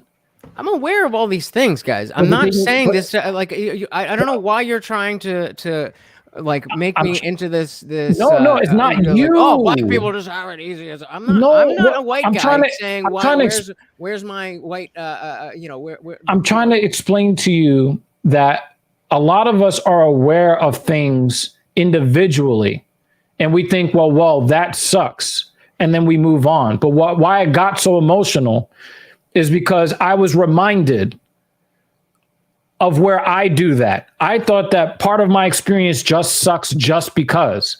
And now I found another way, and it's like, shit, we really don't have any hope. For the same reason that Anirudh already pointed out.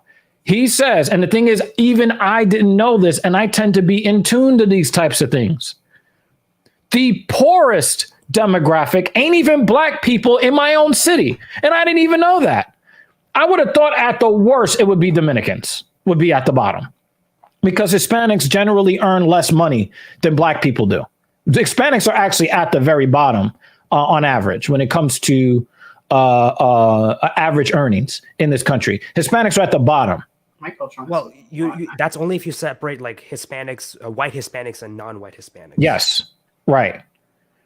But the thing is that you end up not understanding the struggles of Asian people because you assume that they have it easier than they actually do. And you say, oh, this whole Stop Asian Hate is just because some guy went into a massage parlor and killed 8 people. That's a But it's not that at all. I think that's It is much more ingrained than that. I think there's an many more understanding of that, facets to it. And I understand that. I don't know if you're talking about me or in No, general. I'm talking about my experience as a black person where I'm reminded a different way that I didn't know what makes my life so hard. And that even people that support me still hold viewpoints that, of course, they don't hold these viewpoints because they're being, and I said, I know that you're not being this way, you're not being malicious at all, but that's what makes it sad. That's what makes it hurt more. And I hear that because I had that same exact sentiment about something that Anirudh was saying to me a few weeks ago. And so I understand that. Concerning what? I mean, we don't need to get into it, but the exact same sentiment. It was that if you were saying this and like trying to be an asshole, then it would be one thing. But like you legit believe this. And exactly. It's more concerning. Now you got me. It's more concerning that you find this to be just a normal opinion. I get that. But my point to you is that another eye poke. And it was Bobby Green catching one. Oh, come on, man. Gaslam 2.0. I thought that. Can you get the fuck out of my head? I've said it like 3 times already. Goodness. Oh my God, she's in my head. That's how I introduced this match. Oh, man. He's not listening to me. Oh man, no, I deal with. I got a vision. I got a vision of Gaslam poking somebody in the eye, and then you said it. Well, I said Gaslam 2.0 when they both came out. Yes, and then you just said that again because that's his name. That is now his name. We're not going to call him by his real name. Please. His name is now first name Gaslam, last name 2.0. Get out of my head. Let me think my thoughts. Nope. independently. I mean, we don't. Back to the previous conversation that we had. I don't want to beat. I don't want to beat a dead out. horse, but I do just to put a bow on what we're talking about. I feel as if you think that I'm misunderstanding you. And then Bobby Green I think poked him in the eye. Yep. And when in reality, I think that you're not understanding that I do in fact understand you, and I am making a point on top of that. I understand that there is all the, I don't. At the end of the day, I don't feel like the black pill idea, the black pill mentality that we're doomed and there's nothing we can do to fix it is useful or accurate. And like, it doesn't behoove you to even if you're fucked, then trying your best not to be fucked is still like a better option than just accepting that you're fucked. That's why I said I lost almost all the hope. I didn't say I lost all the hope. I said but that's the almost only point I've ever been making. That's the only point I've ever been making. But the point that you're making in spirit helps me to understand just how little you understand. Making that point on top of my point after everything that I've told you. Why? Right? But because I would like to understand why that because the thing is that you see that there are you see, everything that you're saying is reasonable. And this is why it hurts me so much. Because everything you're saying is reasonable, except under these circumstances. And what that should, in my mind, why it upsets me so much is because I realized it. That what you're saying is reasonable and it is the right way to think. But then it just reminds me that our situation is so fucked. And I'm telling you, as a person that lives in it and has dug myself out of it. Yeah. Lech, the issue with what you're saying is if there's a rigged game, your assertion that if you play a little harder. I agree. I assert there is a rigged game. Then your assertion that if you try a little harder, it's going to hopefully fix everything. That doesn't even work for poor white people. Yeah, they're going to be poor till they die. Point, though. That's my point, though, is that the game is not rigged specific. Like there are specific parts of the game to keep black people down. I didn't finish that sentence. I didn't say it. I didn't say it. There are specific points to that. There absolutely are. But the point. But that's why I said you start to get the dovetail of racism and classism. Yes, that's when they start to meet. The point isn't whether there is or is not these obstacles. The point is the obstacles are there. What are you going to do about it? You try to change the obstacles. What's wrong? What's wrong with change the game? I'm fine. I'm saying what you're saying is 100% reasonable. But what you're understand. Look at it like this, right? So when you break your leg, do they give you one crutch or do they give you two? They give you two. Okay. Every other race in this country has two crutches. The black community has one. So what are you gonna? So are you just gonna walk on your broken leg, or are you gonna use that one crutch? That's what I'm getting at. We are using the run crutch, and this might be the best that we can do on the one crutch. And that's why I'm telling you, most of my hope is gone because I think this is the best that we're going to get. This is the best we're going to get. You're going to get individual black people making it out the hood. I live in probably one of the most expensive zip codes in the country right now. That's already what it is. You just have individual people. Most of them are white because most of the country is white. But they, as time goes on, as most of the country has families. The black community doesn't have families. Okay, but that's something that like only black people can change that. So what's the? No, I don't understand that's how. Not true. It was a concerted effort to tear the black family down outside of the race. Yes, and the fact is, from a corporate, even from a corporate standpoint. Okay, but I'm saying at this point in time, you're aware of those things. And so you can act in defiance of those things. Can you not? Yeah, we need. The thing is that we need black women to work with black men. I'm not saying they're not a big deal. I'm saying what the fuck are you going to do about it? I'm agreeing with the fact that they're real. We need black women to work with black men, but as it stands right now, through government and through corporate policy, black women think they're going to get a better deal with the white man's government than they are going to get standing next to a black man. That's the problem. Say that again. The black woman is constantly being told through government and corporate policy that they are going to do better by themselves without black men than if they joined up with a black man. But we were already talking about how many women are starting to wise up and wake up. They're wising up to the red pill in the black community. The thing is that women still are under the delusion that they're going to do better and have more freedom and more power. And they're playing on the masculine frames that these women live in. They're playing on their masculine egos to continue to tell them, hey, we want to prop up black female business.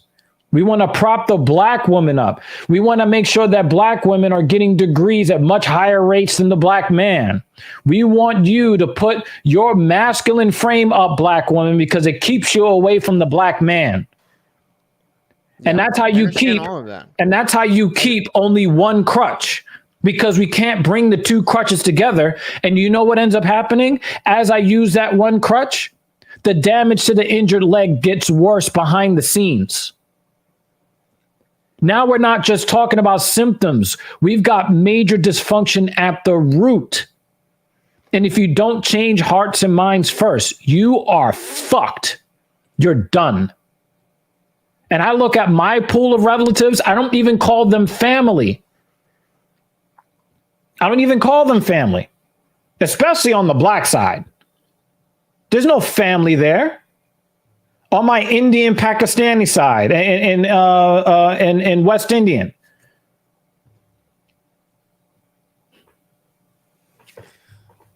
I mean, I don't. The only thing that I have left is to try to enjoy the little bit of life I've been able to enjoy in the last 18 months. And that happened during a fucking pandemic where I've been in my house 85% of the time. I'm actually having the time of, this is the best time I've ever had in my life. And that should tell you something.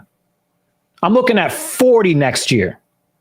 If you knew what I survived, if you only knew, there is a reason why statistics are what they are. That kids that grow up, boys that grow up without their fathers are many times more likely to go to prison, many more times likely to become a sinner. Right. Okay. Many more times likely to this, and this. So let's take that point. Let's take that point about the fatherhood's not being in the fathers not being in the home. If we now, as or let's say you as you guys as a black community are more consciously aware.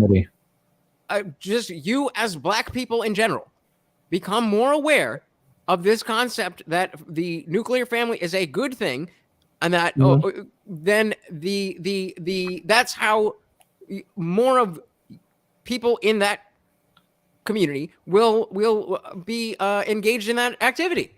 And you know why that's not true? It's false enforced monogamy. That's not true because black women are incentivized with money to not engage that way. All women are. It's different. It's different. It's different. Why do you think we have the Victim Olympics the way that it is? Black women are at the forefront of it. They're at the forefront of it. So they're encouraged to be strong, independent black women that don't need no man. So they just don't know any better. I think that they believe I think that they don't quite understand, and they will just like you were saying, 20, 25 years from now, when these black women are dying alone by themselves. Why do you think Kevin Samuels used to be so hated, and now he's almost like a grandfather figure? So why is it different with women than it is with black people? No, you got to understand that's part of what they've done. That's part of what they've done to keep black people where they are by propping up the black women and giving them financial incentives to do so. They think they're winning. But the thing is that it's like when we watch these fights, right? How many times have we seen a guy let off the gas in the third round because he thought he was winning? We knew he was losing, but he's in the cage. He don't know he's losing. I don't understand the relevance. Okay, the relevance is that when you think you're winning, you think you're winning until the game is over, and then you find out you lost. Right. And then by then it's too late. Just like you said earlier when we were talking about the whole ring girls thing. Yeah. Right? Yeah. By the time people find out, it's too fucking late. We talked about Brittany Renner. By the time she found out that all of that shit that she was doing, living in her truth and all this bullshit, So by this the is time why she I was found talking out, about it's too late. And so this is precisely why I was talking about this talk of 500 years of this and 400 years of this is not as relevant because we are in an age of change and we are in an age of exponential rate of change. And so the ideas that we hold as a collective in the zeitgeist or whatever the fuck you want to call it, change and spread a lot faster than they used to. So ideas that would have held for 200 years before are now 1 week of a news cycle.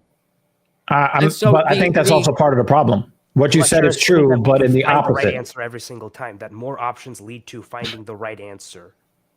No, that's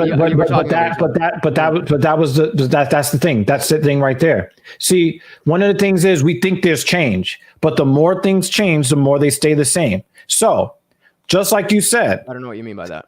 So, and that's why I love how you brought it up. There's been so much change, but the effects is that Black people have it worse as a community than they used to under Jim Crow. And why is that? Because the fabric of the family was destroyed. So no, because it was racism back then, but the racism is operated differently now. So do you remember back in the day before the internet, you could tell a lie and it was harder to verify? Yeah. Right? What happened when the internet came? It became much harder for people to lie. I remember until kids that Metallica came to my birthday party for kindergarten, and everybody who missed it. Yeah, you missed it, man. So here's the thing. You think in the information age that the age of being able to lie is over. But what did they do? They said, well, we know that information is readily available. We can't stop the information from getting to the people. There's only one thing that we can do to have the same effect, and that is put a whole lot of lies out there, what they call now misinformation. They're just lies. And they put out so much fucking FUD that it makes it harder for people to figure out what the truth is. So even though we live in the information age and the way that we absorb information is fundamentally different, the people that are trying to usurp and the people that want to lie have found a different way to execute their lies. Likewise, in the Black community, the racism was overt, right? It was very clear what they were doing. You know, y'all boys and slaves and 3/5 humans and monkeys and all this stuff, right? And then they said, well, we're just going to outlaw interracial marriage. And, you know, this is the water fountain for Black people. And that's the water fountain for white people. Right. They know that shit doesn't really work because now we're in the information age. We know that Black people are on par genetically with white people and everybody else. So we got the corridor. Right. So now we have different ways to try. And what do they do? Well, if we can't do this, then we'll fuck with your perception of how the world experiences you and how you experience the world. So the not only is the effect the same, it's actually more effective. They burned down 3 Black Wall Streets, people who right out of slavery, they found a way to create their own economies. They were upstanding people. They weren't committing any crimes. Then they had white people march into town, pillage, rape, destroy, hang people from trees, burnt entire towns down. And these were people that were proactive. The same proactivity. You're like, well, those people aren't proactive, but these people are proactive. But when Black people get proactive, that's when people start bombing our churches. That's when Dylan Roof walks into a Black church in South Carolina in 2017, not in 1917, 2017. And then shoots a bunch of old people in a church. Why? He wants to get this race riot going because he thinks he's fucking that crazy. Black people are prospering too much. And that's what happens in this country. Like, I think. Do you think he's not alone? I didn't say he was alone, but don't you think that the average person thinks that Dylan Roof is insane? Do you think the average person is like, the average person? Yes. But again, the issue is more insidious. Is not overt anymore. the overt racism was easier for black people to identify and fight against.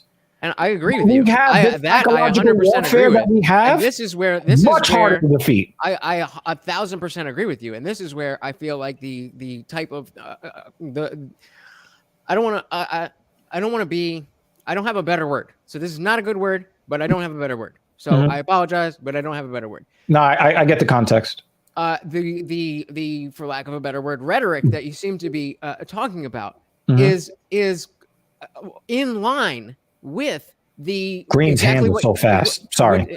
With what you're railing against about, telling black people this and telling black people that, and our women are this and our women are incentivized to do that. The things that you're saying sound like, at least to me, like they're in the same bucket of that messaging, but for the black man, and you are the one who's taking it and are now believing it. And this is that insidious covert nature of leftist politics that puts black people below everybody else, puts minorities below white people, and then it says if you don't believe that you're inherently better as a white person, then you're a white supremacist.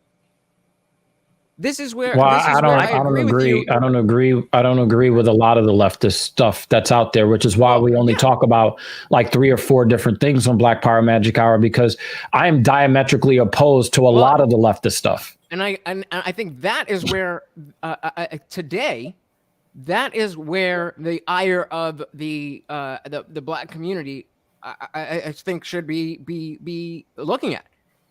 But we can't even get that far because corporate interests see that there and Black Lives Matter on everything, and then but there's also we're going to prop up black female businesses, not black businesses. You don't see that they're what was it? It wasn't Amex. It was some other fucking major financial institution. Was it JP Morgan? Was it JP Morgan with the $10 billion for black women businesses or some shit like this? I believe so.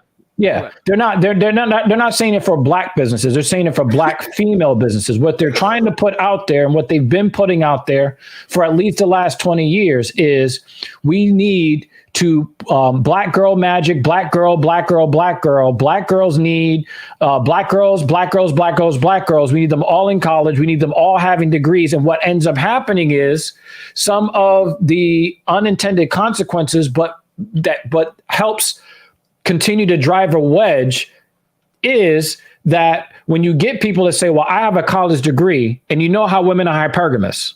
You know this, right? If you get a bunch of black women with degrees, and there is and it is pandering, it's bullshit. That's why I say that Black Lives Matter, but I'm not following any organization, right? So the way I look at it is, when you know that women are naturally hypergamous, and then you give a whole bunch of accolades and donated money in the billions to the women, you effectively cut off her ability to mate, because we know that white men are not checking for black women. Indian men are not out there trying to date black women. Hispanic men, to a lesser degree, but they're not really out there chasing black women. Nobody's out there chasing black women to make babies with. Nobody. They're at the bottom of the sexual marketplace. Even black men are not at the bottom of the sexual marketplace. Black women are. So when you bring hypergamy into it, can you qualify that? I feel like black women are on the men's side, Asian men are at the bottom, and on the women's side, black women are at the bottom. But when you compare the Asian man to the black woman is less desirable than the Asian man. Black women are at the bottom of the sexual marketplace totem pole.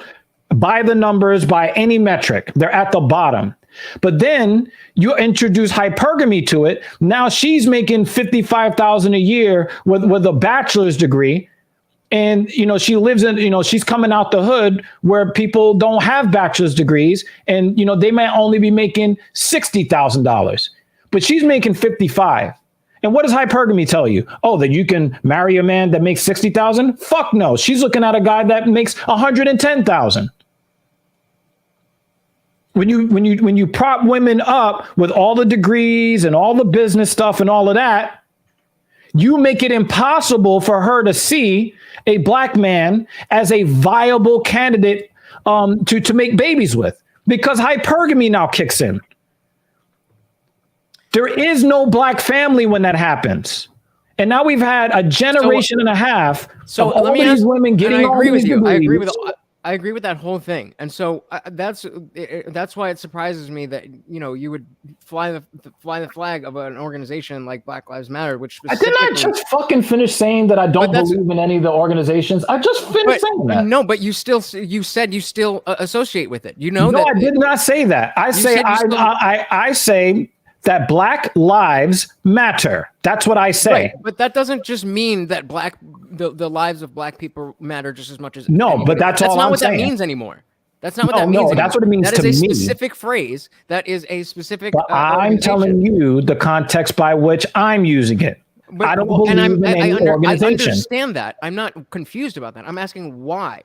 Why would you want to, if you are so adamantly against anything that is harming the potential of a community and amongst black people, then why would you even want to associate with something that is so directly in opposition? Wait, he's not associating with any of the organizations, any of the leftist organizations. But you're specifically using the terminology. You're specifically using that. Can I ask you a question? How many people are you actually telling that? Well, I don't agree with the Black Lives Matter organization. I have a platform where I say it all the fucking time. Anytime it comes up. Let me ask you a question, Lutch. Do Black Lives matter or do they not? Of course they do. Yes or no? Yes. Then that's the end of that discussion, because now you understand where I'm coming from. But then do human lives matter? Do all lives matter or no? Do all lives matter or no? But I'm about to give you the context. In the court of law in the United States, from a statistical standpoint, when black people's lives are taken by representatives of the government, they don't face consequences. Okay. So when I look at the phrase, I'm looking at the judicial system. So and I'm saying that when a cop kills an unarmed black person for no reason, you would have no issue with people saying all lives matter when they mean that it just means it's context based. It's context based. Are you saying all lives matter so that you can cancel out the fact that black people face suppression? Or are you saying that as just a matter of fact? I'm just saying all lives matter. Then we have an understanding. But in our court of law, we don't have all lives matter. I think it's ridiculous for you to have anybody say all lives matter to you, and then you ask them that question, and they just say no, and that you would think that they were being real. That's bullshit. You'd say, fuck you. No. See, the thing is I draw information. See, one of the things that never works. But that's the thing. People don't say all lives matter unless they are specifically referencing. That is true. Because it's become such a big thing. True. And the same is true of Black Lives Matter. It no longer just means. I maintain that if they just put, like the Me Too movement, if they just put 2 at the end, then we never would have had the all lives matter. Black Lives Matter too. However, I like to keep the conversation going, right? So when somebody says to me, all lives matter, I look at that as an open-ended statement, not a closed one. A lot of black people have made things worse by making it a closed-ended thing with the phrase all lives matter by saying, I heard it, therefore you're a racist. That is not my approach. When somebody says to me, all lives matter, then that is my cue to say, okay, I think that we agree in principle. Now let's talk about in practice. In practice, our government shows that, well, that may not always be the case. Even though our Constitution says that all men are equal under the law, they also still do have the 13th Amendment. And the 13th Amendment has racist language in it. It still does to this day. So what I'm saying is that I don't look at it as you said this, you're just a this. No, I said, no. Let's get into the context. Now let's have a conversation. Did you know, as per the FBI even admits this, that when a white man commits a crime, he gets a lighter sentence than a black man committing the same crime with the same exact criminal history or lack thereof, right? You and I also do know that when women commit the same exact crimes as men, they get way lighter sentences, way lighter. So now I'm taking it away from the rhetoric. I'm using it as a conversation starter. God damn, that hurt. That hurt. I think you might have to tap. You might have to tap off of that. But the thing is that one of the reasons why I've been so successful talking to people who don't like black people is because I always operate under the guise that they didn't come up with their rhetoric on their own. Either they saw something or somebody told them something. So one of the things that I do, because remember we had this conversation about my willingness to date feminists? Not really. Yeah, we talked about that last week. My you were like, why are you? And I told you that like I do give them. I don't like just automatically just write them off because some of them are dateable. But if I just but I draw the line at when feminism is your personality. Yeah. Right. So the thing is that when I meet people, I don't just put them in a box. I say something influenced you to go that way. So what I do is when I date feminists and things don't go well, I butter them up because I want them to have a different experience than what the other people told them. Oh, he's a guy that can't, the fault, the false paradigm is that men can't deal with rejection. When we get rejected hundreds of times a year, then very rarely do you hear some guy freaking out. That's weird. So, we've got that thing going. So I always let them know, hey, it's all good. I want the best for you. Find a guy that you like or whatever, because I don't want to add to the misperception that they already have. Likewise, when I talk to people that have biases against black people, they're used to hearing, well, I disagree, so you're a racist. I'm like, no. I'm not going to go there with you. I'm going to actually have the conversation and find out where you picked up this ideology. Oh, you saw this on the news? Oh, you got robbed by a black guy? Oh, this, oh, that. Okay, I got you. So I'm not going to say that your position doesn't matter. I do understand why people don't like the phrase white privilege, and I agree with them. Like 95%, I understand why they don't like it, and I mostly don't like it for the same reasons they don't, right? But once you start breaking those barriers down, you can then have a real conversation, right? And a lot of the times we say, well, we've got this branding, and that branding shuts people off. But I choose to open up the conversation. Right? I choose to make it something else. So if somebody says to me, all lives matter, I'm not going to say, wow, you're a fucking racist and then stop talking to them. Okay, but that's a feather in your cap. That's not anything about people who say all lives matter. And now you're making my point for me. When you were talking about why can't black people just rise up? Well, Darshan did it. Dr. Evil did. Well, it doesn't make sense to not have hope when you see people that are actually able to make it past, but we are in the extreme minority. You recognize me as an exception to the rhetoric rule, but you also understand that the majority rules as far as perception is concerned, right? I don't know what you mean by I see you as an exception to the rhetoric rule. What do you mean by that? Well, when you said the whole Black Lives Matter thing, you're like, well, most people mean it like this. I said, well, I don't mean it that way. Okay. Right. So you recognize me as an exception to the rule. If somebody says, I don't think that's useful. I'm not going to do that. But no, I understand it because I'm talking to you, but I don't think it's useful to say that. I think it is. And that's why I told you that what you were saying before wasn't useful. That's exactly why. For the same reason you're saying that. Make that connection one more time for me, please. When we were talking about how Darshan was able to make it out and how I was able to make it out, and you're like, well, because it's possible, you should keep up hope for the black community, right? I'm like, but I understand how rare it is. You should keep up hope for yourself. And that's what I'm trying to say to you. I'm keeping up hope by when I get into these discussions, I'm approaching the discussions differently.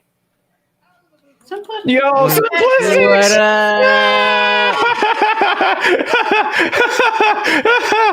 Yo, that's my boy. Yo, that's my boy. That's my boy. You've been hiding in the background? What the fuck? Yeah, he's a lurker. You just say hi now? He's I'm taking that personally. So the thing is, when you say that, most people, like when they say BLM, they mean it like this and that's. But for me, I'm using it differently. So like, well, is that the best way to approach it? If most people think it's like this? I made that claim about all lives matter.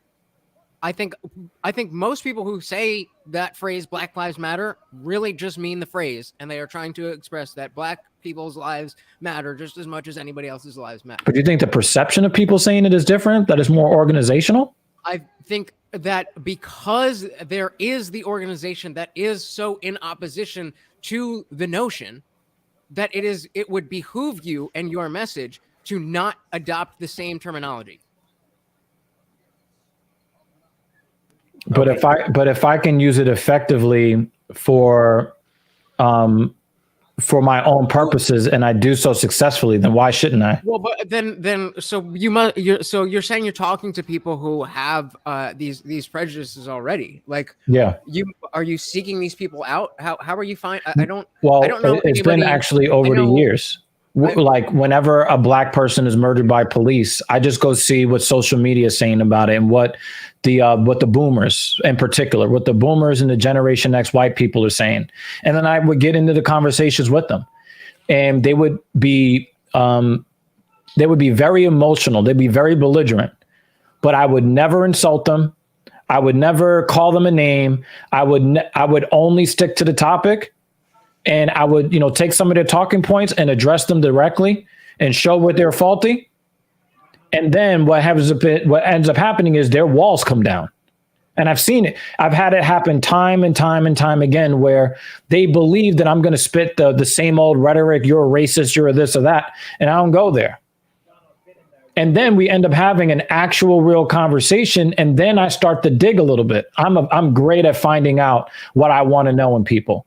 And what you find is either something happened to somebody they cared about or something happened to them. And I say, listen, go look at the FBI statistics. When you look at Black crime, Black people commit crimes at the same rate white people do when you account for economic conditions. So poor white people commit crimes at a similar rate to poor Black people. Middle-class Black people commit crimes at a similar rate to middle-class white people. And the same thing works in the upper class, right? But the rhetoric is that Black people do this and Black people do that. And then you get the confirmation bias of, oh, I know somebody that was robbed by a Black guy. Oh, I know somebody or something happened to me, therefore, right? And that's something that you and I have been fighting against when this whole thing of every woman has been raped or violated and all guys are harassers and catcallers and essayers, right? And we understand that it is the absolute minority, but the perception is not accurate. So I can't go at those women and call them names and expect that they're going to have a different perception. I treat the white people the same way I treat feminists when they're incorrect. I don't treat them in the way that is going to turn on their confirmation bias. I'm trying to tear it down. So I give them a vastly different experience than what they're expecting. And I hear you. And that's how I've been effective. I've had many great conversations where people are like, wow. And then when you get them off of their defensiveness, right? Then when I introduce ideas to them and say, hey, actually the numbers say blah, blah, blah. Actually, I understand where you're coming from because this is our version of what you're going through. And now I've established that our lives are not that different, that our morals aren't that different. Now, when somebody just says, you're a racist because you disagree with me, that torpedoes the conversation and it continues to feed their bias. And I hear you. I think the core of our disagreement is just in the fact that I think I'm more of an individualist. I think I have a more individualist perspective, and you guys seem to have more of a collectivist perspective. I don't understand what you're saying, because I think that you and I both are pretty individualist. I think of things more in terms of the individual, that the community is a byproduct of the individual, and you guys seem to think the reverse. Well, Wait, yes, we yes. know it's the reverse. Yeah. Right. We are The numbers human point that social out. creatures. You look at any metric you ever want to look at, from the numbers or from anecdotes. What numbers? What numbers specifically? What are we talking about? Sure, That- children the- raised with Because I mean, their this grandparents. is a pretty wide. Because you're talking about nature versus nurture at this point. Yeah. No, not wait, necessarily. Lutch, I think you there's acknowledge that aspects of free will there's doesn't exist, right? hold on, wait. There's aspects of individuals' nature and nurture that apply to each individual person, and so the idea is not that that communities don't matter.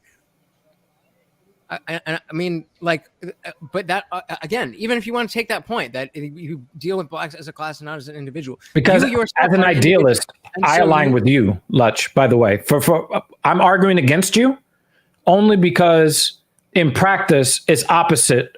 Like the way things play out is opposite of what you say. I understand But that. as far as principles, I'm with you 100%. Just because things are happening badly and the way things are is not the way they should be or the way we want them to be, that doesn't mean we should give into that. That doesn't mean we should say, oh, well, that's the way things are. So, like, If that was the case, I'd go back to the hood and I would go sell some drugs and go kill some people. The whole time is that you're saying all these things that can't. I mean, it just seemed like you're saying black people just can't do these things. The black people are just not able to do these things. That's I'm not saying that they're not able. I'm saying that You're making it harder for them to do that. That's what I'm saying. I'm saying that the environment is making it highly unlikely that it ever actually will. Agreeing with that. I started off agreeing with that. Well, they are trying to make it harder for black people. I agree with that. And I think the ways that they're doing it is making it where it's going to be that way for the next 30 or 40 years. I agree. But that doesn't change the fact that each black person has decisions that they can make and choices that they can make in one direction or the other. And they can understand that the odds are stacked against them, but they're still going to do things like you did or things like Darshan did, and that's an individual choice. You know another thing that's messed up about this? You know another thing that's really messed up about this that you're not factoring in? Hold on. We are in an age when the geography of where we live and things like that matters as little as it ever has in the history of humanity. It matters a lot. I didn't say it doesn't. What did I say? Wait, actually, it might matter more now than in the How? history of humanity. How? Because with exorbitant housing costs and the fact that the highest paying jobs are in cities that are very inaccessible to the poor people. Oh, body triangle. And he taps. He's such a loud mouth. That's why I never root for him. He's such a loud mouth. And then he loses. My fight's still going, so don't even say it because I don't know who you're talking about, and so don't even say it. But if what we're talking about is culture, and communities are I think I think it's fair to say. Do you see why I don't root for this guy? He's always running his mouth. He's like fucking Kevin Lee. He's a Hispanic Kevin Lee. Hernandez? All that fucking yap. Oh, you put me on the early prelims and you get choked the fuck out. Shut the fuck up. Sorry, you were saying. He talks so much shit to Cowboy. Yes. Oh, did you see what Cowboy did when he was on his back? The kicks from the standing position while he was on his back, he put some mustard on that. When he whooped that was one of the greatest old man whoops the young man ass whoopings. That was one of my favorites. Oh man, that was one of my favorites. But you were saying, Lutch? Sorry. Yeah, no. I mean, I don't feel like we need to harp on this all night. I feel like I understand where each of us is and where there are disagreements and I don't. I just want to say one more thing. One thing that you didn't factor in. One thing. And that is where the black community is headed. Do you believe that there are more or less black men dating outside their race at the 75K or year or more, or 75K or year or less? It should probably be more. More. Yeah, I would assume. Right.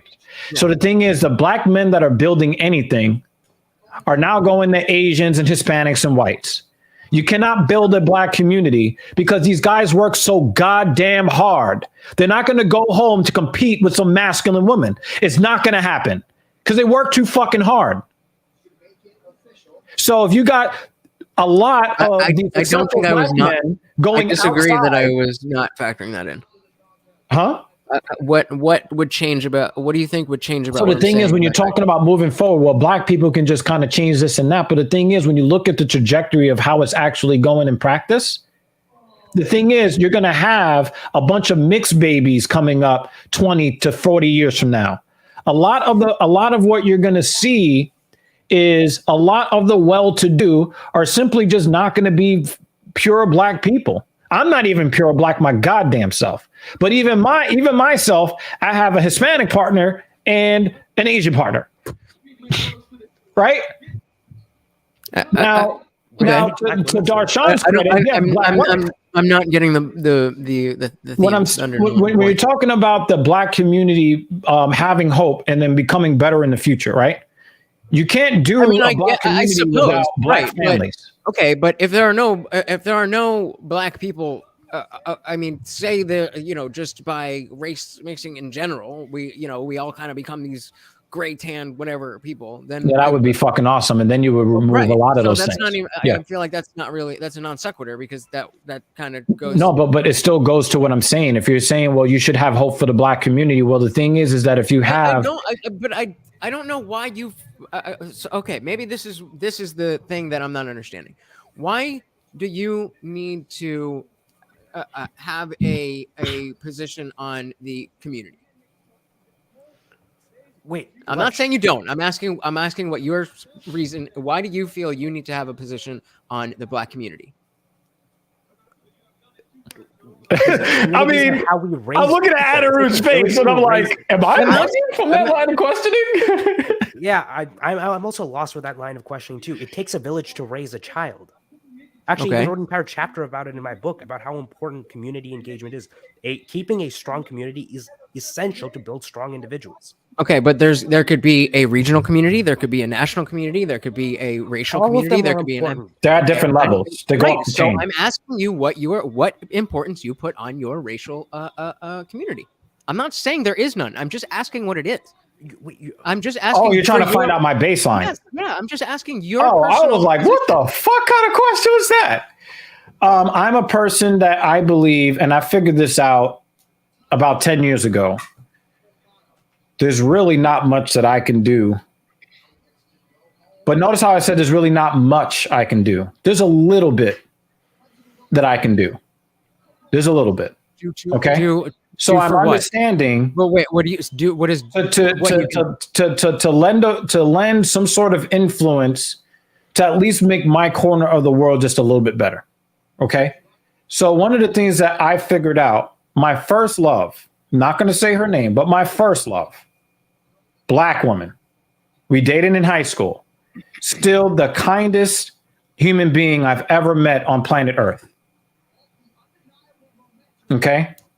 And I used to talk to her after we broke up, and she was in college, and she was striking out a lot in college with men of all races.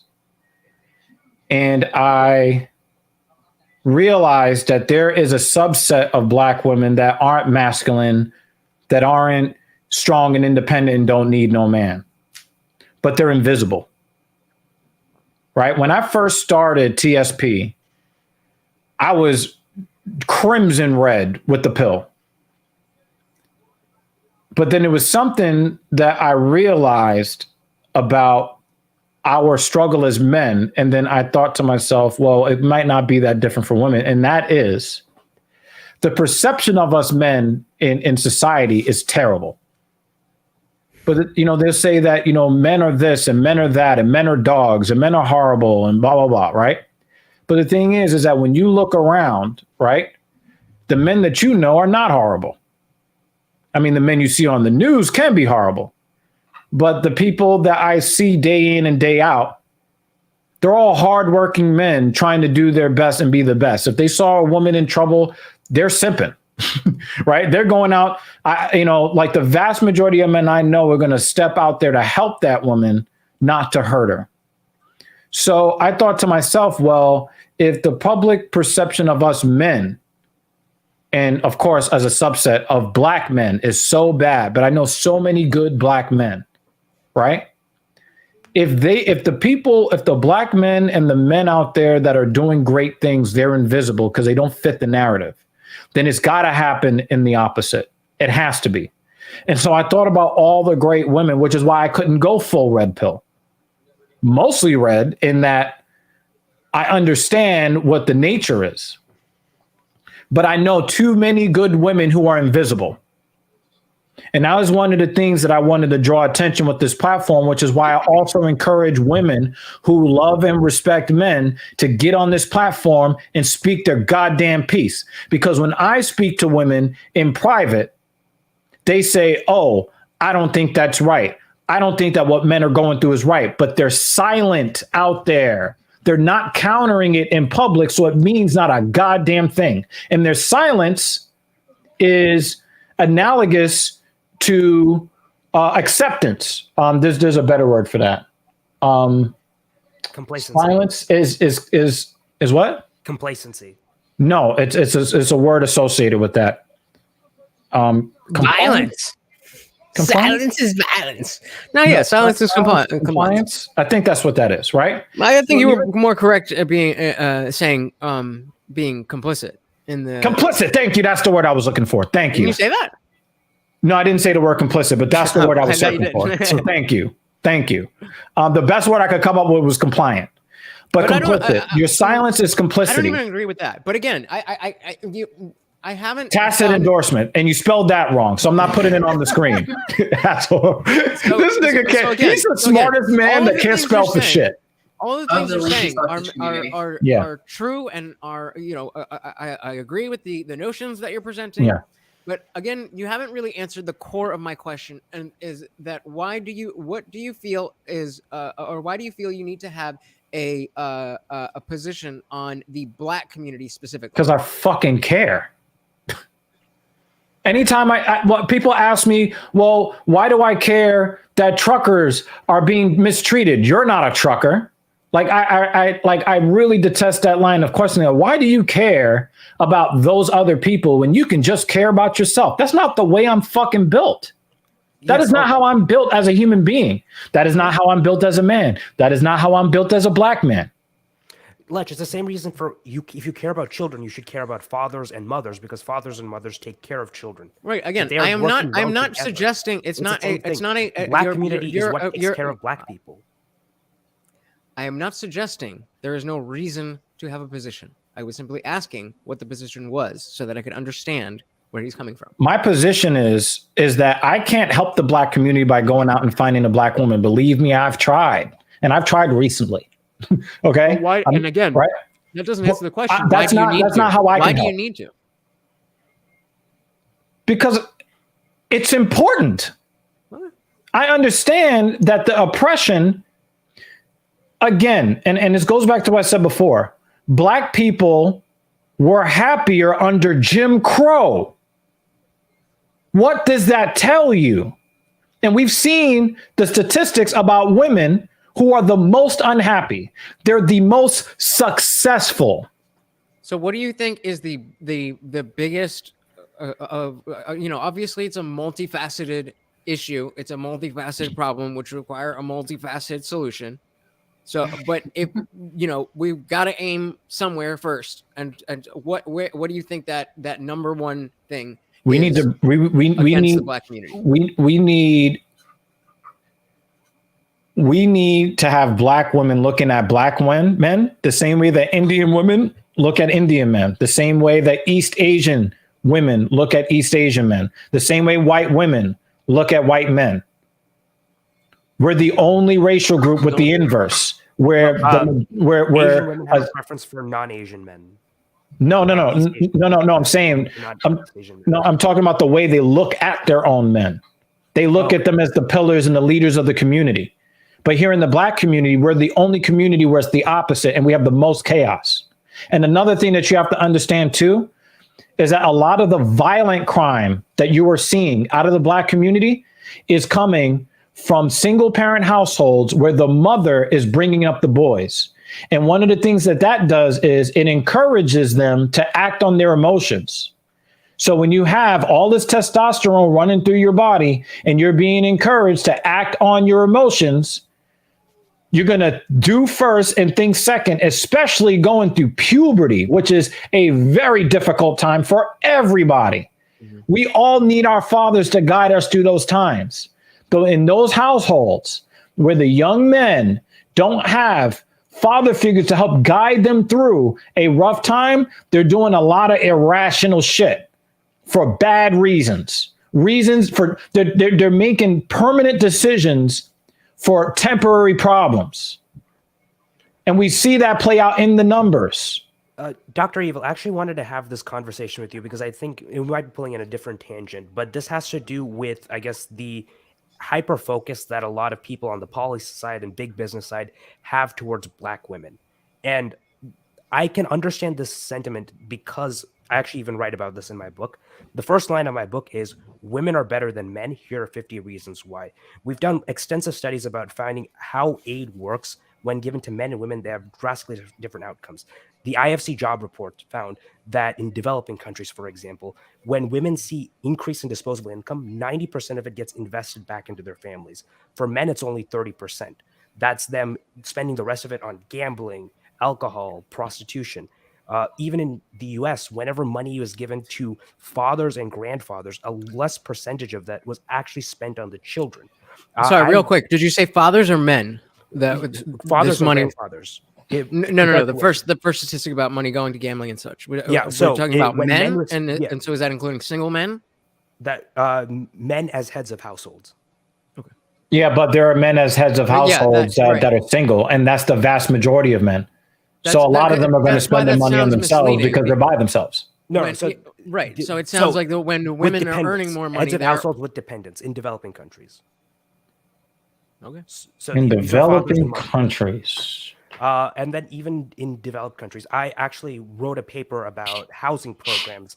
But those women rely on their men more than the women in the developed countries, even though you're saying that the men are just giving their money to everybody outside of the home. That doesn't even make sense. I can send you the report as well. But even there's a couple of studies that I found, even in housing voucher programs, we found that investing in housing vouchers and moving especially poor Black kids into better communities, it had amazing outcomes for women. They did better in school. They're more likely to go to college.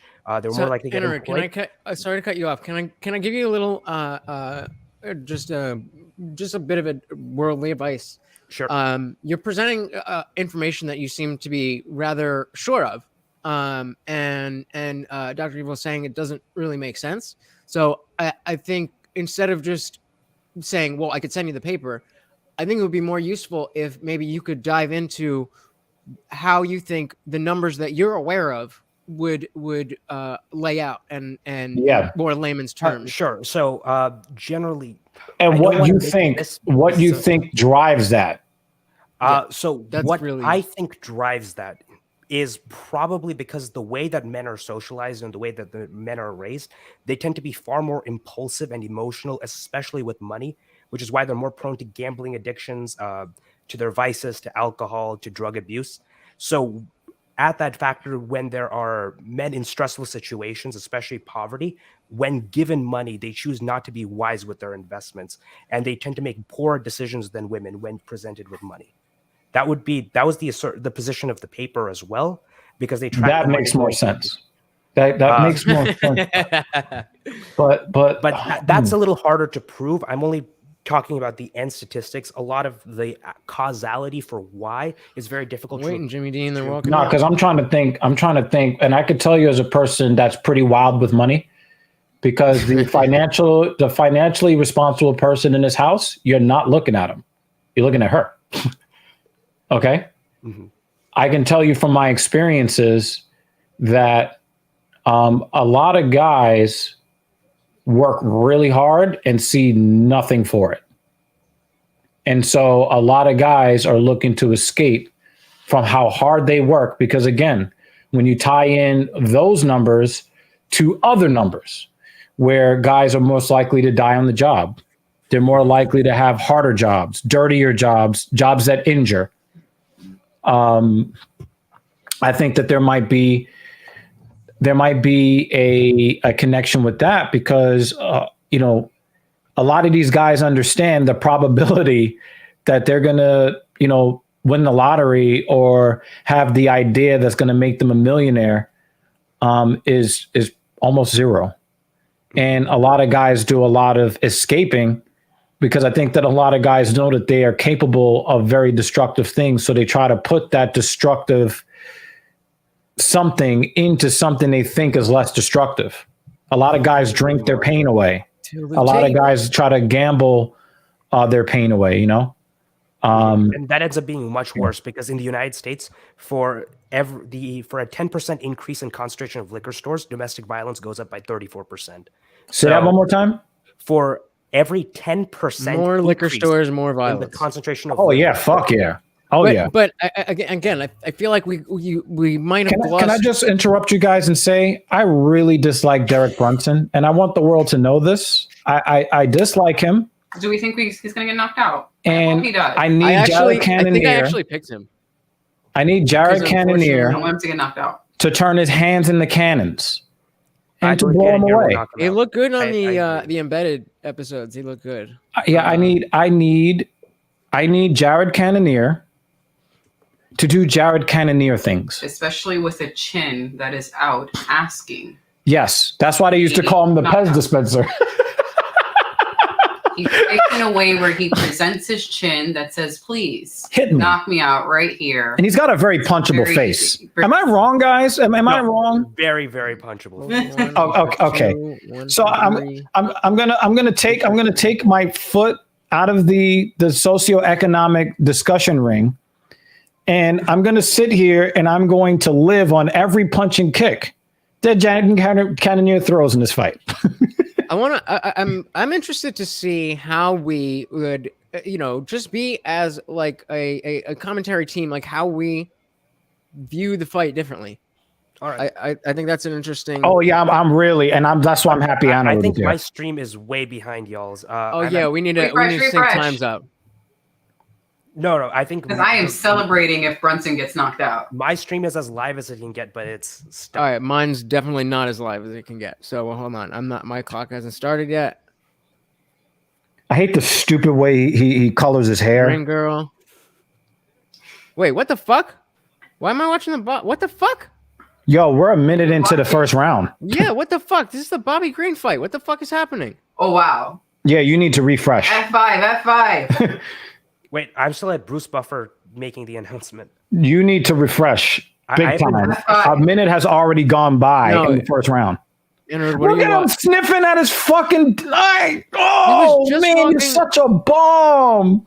Wait, elbow that bitch. Wait, I'm at 5 or 4, 22, 21, 23. Yeah, Cannon. What the fuck? 46. Just went back.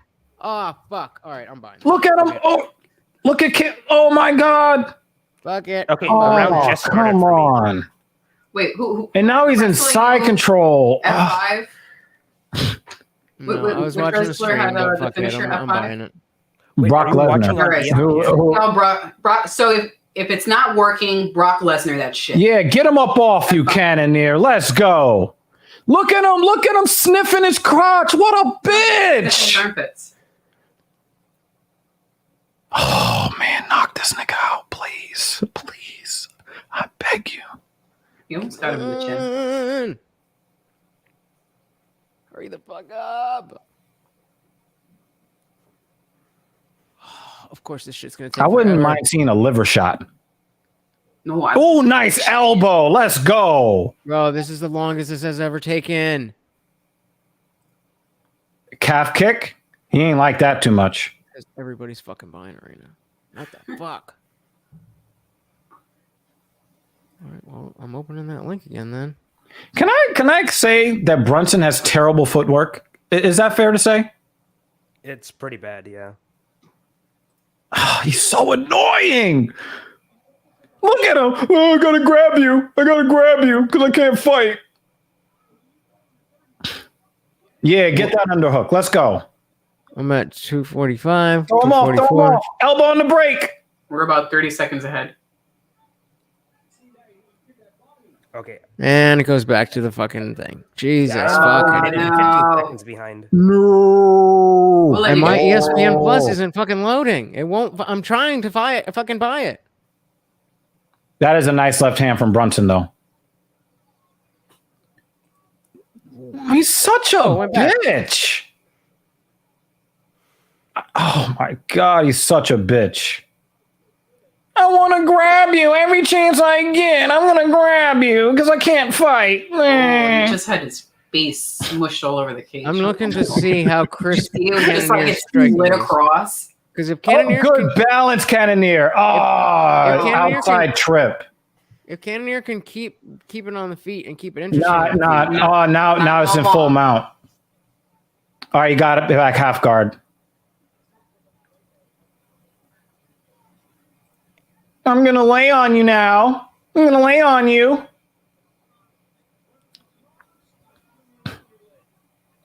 I'm going to lay on you now. I'm going to throw a couple of bitch-ass little punches, and I'm going to win on points. And down we go. What a fucking bitch. I can't stand this nigga. Yeah, he's actually not trying to do anything. No, he never does. This is a legit, I'm just laying on you. Not trying Yep, to. that's his style. That's his style now after he's gotten knocked the fuck out. Come on. Find your spot, Cannoneer. Find it.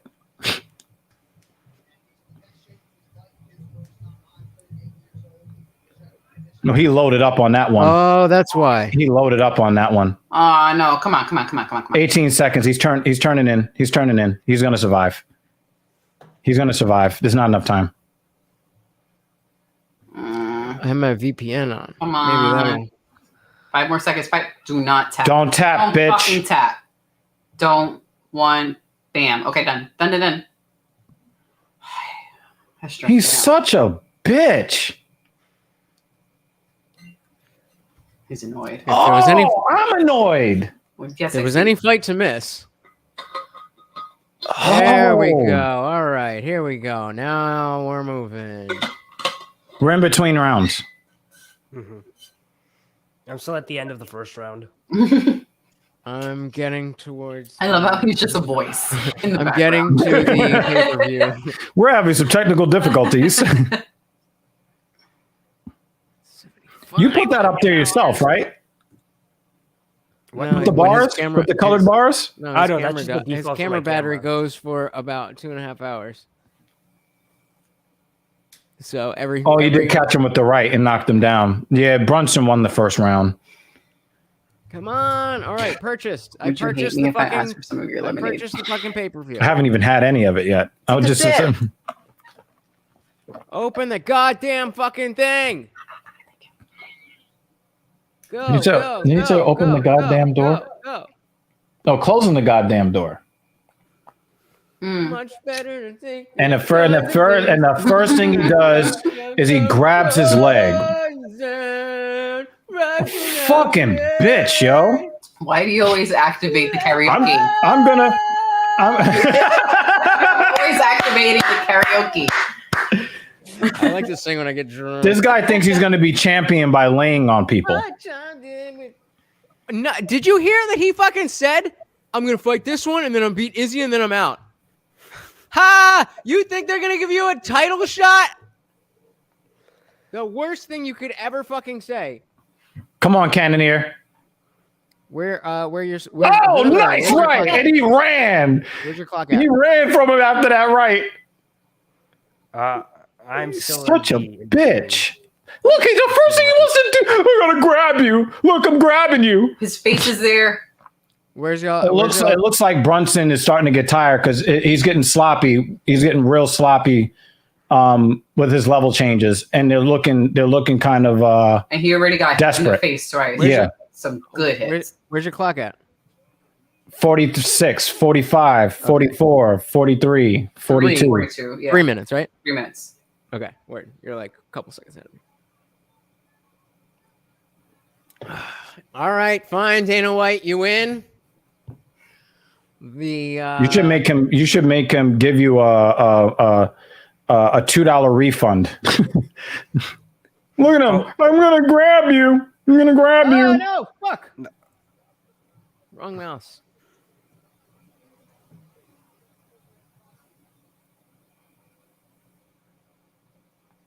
Nice right from Cannoneer.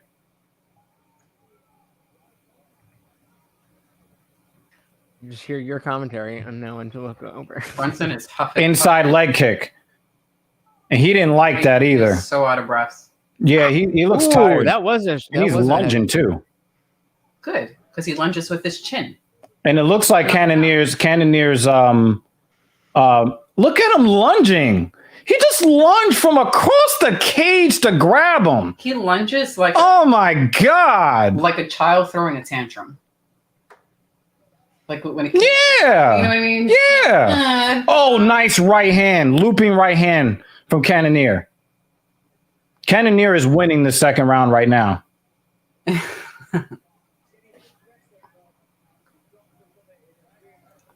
Oh, nice straight shovel right. It was kind of like a shovel straight right. Nice left.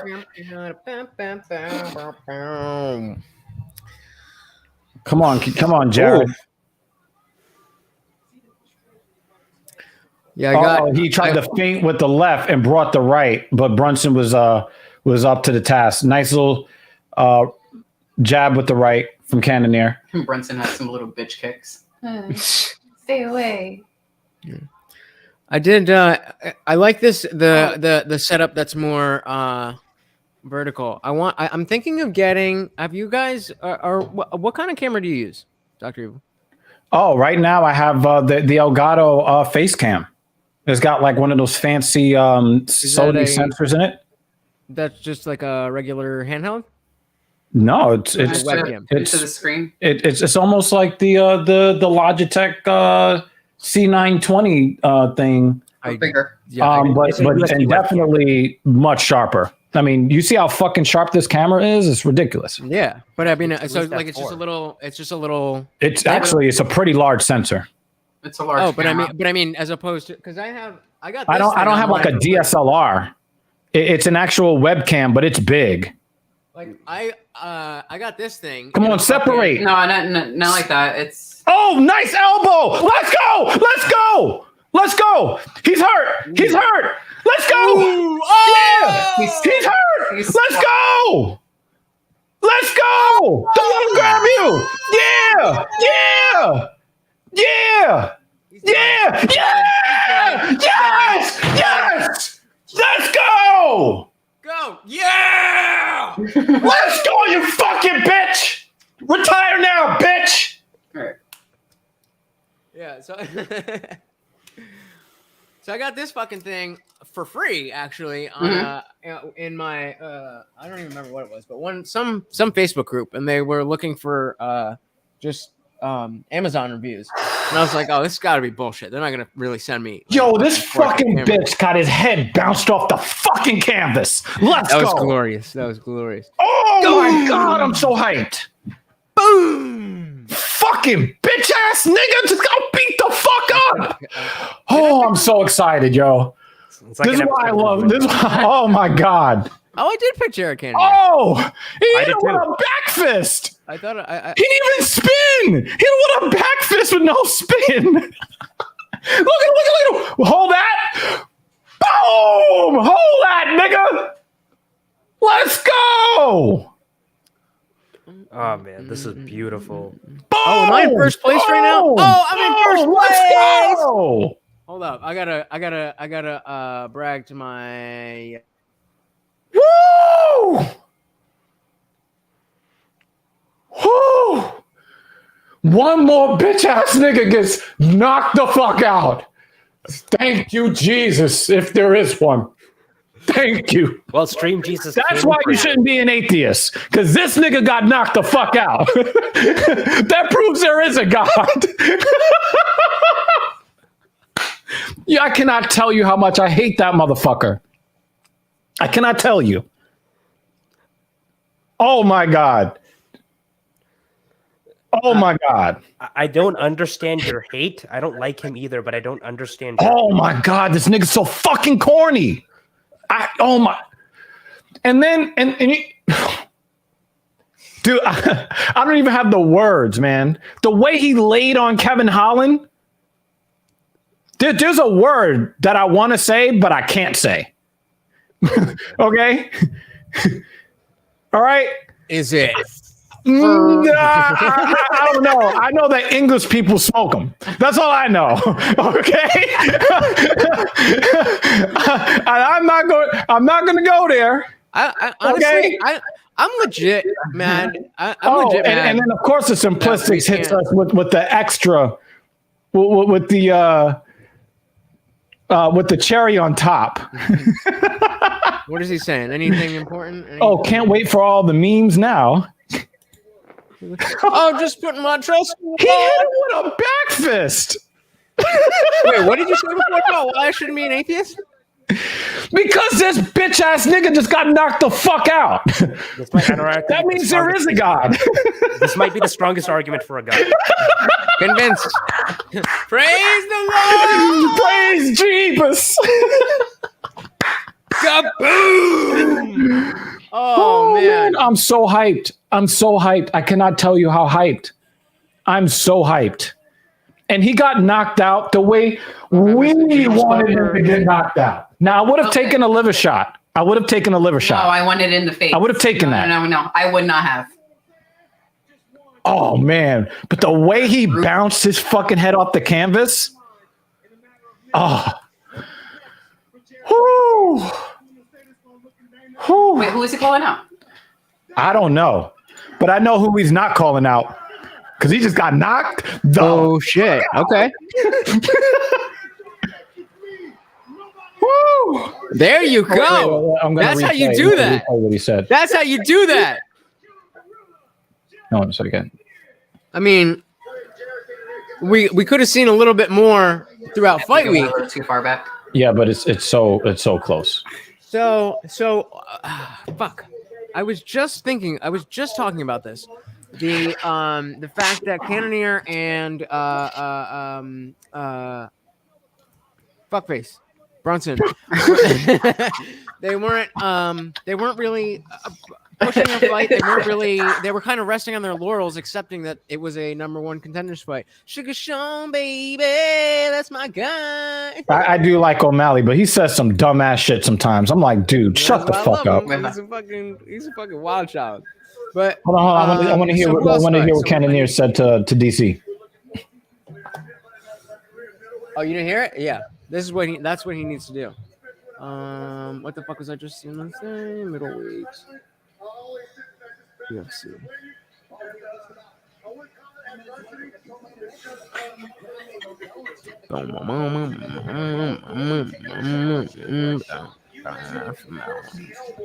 And then a back fist. Oh, it's just Sean Strickland.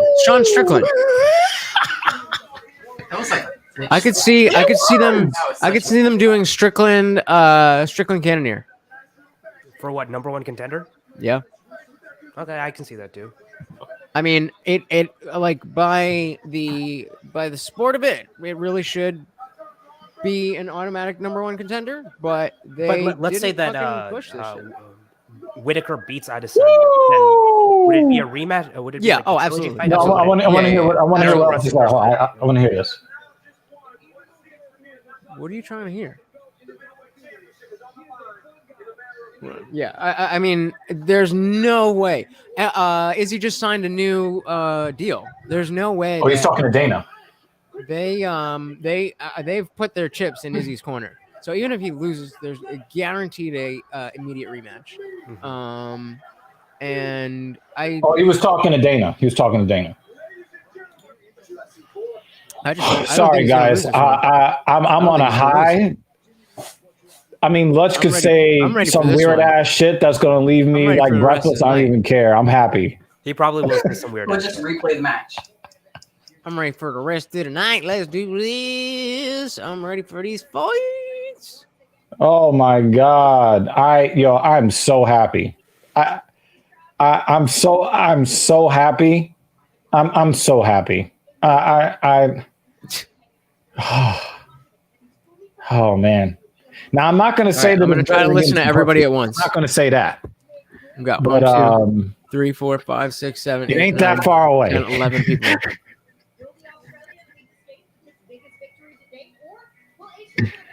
Why? Why did he leave?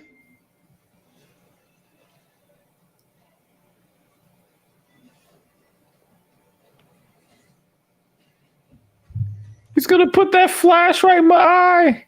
Oh yeah, no flash off. All right. Thank God. Saturday. Oh, wait. Saturday nights with the fights. Yo, and true the words have news never been and- spoken. True words have never been spoken. Woo! Oh man. Oh man. I don't care what happens for the rest of the night, y'all. You know what I'm saying? They can get a DQ because Tuivasa, punched Derek Brunson in his balls. I don't care. Derek Brunson got knocked the fuck out. And all is right with the world. At least for tonight. At least for tonight.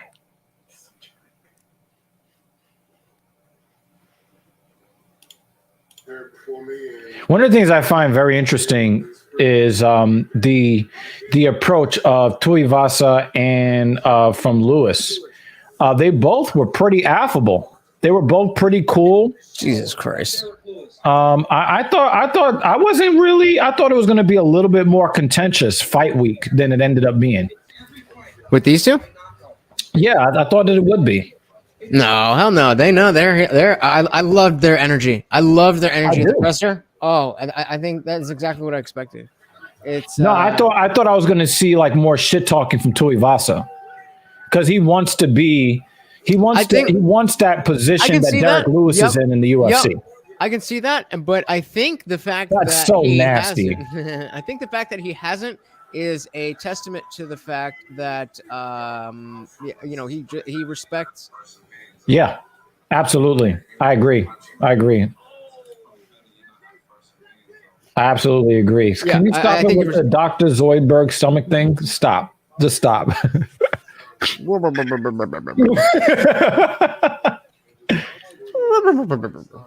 That was one of my favorite knockouts of all time. Was Derek Lewis on Volkov. Derek Lewis got beat the fuck up for 24 minutes in 35 seconds. That's what I love about him. Wait, that was the He one could where do he that damn pretended thing. to be injured, right? No, the one who pretended that he was like, I had to take a poop or some shit like that. Yeah, That was the one before my balls was hot. yeah. Xenon makes a late appearance to the show. How you doing? Hello, Zena. Good to see you. Oh, he's on Twitch.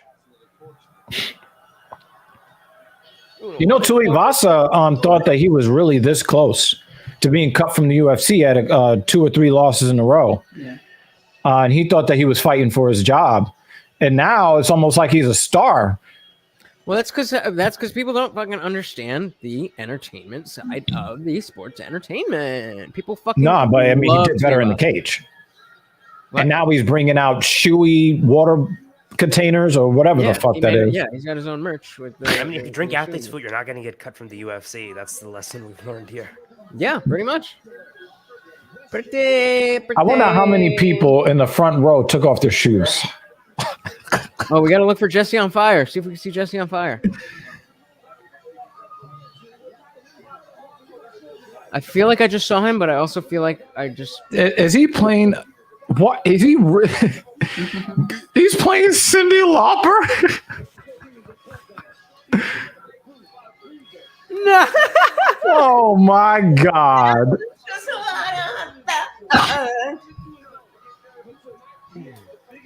My dude is playing Cyndi Lauper. I love Cyndi Lauper. But Tai Tuivasa is coming out to Girls Just Want to Have Fun. I mean, is he wrong? Yeah. Girls just want to have fun, man. Can't hang on it. Did you drink that coffee, the Death Wish coffee? Yeah, she wants an update. I need your review. She wants to know if you got diverticulitis from drinking it. Is your heart beating fast? You need to go to the hospital? I'm fucking hyped for this, bro. I can't believe we're about to watch. Is that cereal? No, and I made some ground beef with some rice before. It looked like you made a bowl of cereal and let it sit. I was about to be like, yo, what the fuck? I actually want to eat a bowl of cereal. Because I did that earlier today. The same thing. And I I actually would like a bowl of cereal now. I think when this match is over, I'm going to go get a bowl of cereal. I've already had one today. Actually, there's cereal right here if you want some. No, I don't want that one. Oh, okay. I want the strawberry one. Not you, Simplistics. She was asking Jimmy Dean. Wait, have you tried that coffee, Simplistics? The Death Wish coffee? Oh, working on $5 bottles of wine, coffee after. All right, fine. I need an update though. But he's not. He's right now. He's ingesting a depressant, so you're not going to get the same. But he's going to have Death Wish coffee. It's different. Did Nathan Explosion? My God, yes. He's suddenly going to grow long hair and like just start rocking out and growling. Mermaider. Yes.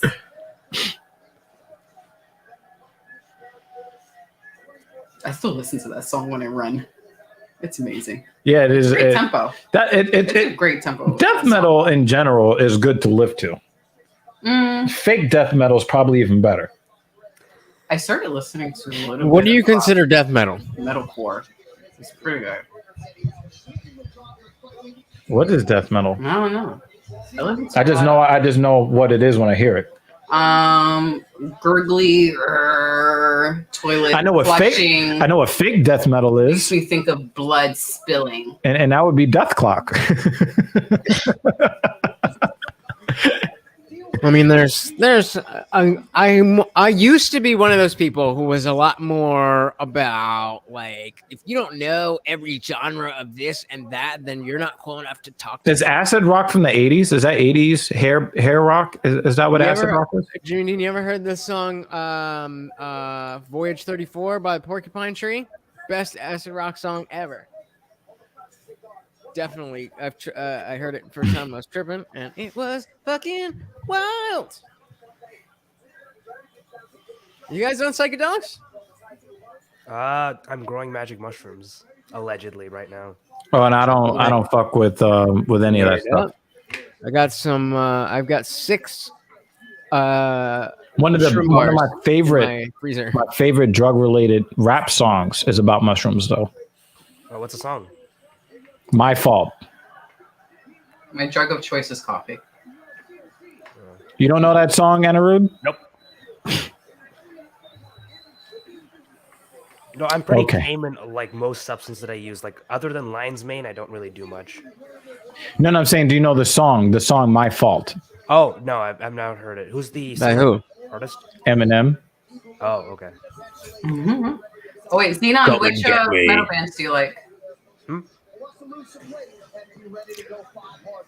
Me, I fucking love like Anirudh. I guess I'm like kind of all over the place.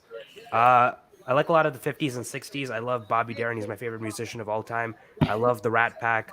I love, I guess, Guns N' Roses.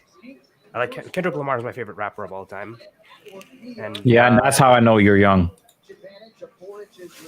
I'm 21. What do you expect from me? The thing is, you're so fucking intelligent. Again, you're the model minority. I expect you. I expect you to be like, Big L, Biggie Smalls, Big Pun. Not necessarily in that order, but not like he's a lyricist of your generation, from what I understand.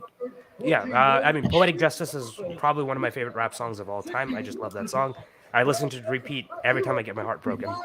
Oh, fuck. I hope it doesn't happen too often, though. I'm kind of dumb, so it happens pretty often.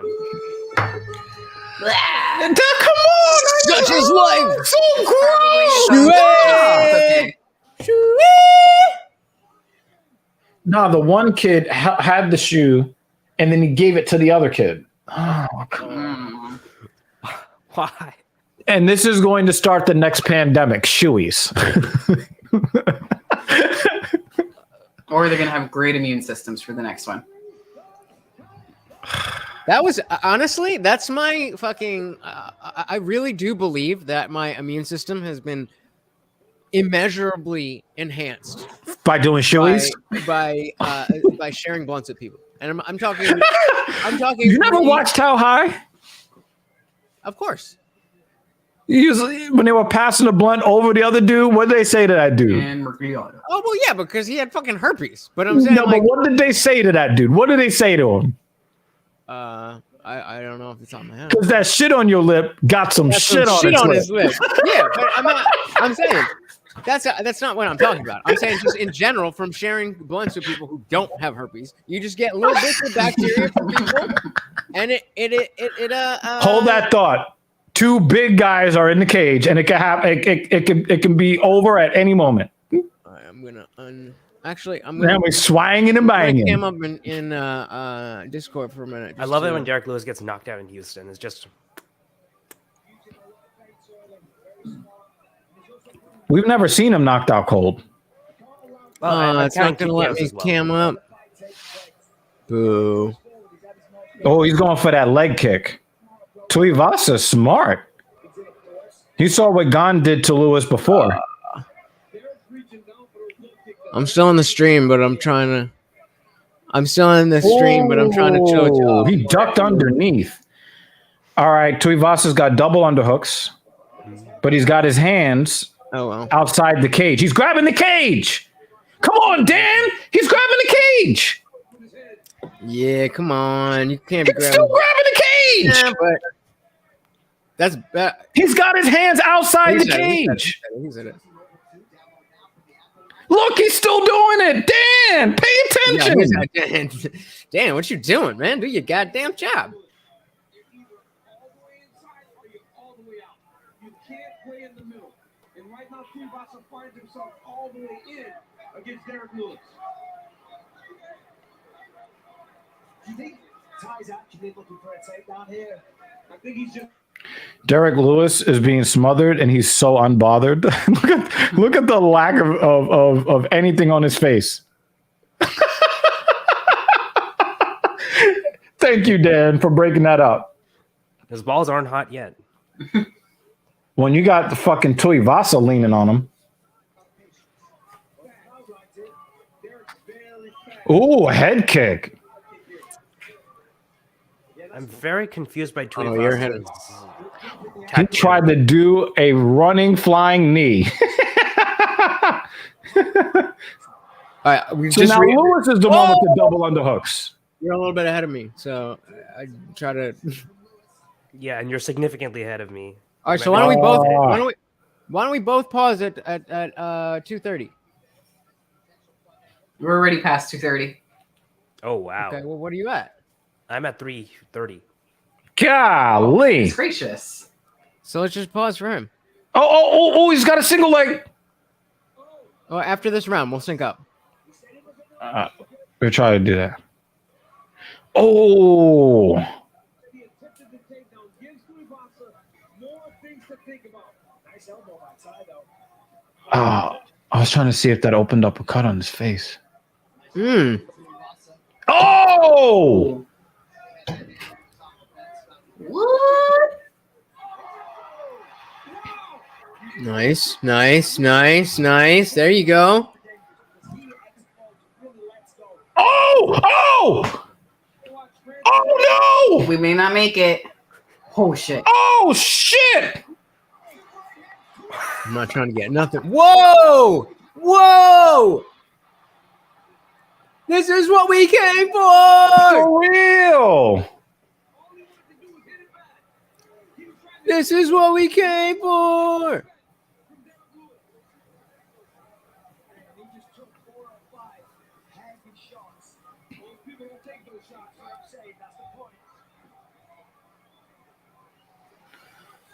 You know who has the best jaw in the UFC? Tai Tuivasa. Mm. Anybody? Oh, I another mean, takedown. Brian Ortega's got a hell of a chin. Whoa! Brian Ortega. Hey, nice. Okay, yes. Somebody's been fucking I did forget. training. Did I leave it on the counter or the fridge? Counter. Can you take the one at the top? What I would love to see is a heavyweight win with a triangle. Yo, they Those were. are big elbows there. They asked Eric about a submission in the. I realize why I'm starting to dislike Dwayne Johnson is because he's always in character. Can we just Yes. Can you just be like a regular fucking dude? How dare you For a disrespect your fucking next second? president? I'm the fucking Rock. I'm just that's who I am. I mean, if Donald Trump could be president, Dwayne Johnson can too. Come on. After the last 4 years, anybody can be president. I don't care. Tai Tuivasa officially has the best chin in the world. All right, we are paused. Where are you guys? Nah, they're in two different spots. Wait till it starts so we can go to a specific. When you get to 2. Well, you try to refresh now because the round's over. Yeah, we're between rounds. All right, but when it goes to when the round starts, just pause at 450. Okay. Yeah, but both of you guys aren't synced up either. I know, so that's where everybody will pause at 450, and then we'll all be at 450. Oh, okay. Yeah, you're gonna be stuck a while. I think you guys might be a total of like 1 minute and 45 seconds ahead of me. Yeah, and I don't want to miss this shit live. I think we could, vamp for 2 minutes. I think we're professional podcasters that can make up conversations. Speak for yourself. Sorry. I mean, you're more professional than I am. I'm not getting paid for this shit. Oh, Simplistics. If I'm able to buy that coffee, I'll let you know so you can come try it. The Death Wish. All right, I got the swell. Round is starting. Hands. Oh, you're caught up? 54, 53. Oh, now you're ahead of me. 51. Pause at 50. Okay. Well, Where are you guys? 50. 2, 1, 50. Pause. All right. All right. Well, 49. I mean, that was a great fucking round for Derek Lewis. That was phenomenal. I expected him to 2 takedowns. Yeah, I expected him to do well. I didn't expect 2 takedowns. I didn't expect that judo throw. I didn't expect just kind of domination, really. One of the things that I thought was interesting is that Tuivasa tried to take a Cyril Gane style approach without Cyril Gane's height, reach, or skill. Yeah, he's missing a lot of his strikes. Yeah, and I think he's trying to fight in a way that's not his way of fighting, and I think that he's just in his head. This is where are you at, Anirudh? Where are you? I'm still in the break. I think I'm telling you, he's just given. Remember, at 450, you got to let us know. All right. Well, you pause it too, and we'll all play together. So all 3 of us will be. Yeah, no, I got it. I got it right here at 449 of the second round. All right, the second round just started. This is mission syncing. 6, 5, 4, 3, 2, 1, start. All right. Synced up. All right, round 2. Fuck you, Dana. Here we go. Now everything that I'm seeing is not actually when it's happening. Cry about it, bitch. Wah. So I mean, these guys are both brawlers. Yeah, but they're respecting each other's brawling. Remember a few fights ago, a few years ago. Oh! Oh no! Oh! Nice. Oh, shit! We good. I'm sorry. If Derek Lewis runs at me, I'm knocked out. Oh my Like if he's God. coming in my direction, Just like seeing him. it's like you falling out of an airplane and you're reaching terminal velocity and passing out. Derek Lewis on the move is my terminal velocity. I'm passing out. Oh, going for another kick. Oh, I was going for that knee. Oh, he should have threw that knee. That would have been beautiful. My Oh God. my God. Rock'em sock'em robots. For real. Okay, yeah, Tuivasa has one of the best chins in the He has one in the world. Fuck. In the world. Ooh. What the fuck is jab. going on? That Oh was my God! He killed Derek Lewis. Holy fucking shit. I need a replay. I need a replay. I No, blinked. I cannot believe that just happened. I just blinked. I don't understand. I just Wild. I won't blink. I've never seen that happen Oh to my Derek God. Lewis. Oh And my did you God. see the shots he was hitting him with? Oh my God. What the fuck? Oh my God.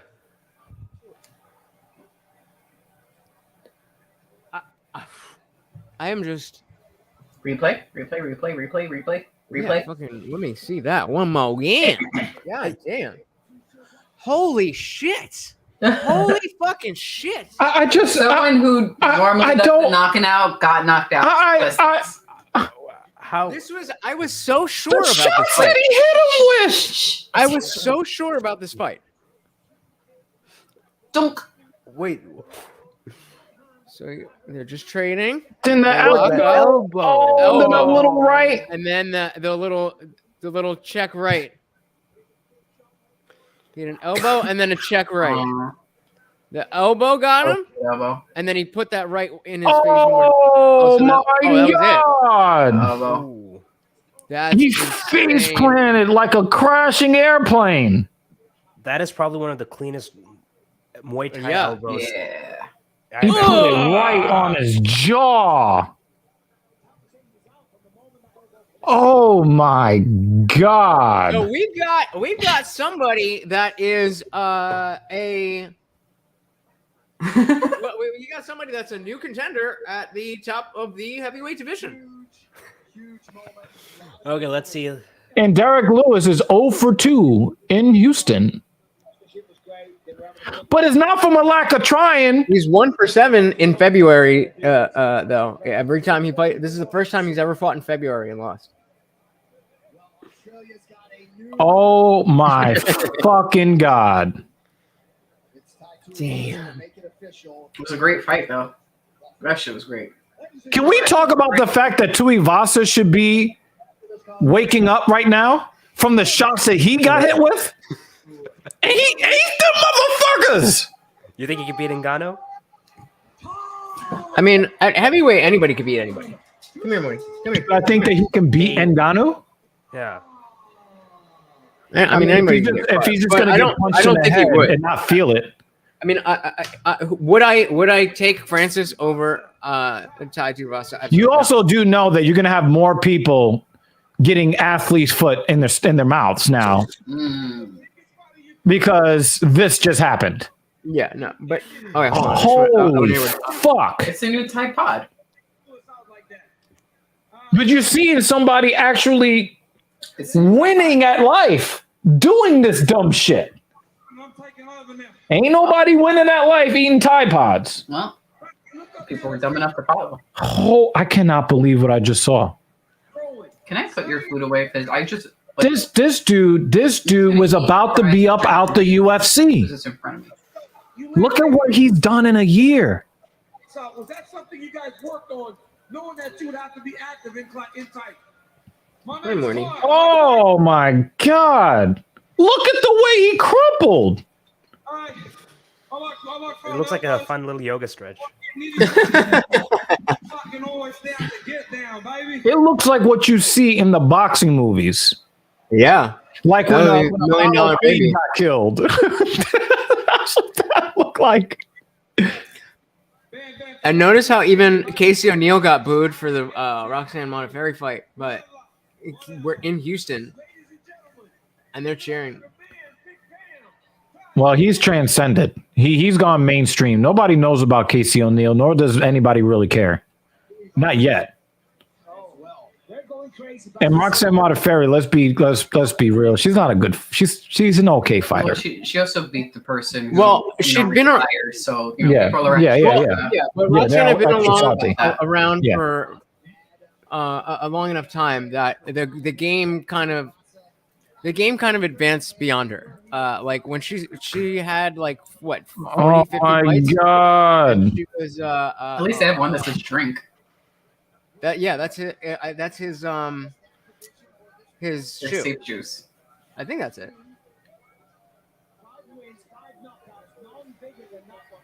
But those are fresh shoes. Yeah, that's He wasn't doing that before, and a lot of people that's gonna be doing that, they're not gonna be like, nasty. "Oh, let me go get this fresh, crispy pair."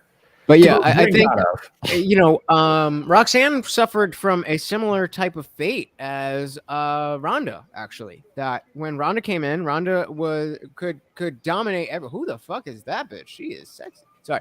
Ronda could dominate with just the judo throw and the armbar, and she could do anything. And then, she met Amanda, and it turned into. I think Tuivasa is going to die of alcohol poisoning before he can get out of the fucking arena. He weighs 300 pounds. Like they're going to put 600 pounds of beer in him before he can get out of the fucking arena. God damn! Let him go to the back. Roxanne was she was pretty big in Invicta for a while, and then she got figured out. Fighter. I mean, not really. She's just always been awkward, but she's been good at. She always had good jiu-jitsu, and that like when her striking is still shit today. Yeah, when she was in her heyday. The jiu-jitsu was it was kind of novel. No, but it just was the level. It was reaching. I mean, things happen in phases, and it seemed like jiu-jitsu had started to take on a new phase, and she was at the forefront of that specific phase. And so, if she could get somebody down, she would usually snap them up in something. Because most of the girls didn't know. A lot of these guys were taking cardio kickboxing classes, and they're putting fucking Invicta uniforms on them. Right. And then, then the striking caught up to her, and she got a little bit better at striking, tiny bit better. But even so, then, girls were becoming more well-rounded. And I mean, women's MMA is just growing faster than men's because of how few people are. And you're seeing a lot of legendary fighters, both men and women, going down, just because the understanding of close quarter combat has, I guess, evolved. What do you mean? Within the context of the sport. What? What'd you say? No, so you're seeing a lot of the legends losing in emphatic fashion because the understanding of close quarter combats in the context of the sport, the understanding has evolved. Yeah, like so. Yeah. Man, you're seeing guys that used to have one tool, and then somebody became dominant when they had two tools that they could use. Yeah, I think I like how Chael Sonnen puts it as just like plan A and plan B, and he'll say things like, the reason that Izzy lost against Jan was because he didn't have a plan B, and he was in his video where he was addressing the fact that I agree with that. Coach Behrman said that because I don't think they expected Jan to change levels.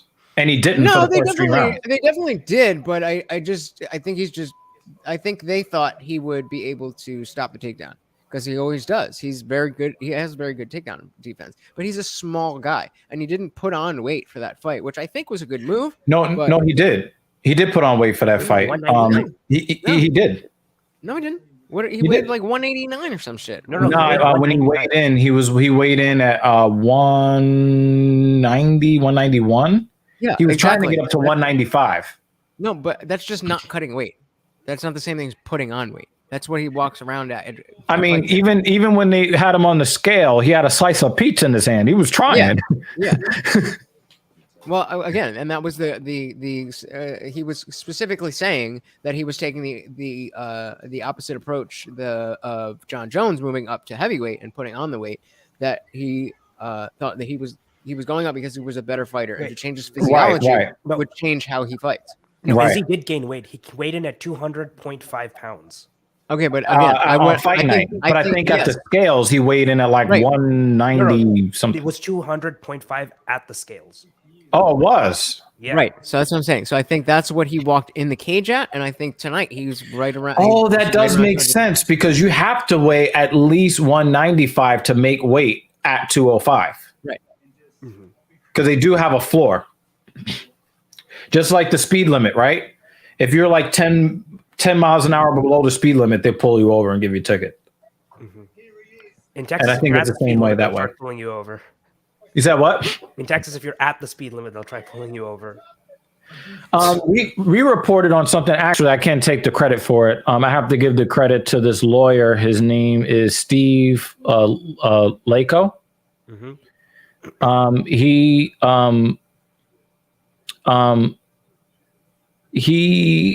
found that there was this town in Alabama that was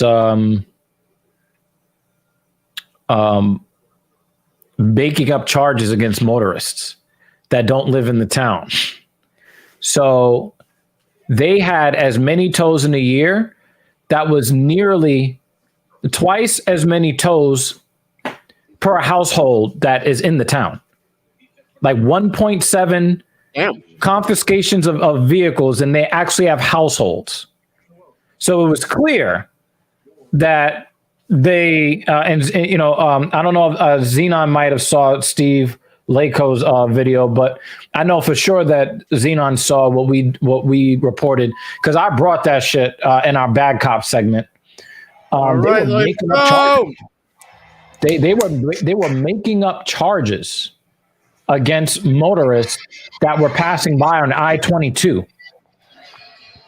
and if you could just see that, I was just like, yo, y'all gonna end up on our show. Y'all gonna learn today. And a lot of the officers since January have resigned, but they were hiring officers, and they were saying that they had like a 640% upkick in fines and forfeitures. And people asked them, "Well, isn't that Leto? Thank you." And people were saying, "Well, that's a bad thing." It's like, no, we've got productivity. So what you're doing is you're policing for profit is what you're doing. The police are arms of the state. They're the henchmen of the state. But they're supposed to be there to protect people, not to drum up revenue. That's not supposed to be their job. So this is actually something hilarious that Steve Leto. Look him up. Look at the video that he did on it. It's insane. I'll definitely check it out. But this actually brought me to something. When I first talked to Lutch, we were talking about Black Lives Matter. We had the same conversation, the organization versus the movement. Yeah. And I have, from day one, always supported Campaign Zero. And they have a list of policy prescriptions they want to see. The biggest one is ending for-profit policing. Because if police are funded by making people into criminals, they're going to go after black people. Yeah, you're gonna make crime. Yeah, they're going to go after. You're going to create criminals. Yep. You have what they ticket quotas and things of that nature. Yeah. You know, at the end of the month, you see them at speed traps and all this garbage. Yeah. How was it? You lived in New York during Stop and Frisk, right? So I'm very curious what your experience was that because part of Stop and Frisk, I lived in upstate New York. Okay. Part of that. But after that, again, I suffer from the model minority syndrome. So they were looking for people that were dressing a certain way, that sounded a certain way, that walked with a certain kind of posture. None of which I had. Like I'm wearing my Air Jordans because I don't know if you can see behind me, but the collection is type serious. I'm actually going to do an unboxing video that I should have done last week. I got the Air Jordan 11 Adapts. I'm really excited. I don't know. They're so cool. and I actually it's the most I've ever spent on a pair of sneakers. I'm not quite sure if I want to sully them by wearing them. So I'm gonna do an unboxing, and then when I want to look super fly sometime this summer, I'm gonna whip them shits out. I'm definitely not drinking anything out of them. So, yeah. I think the most I've ever spent on a pair of shoes was like $300 on this French bespoke shoe. There is one shoe that I am looking at. I was looking at the Ferragamos or the Louboutins. Or is it like just in terms? What's your favorite style preference? Excuse me? What's your style preference for these shoes? Like, are they monks, Oxfords, or what? Let's go, baby. Can you see how uncultured I am? Because I drop a picture in the chat. I'll try, but I'll have to look them up because I've seen them at Saks Fifth Avenue. I'm kind of a nerd. Like I don't really like the wingtips. I like smooth shoes with a square toe or mildly rounded toe. Chisel toes. A lot of those like fucking, where I look like fucking Link. Nah, what the fucking no. What color? It depends on what I'm wearing because I'm really particular about the outfits that I put together. Mm-hmm. So some of the brown ones look sexy. Of course, the black is classic. Always. But some those black Louboutins with the red bottoms underneath them. Oh, there's one other company that does that. I keep forgetting. But I also want to start wearing Jordans with suits and with sports jackets. I want to start matching up sports jackets with Air Jordans. Yeah, that's really hard to do because I've seen only a couple of people do that well. Other times it just looks kind of off with the proportions. Yeah, but I'm really, really particular. I'm very, very particular. That's why I have like 93 pairs because I'm very particular about silhouettes and colors. Color 93 pairs of shoes? Yeah, something like that. He has more shoes than myself and the other misses combined. That's ridiculous. Just manly things. I got work shoes, I got Uggs, I got snow boots, and there's some other shoes that my old roommate's parents were giving away. Simplistics! He just took me to task. I think I fall closer to Dr. Evil's side of the spectrum. I have 5 dress shoes, 2 boots, and then I guess like a collection of random workout related shoes. I do have random workout shoes. I have like several pairs of those, but those sit over there like by the door because they're like my beat up shoes. Mm-hmm. But like, oh, I forgot to get my stereo. But like even my beat up shoes look like this. Oh, even my beat up shoes. That's what you call beat up. Oh yeah, these are fucked up. I fucked these fucked up, bro. It's so fucked up. Yeah. Oh my god. You'd hate to see my shoes then. Yeah, actually, and especially if I really like the shoes and I see them fucked up, I will definitely respect you less. None of my dress shoes are fucked up, but all of my athletic shoes. I'll give you a little bit of extra credit for that. Oh, I do have dress shoes too. I have like what do I have? Is it Colt? Oh, I have Clark's.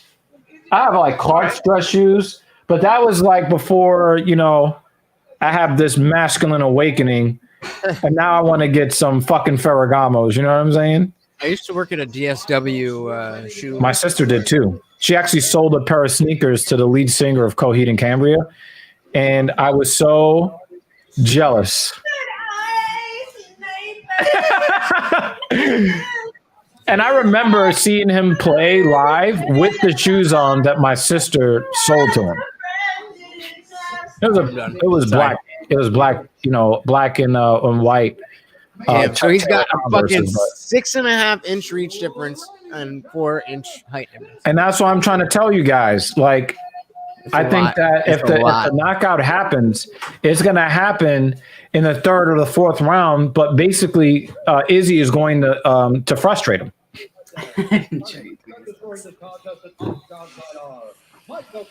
Actually, I am too. Ah, shit, you are. Oh, goodness gracious. Herb Dean. You gotta wait. Well, go. This is the last fight. Wait, See, that's how you know we moved up in the world. Come here.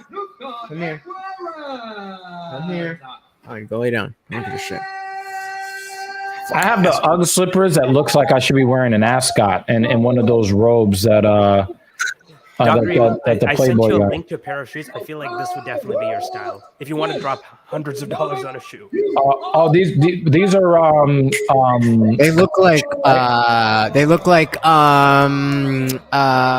regular. I know they're probably custom. No, these are Cordovan. Made from horses. Yeah, I think I like them, but I just think that it's too much of a triangle toe. Too narrow. Yeah, at the toe. But that smooth style, that I fuck with that. Yeah, look for Cordovan then. I think you'll really like Cordovan. Yeah, I just don't like the toe. It looks like the toes kind of look like a fucking seagull beak or some shit. I don't know. I have small feet, so I get the sharper toes. You know what that means? He wears small socks. I mean, I'm 6'1", I have size 9 shoes. It's pretty short for my size. Damn. Yeah, I'm 5'4". I wear a 10. Really? I'm 6'3", and I wear a 10.5. But 9 is like the perfect sneaker size. Is it? Why is that? Hell yeah. A lot of the samples come out. The one-off samples come out. The in size announcement. 9. Really? I thought they would come out in like 11 or 12. No, the sample shoes come out in size 9. Oh, really? I didn't know that. Yeah. Yep. This night has been so wild. I don't even have the same level of tension that I would have had for a fight like this. Because I just watched Derek Lewis keel over and die. That just happened, and I'm not over it. But these Carmina shoes, I don't have any problems with them.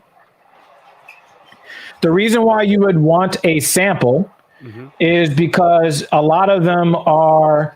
It's almost like if you saw that you went to a car show and you saw. All right, let's go. If you went to a car show and they sold you what do they call it? The Successive defense against Marvin Vittori last June. wow. It's happening. What do they call the car? Floor model? No, not the floor. I'm talking about when you go to the auto show. The concept cars. Concept cars. Getting the size 9 shoe sample is like getting the concept, is like being able to buy a concept car. It's super duper exclusive. So a lot of the things that are like really tough to get, no, not the floor model. Yeah, Jimmy D, now you got it. And a lot of times when you see that, you'll never see anybody else with them on. My co-host on Black Power Magic Hour, Messiah, when the LeBron 3s came out, he had them a year earlier because he wore a size 9. Oh, He was the first one to get his hands on the LeBron 3s before they were released to the public. See a lot. He looks a lot more. Whittaker looks a lot more confident than. He looks more patient. Izzy is stalking. You normally don't see Izzy really get up. He's usually looking to counter strike. But yeah, and I think that's what Whittaker was expecting. He's not overextending trying to get to Adesanya. Nice. And the thing is, his legs are shorter than Izzy's, and his arms are shorter than Izzy's. So he's trying to chop down the tree, right? But that doesn't work if your legs aren't long enough, especially with somebody with the footwork of Izzy. Whittaker has a lot He's of lumbar definitely more flexibility explosive. Izzy's faster for sure. Yeah. Oh, yeah. Whittaker's definitely got more power. Adesanya reminds me of John Jones the way he's approaching this fight right now. It'll be very interesting. It is such a nuanced striking approach. Mr. Adesanya. Now the tension's starting to hit me. Now the gravity of this moment is starting to hit me. I'm just happy I was able to get my service. Oh my god. Herb D. Wait, are either of you anime fans? I am. She's not because she thinks they talk too fucking much. I don't like the monologuing. I want to see people get fucked up. I want to see them get slashed. So, we're watching this show called Vox I Machina. knew you was gonna go there. I knew it. I don't know if you guys have watched That's that. what I'm talking It's on about. Those, Amazon. those little jumps. He can close distance very well. That's my type of anime. If Wait, you watch What was the name? Vox Machina, VOX Oh. Machina, I think it's on Amazon Prime Amazon Video. Prime. Straight to the point, no monologuing. People just die. Oh, Simplistics. He's really into anime, probably more than all of us put together. Vox Machina, I think we're really gonna like it. So He used to call himself Luffy. We know this isn't going to be an exciting fight. I can tell you. No, but you Because know they've why been it's in there exciting? before. Because of what you think could happen. So every exchange between these two is going to be tension filled. Oh shit! Oh, he checked the inside cupcake. Oh, he set him down. Oh! Whoa! Let's Already. go! That's good for the first round. That's a nice little. Izzy's confidence is through the roof.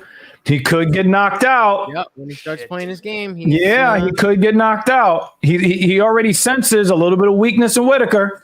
Oh wow, good takedown defense, Izzy. I think the fight's pretty much over. I think the fight's pretty much over unless Izzy gets overconfident, because that sprawl he just did was so dominant. I would be shocked if Whittaker shoots again. Yeah. Also, I feel like Whittaker's expending a lot more energy in their transactions. He's He's the one that's doing fighting a lot on of all the moving around the feints. cage. fighting on every feint. Which I mean, you've got to, but that takes energy. Whittaker got his hand up when he came with that counter left hook that he put him down twice with in the last fight. He got his hands up. Like throughout because they are. Oh. You know, Whittaker needs more thing about the Adesanya Romero fight, absolutely won the round. everybody hated that fight. I mean, I liked it.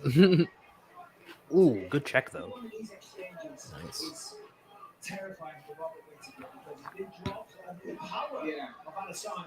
Yeah. Whittaker is Yeah, now he's- responding he's to already everything given that up. Izzy's doing. It looks like he's already given up. It looks like he is now going to bite on every feint. There was a knockdown already. And did you see at the So last I don't part of know. the exchange, there was a huge My flinch? first round just ended. First round just ended. For the other guys. Yeah, same. The Whittaker's not. He just seems like he's not there. He is there. I'm telling you, he's being frustrated to death because there's nothing he can do against Izzy's length and footwork. Now, I think that he'll last a little bit longer. I think he That's will. there for sure. Yeah, I think it'll go to decision, but I think it'll be. No, it will not go to decision. He's definitely getting TKO'd. Are you sure? Yeah, I'm sure of it now. I'm sure of it now. Oh, those leg kicks. Though. Yeah, he's getting destroyed in the leg kick. He's getting hit with the liver shot. And yeah, I think biting on all the feints is really taking a lot of energy out of him. But it's not just that. Remember, Izzy is the one controlling the cage, so he has to do. He's on his horse. Mm-hmm. He's the one with his back to the cage, around the cage. Yep. Very well. And when he goes to shoot, what happens?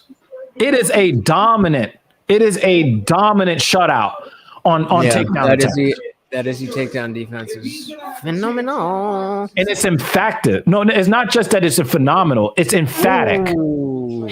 Yeah, I think the new odds that are coming out, I think those are pretty accurate. Yo, yeah, hell yeah. That was a nice kick, but he just fucking dipped right out of the way. Beautiful. This is why I fucking love this guy. Look how tentative he is. I've always seen him be the Reaper. He does not look like the Grim Reaper. Ooh, Whittaker's landing a little. Okay.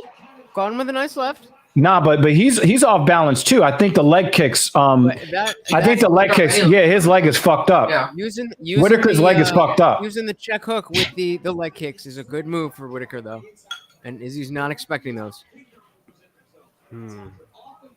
Oh, good defense from Whittaker though, because he snapped that head kick real quick. He's pawing at him like a cat with that left hand. I mean, Is he using that to kind set up of, but you? it's, to your point earlier, it's just Izzy's just not there anymore. I mean, he moves so well. Yeah, and the thing is, you're not. I don't think that the explosiveness of Whittaker is going to cancel out or Yeah, I agree overcome with it. Yeah. the speed and the footwork of Izzy. It's not just his speed. We've seen a lot of fast guys get knocked the fuck out by powerful guys. Those guys didn't have the footwork. Yeah. That's why when I talk to people in the gym about training me, I let them know I want to learn footwork. No, I think that Whittaker could make this difference if he's able to throw Izzy off balance, but that's going to be very hard with. How are you gonna do that? You can't even touch him, and you're on your heels. You're backing up. Correct me if I'm wrong, but I feel like Whittaker is trying to time Izzy and trying. Yes. Yeah. But it's just He's trying to be the counter. He's trying to be the counter striker. He's trying to like lure him in for the big shot. And you see Whittaker is loading up. Either he's loading Holy up or he's shit. throwing meaningless, powerless shots out there with the left hand. Oh, did he get a takedown? Yeah. He got the takedown. Okay, he got one. All right, think he'll get back 240. And Izzy's already getting up. Uh-oh. And he separated the hands. That was a nice. That is nice. That is nice. That is nice. Now, Simplistics, I want to learn BJJ. Hey, I'm a jiu-jitsu athlete right now. Yeah, I know that you said that you were enjoying it. There's a lot of things I want to learn. I want to go back to learning the drums. I want to learn how to play this fucking Les Paul behind me. There's a lot of things I want to do. We're going to do the swim lessons. Yeah, I emailed them to see how we could sign up. I miss being behind a fucking drum kit, man. Oh man. Dr. Evil, I'm so jealous. You have a Gibson Les Paul and you have not touched it. I'm so sad. I mean, I have touched it. I just haven't molested it. Have you changed the strings yet? Yes. Okay. Because it was damaged in a storm. My guitar was damaged in the storm. I had to have it repaired. So they put Hard leg kick. So have you changed the strings? I don't know how to change a tire. I go to professionals. You know how who to change a tire? Hell no. What? I only got a fucking. I got a driver's license 6 years ago. I got a driver's license 6 years ago. That's such a judgy stare. Yeah. Beta. Oh, that was a nice calf kick from Here's how you Whittaker. do it. You unscrew the screws, you take the tire off, you put the new one on, and then you screw it on. Yeah, fuck that. I'm taking it back to the dealership like I did earlier this week, and I got tire insurance too. So when I got a nail in the tire, That's adorable. yep. You know what I'm saying? You know, they got me a brand new Cooper tire that I didn't have to pay for because I got the tire insurance. Ooh. They're They training. cleaned my car one day after it was cleaned. Well, you lift the car first. Yeah, I'm when I not- bought I'm not- my last car, they sold it to me without a jack, without a spare tire. They Yeah, I don't have a gave me spare tire either. A fucking like a whatchamacallit, one of those like plug or you know what I'm talking about, where they patch the hole with some like paste type shit. I don't know what the fuck it is. Yeah, I know what you're talking about. The tire repair kits. Yeah, but it was empty. It didn't have anything in it. And so I'm like, all right, I don't have a spare, but at least I got this thing. One day I ran over like a nail or something and went to go use it. And I was like, well, fuck. Are we still giving that round to Izzy, or do we give Whittaker credit for the takedown? Yeah, I I'm think giving you it to can take it Whittaker. with the takedown. Okay. I mean, A couple good the rest shots. of the I think He did have a couple of good shots, but he was under fire the whole time. Yeah, I think the rest of the round was close enough that that the takedown is making the difference. Okay. And you saw that he was trying to score the points. Did you see how he got him down? And then he tried to make sure that his whole lower half was on the ground for more than 3 seconds. He's like, I'm getting this takedown, bitch. Well, Whittaker is like the national wrestling champion from Australia, right? So he's literally the Something best. like I didn't know that. I thought he was more of like Oh, look away! Look away! Look Like- away! like a- Look like away! a- Look away! Look away! Okay, you're good. You're such a prude, Ludge. Nah, what he is he's trying to tell me that he likes to go to the UK to smoke cigarettes. That's what that's what he's trying to tell me. No, you missed the earlier conversation about how Dr. Evil wants to get rid of all the ring girls in the world. Wait, He I wants to- thought you were pro ring girls. Me? I'm Yeah. pro ring girl. Okay. No, he is. I'm not. Because I think in an egalitarian society, you shouldn't. If you're worried about being, Bro, I want ring girls and ring men, first of all. There you go. this nigga's talking some Magic Mike shit.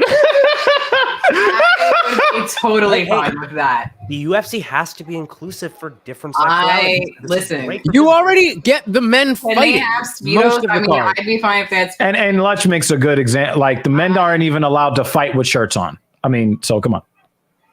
I'm totally okay with this. In an egalitarian society, people should be able to Jimmy Green choose doesn't get the to joke. enter into a willing contract that they. Did he walk just around push the him with a ring. left fist? That didn't even look like Kinda. a punch.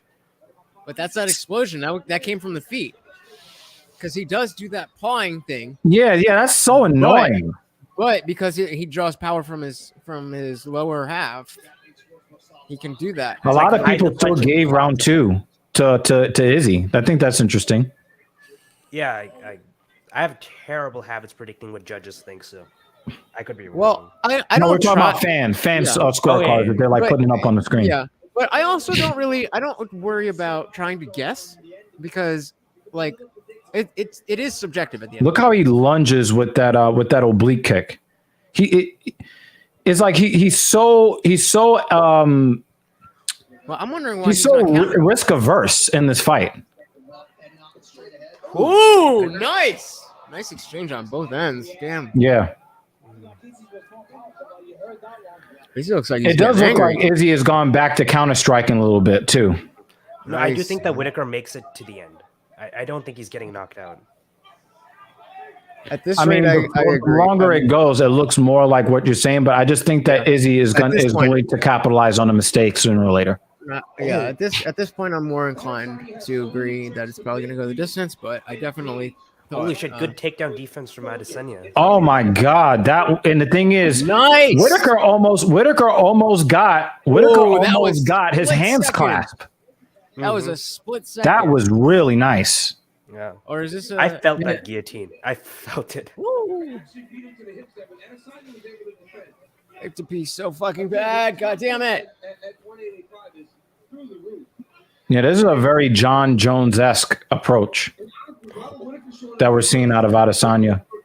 Oh, beautiful The only thing takedown that and we're not pass. seeing, is the Arm. Nope. the only thing that we're not seeing is the from Izzy is that lead elbow. Mhm. Yeah, he's gonna separate his hands. Get to the cage, separate the hands, turn in.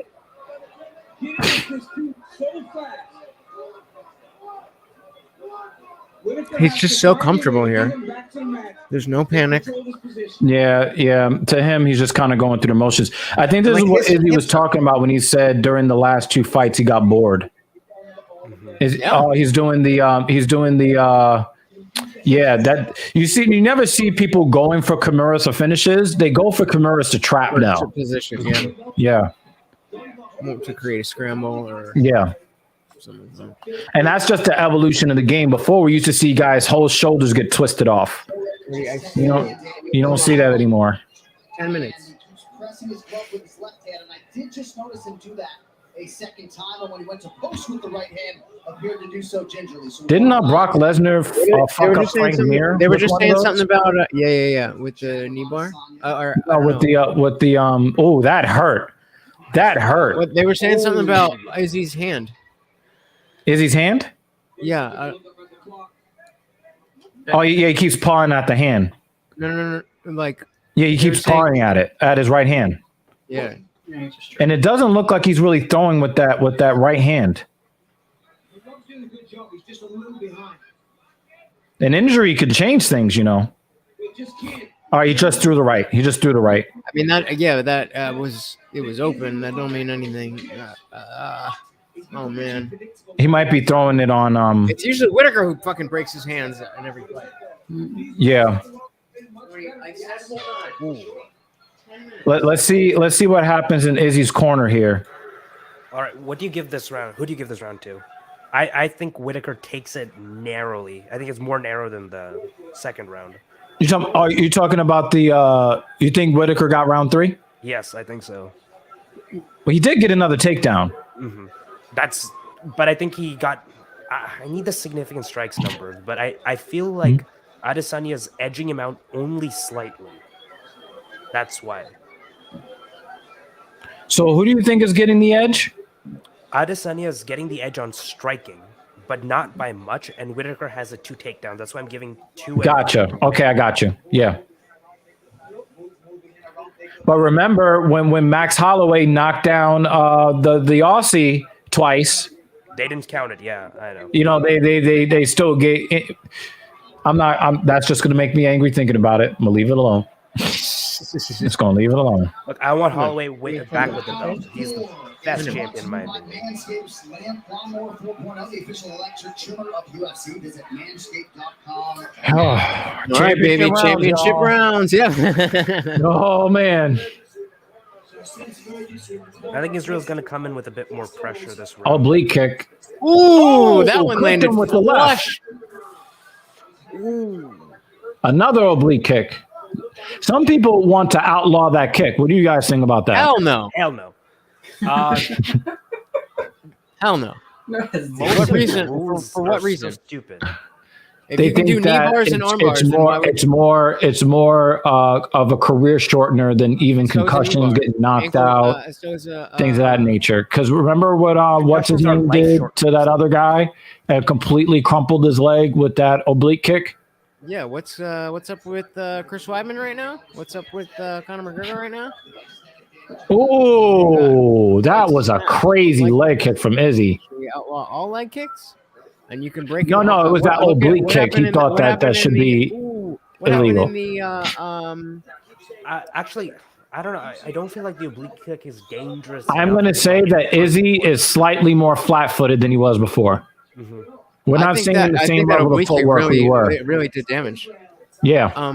But yeah, I don't. You would have to say that an armbar is less dangerous than Another takedown. Good timing, too. Nice. Oh, backpack. He's got both hooks in. What the fuck? He's trying to switch hands. Scrape 'em off. Fight the hands. He's trying to switch hands. Holy shit! No, this. He doesn't have the body triangle, though. Yeah. Oh! Nice. Oh, wow. He just That knocked was so skillful getting out of that. I feel like a lot of people won't understand how much just happened in that. Yeah, little exchange. they won't know. But that was one of the more impressive sitting of a backpack on the floor that I've ever seen.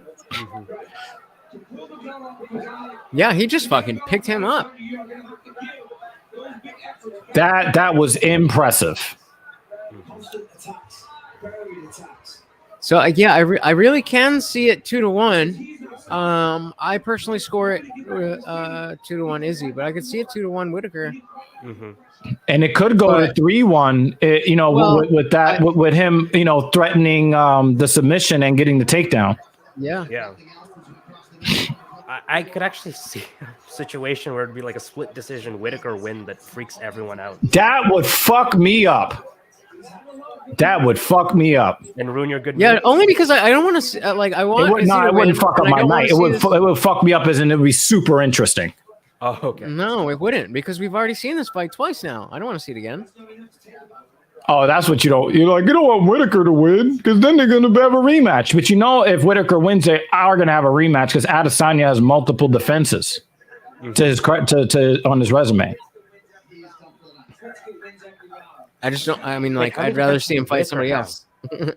I'd rather see him, honestly, fight somebody who's not as good, so he can have his more fun, and he can have more fun, and I can have a better time watching. I'm scared Oh, to show nice it. left off the fake takedown. Ooh. Nice.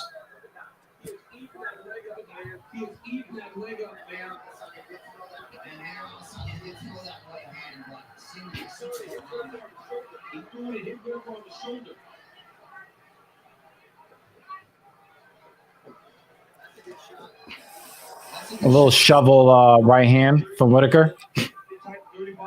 Adesanya is leading on the scorecards and strikes, but like you said, the takedowns do come into it as well. Mm-hmm.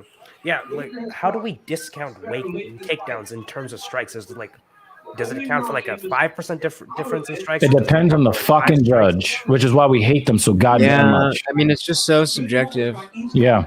I wonder if we could Nice. train AI that would judge and have it You said trained who? to what the audience thinks. That would be a pretty interesting thought experiment. I should probably do that as a data science project so I can get hired. Well, yeah, but the majority of the audience is casuals who don't know what the fuck they're looking at. Yeah. I mean, do you feel like the judges know any better than the casuals? Yes.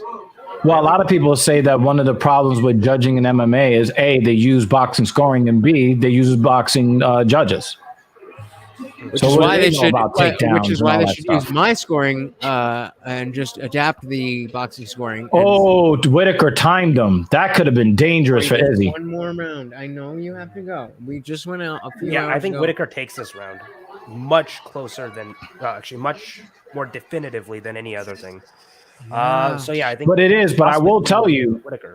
I really do think that Whittaker has comported himself well, especially after getting sat down in the first round. Mm-hmm. Also, Israel is losing a lot of steam. I don't know why. I think that the fight is close enough where if you're the coach, you got to tell Whittaker you're losing the fight. No. I would tell him he's 1-3. What was that you said? I would tell, if I was his coach, I'd tell him he's 1-3 at best. No, he's got to be because the thing is with the judges, you know, they could be oohing and eyeing over the legendary Adesanya, and then you end up, you know, trying to, you know, get on your PF flyers in the fifth round. No, you need to and try this to is knock him out. this is a case where the politics of the game are a little bit more apparent Yeah. than like Yep. you know, the unconscious bias. People know, the judges understand that the people want Izzy to win, that the company wants Izzy to win. Yep. And so even trying to be objective.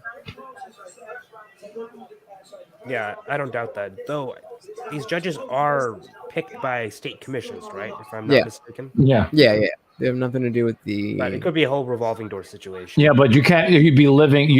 You'd have to be living under a rock to not know who's in the cage, especially when Izzy is in there. Yeah.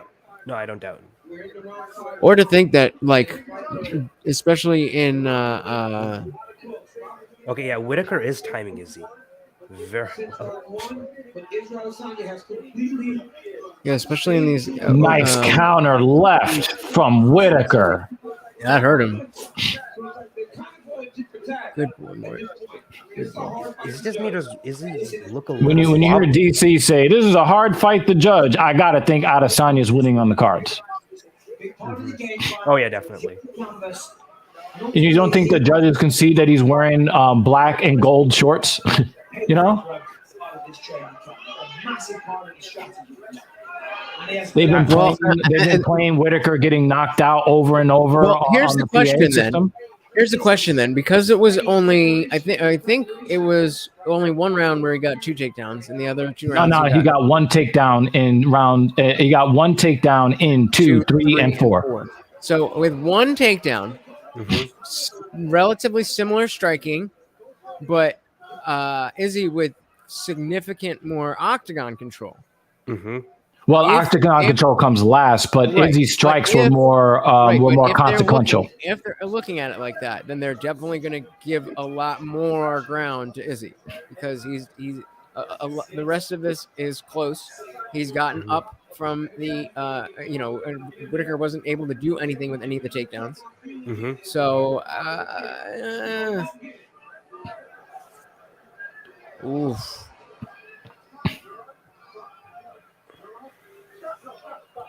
No, he pawed out the eye. That's good reffing. That is good reffing from Once, Irving. Jesus. Because he says, "Are you good?" Yeah, and then the first thing he does is paw out the eye. No, I'm going to stop this right here. There ain't going to be no bullshit here. But he has gotten takedowns. Have we seen Phoenix Izzy going get under taken reverse down guard. 3 times in a fight before? No, wait. Well, Against Johnny got besides- taken down twice. No, Jan. because Blachowicz, I think he got one apiece in the 4th and the 5th, and just got top control. That's the 4th takedown. That's the 4th one. This is bad. But again, right back up. So that's 1 takedown in 4 of the 5 rounds. He's trying to get that. He's trying to get that outside trip. To finish on Israel Adesanya. And the Hunt's trying to separate the point. Well, he's got the lock hidden on the far hip.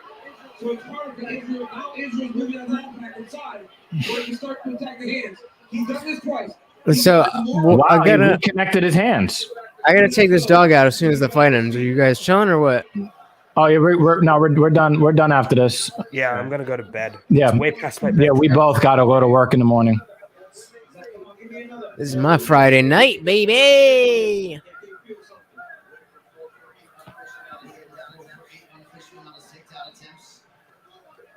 I know, Mama. I'm coming. And I think that Whittaker was better in the 5th round. We might get an and new, which is really an and old. I think it's going to be a split decision for Bobby Knuckles. For who? For Bobby Knuckles? You think it's going to split? Yeah, split decision. I think he takes I would not. I wouldn't. Now, on that. I just have a This is feeling. bad. Yeah. I can't see them giving it to Izzy now. And Izzy's got it. It looks like he has an injured right hand too. So, and All this right, shakes so, up the entire rematch. division too. This shakes up the whole division. Well, no, this holds up the whole division because now they got to redo this fight. No, it shakes up because Adesanya does all the mysticism is gone.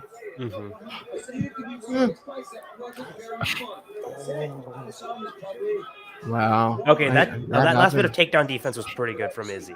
It was, but he still gave up 4 takedowns in the fight.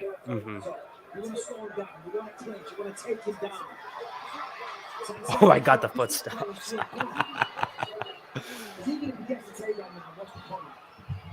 All right, what do we got? Let's see. Split decision. Whittaker wins. I'm calling it. I got Whittaker. I got Whittaker. I think Whittaker got it. I got Whittaker here.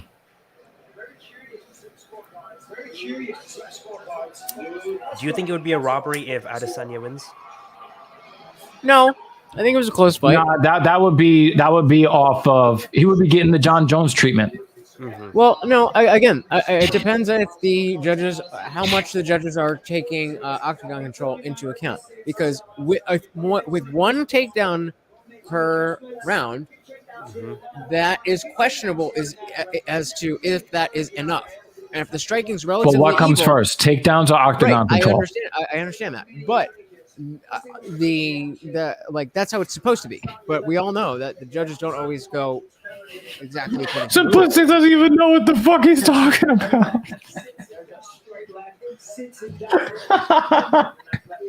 What is he saying? I'm saying the judges don't always go according to the rules. Sometimes the judges I'm just judge saying. things that they're not supposed to judge in ways that they're not supposed to judge it. And If, sometimes if, judges if, I, if you take the names off the shorts, and you just watch the fight. That's not what I mean. No, I'm saying I'm just giving my analysis. If you take the names off the shorts and you just look at it, I gotta give it to the guy in the gray shorts. Here, the fact that the man is still standing is amazing. You said what? Is he kicked Whittaker right on the ear? Oh man. Yeah, I got. You had to mute it so we can hear you, Anarid. Oh, you want me to speak up again? Yeah. Okay, no. Izzy hit Whittaker right in the ear with the kick. I just thought that's amazing that he's still standing despite that. That would have popped ear. Oh, you said that he ate the head kick. Right on the ear. Very interested in the scorecard. Izzy came over the broadcast table, gave himself 6.5 or 7 out of 10 for the effort tonight. All right, scorecards are in. One final time tonight. Here is Bruce Buffer. Ladies and gentlemen, here we go. Rounds. We go to the judges' scorecards for a decision. The judges score the contest 48-47. Oh, unanimous. 47 and 49-46 for the winner by unanimous decision. Yeah!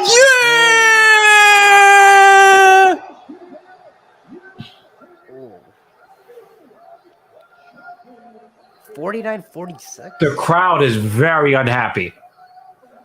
Yeah, I would be too. 49-48. Wow. That was Wow. Wow. The crowd is mad. all right, gentlemen. It was a pleasure. Of course. Thank you for having me. Yo, he only won because he's wearing the black and gold. I'm sorry. I didn't have Izzy winning this fight. I didn't either. Have a good one, gentlemen. All right, see you later. Yo, have a good. Yo, thank you for checking in. We'll see you probably next weekend, or whichever platform we all end up on. We'll see you again. We'll see each other again soon. Yep. Right. Thank you very much, Lutch, of I Didn't Read Your Book podcast. Thank you, sir. All right. Wow. I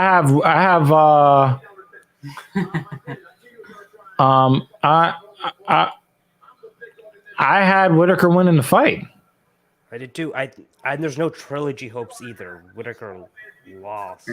I am also going to tap out now because Wow. I got work in the morning. Mm-hmm. Yay. Wow. And tomorrow's a game, right? So it's going to be busy in the morning.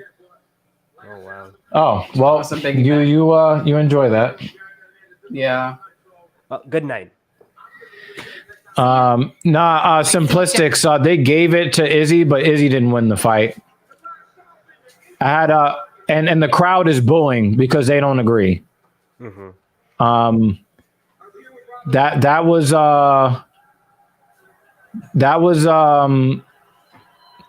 I'm not gonna say that it's a robbery, but I'm gonna say that was the wrong call. No, I agree. I think the 49-46 was a robbery. That one specific judge was a robbery. That was 4-1. And guess what happened in 4 out of the 5 rounds? Robert Whittaker got a takedown in those rounds. Yeah, I don't know. He's getting the John Jones treatment. That's what he's getting. It's just like John Jones versus Reyes. Yeah, and the thing is, the crowd is. He said he thought he did enough. The crowd is cheering. And it will be very interesting to hear Dana's comments in the post because he's not shy about telling you who he thought won. Oh, he's gonna say Izzy wins. You said what? He's going to say that Izzy won. He's going to. I'm not sure. Why not says ran until he got cornered, then threw jabs with head down like an amateur. Izzy won clear. Now, I don't think so. I think that Izzy was a little bit more aggressive than he normally is. Normally, it's Izzy backing up to the cage. Mm-hmm. Normally. But we don't say that Izzy lost those fights, right? Yeah, Yoel Romero. Oh yeah, simplistic. We know anytime you're around, weird shit is happening. I mean, Derek Lewis got put in a grave today, so I'm blaming you. Okay, but why not? Here's the thing, man. Izzy is normally fighting off of his back foot, but he was the aggressor this time. Mm-hmm. And all of the fights that we've seen him on his back foot, we all thought that Izzy won those fights, even though he did not control the octagon. And here's the thing: when you go round by round by round by round, and I look at the second round, and then I look at the third round, they're very, very, very close rounds on the feet. So when Whittaker gets a takedown, it takes a round that I think that Izzy is winning, and then it's like, well, I'm kind of forced to give Whittaker. I'm forced to give Whittaker the round. Now, when you look at how Whittaker really tried very hard to score points, there was never a time where I thought that Whittaker was trying to end the fight until he was threatening submission on Izzy's back, right? But the other 3 takedowns that he got, it was very clear he was trying to score points with the judges. So in spirit, I would probably give it to Izzy. But by the unified rules of mixed martial arts, Israel Adesanya lost the fight tonight. And I'm talking about by razor thin margin. Razor thin. I thought that Izzy was better on the feet. I think that everybody thinks that. But it was close enough that when you factor in the takedowns, and this is the same shit that we ran into with Holloway versus Volkanovski, right? And John Most Jones of the world Reyes. booed at that, right? Why? Because of the things that separated them. Not only was Holloway better on the feet, but Holloway scored 2 knockdowns, one in the first and one in the second. So when you look at the unified rules of MMA, Holloway won the fight. When you look at the unified rules of MMA, Robert Whittaker won the fight tonight. But Whittaker is not garbage. He's not. I love how people who probably have never fought a day in their lives are saying that these. Yeah, that's what I'm saying. Like, Why Not says Izzy fights off the back foot and connects harder and clearer than Whittaker because Izzy throws more than jabs with the head down. I could almost see fear in Whittaker as he throws jabs. I agree with you. But they're not scoring on the fear in Whittaker's eyes. They're scoring on effective striking, grappling, and then octagon control. Octagon control is last.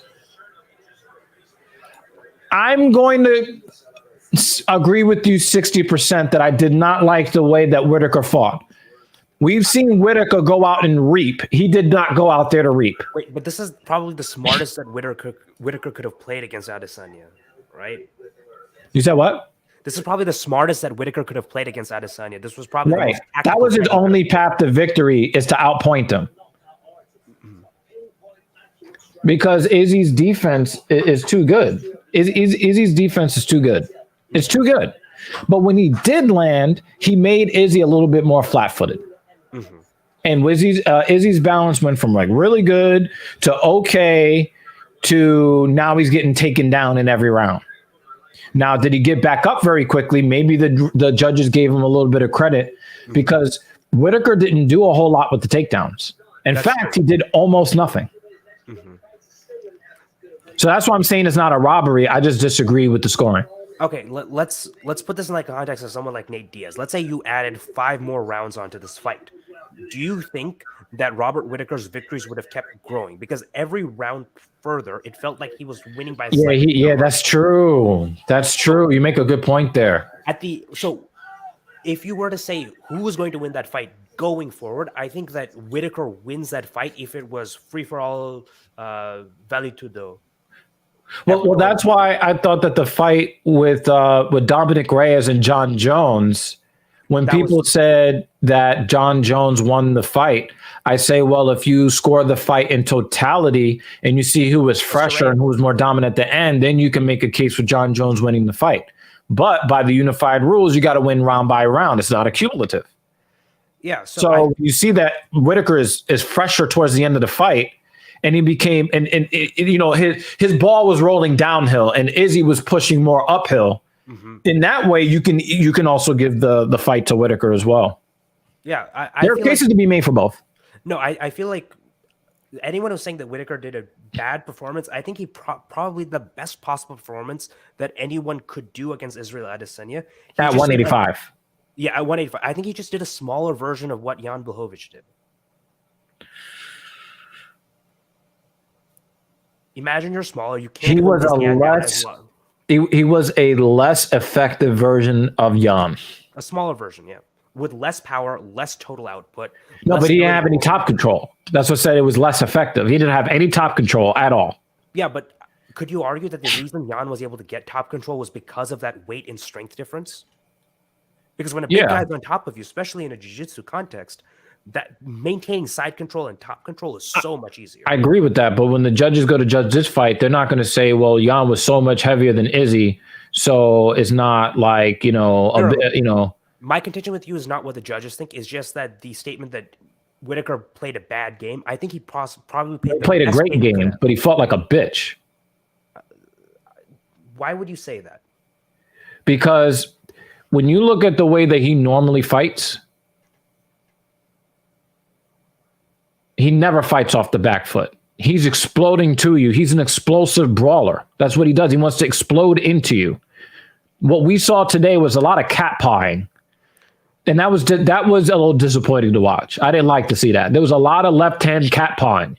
So I think that would you have more respect for Whittaker if he charged in guns blazing, did the stupid move and got knocked out than what he did now? No, because that would be the same thing as before. But what I'm saying is that this was too far in the opposite direction. Just a little bit too far in the opposite direction. I maybe we're viewing it two different things, but I view as like the fighter's job to do whatever they can to tactically win the fight. If Whittaker did that, he did what I would expect. I gotta roll my eyes because when I think about Brunson versus Holland. Okay, Brunson versus Holland. You want to say that shit again to me after watching Brunson lay on top of Holland? Just laying on him. He did the bare minimum. It does not make for a good fighter, but it does make for the expectations we have of a fighter. Do you know why I was so angry at Bilal Muhammad when he fought Wonderboy? Because he didn't fight Wonderboy.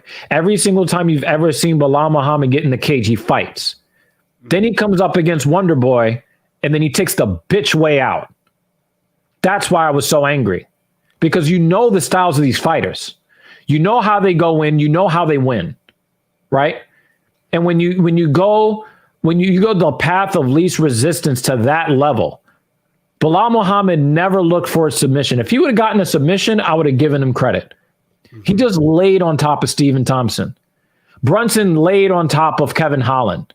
Right? I'll play some devil's advocate because especially in a jiu-jitsu context, sometimes going for the position leaves the person vulnerable to going for the submission leaves the person with space to try to escape, which is why even in jiu-jitsu fights, they're very slow about trying to go for the submission because you have to set everything up right. Come on, guy. You know the difference.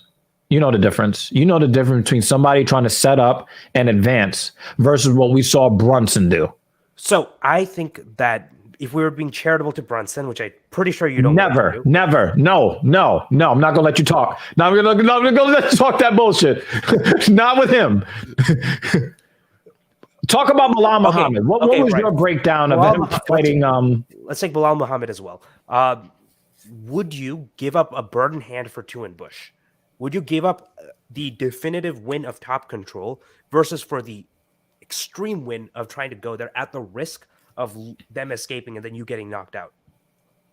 Because that's kind of what you have to factor that in. Like fighters have to make the rational decision, and I feel like yelling. Yeah, but it doesn't mean I have to respect them after they do it. Did Bilal Muhammad technically win the fight on points? Yes. Did he get more or less respect out of it after that? Less.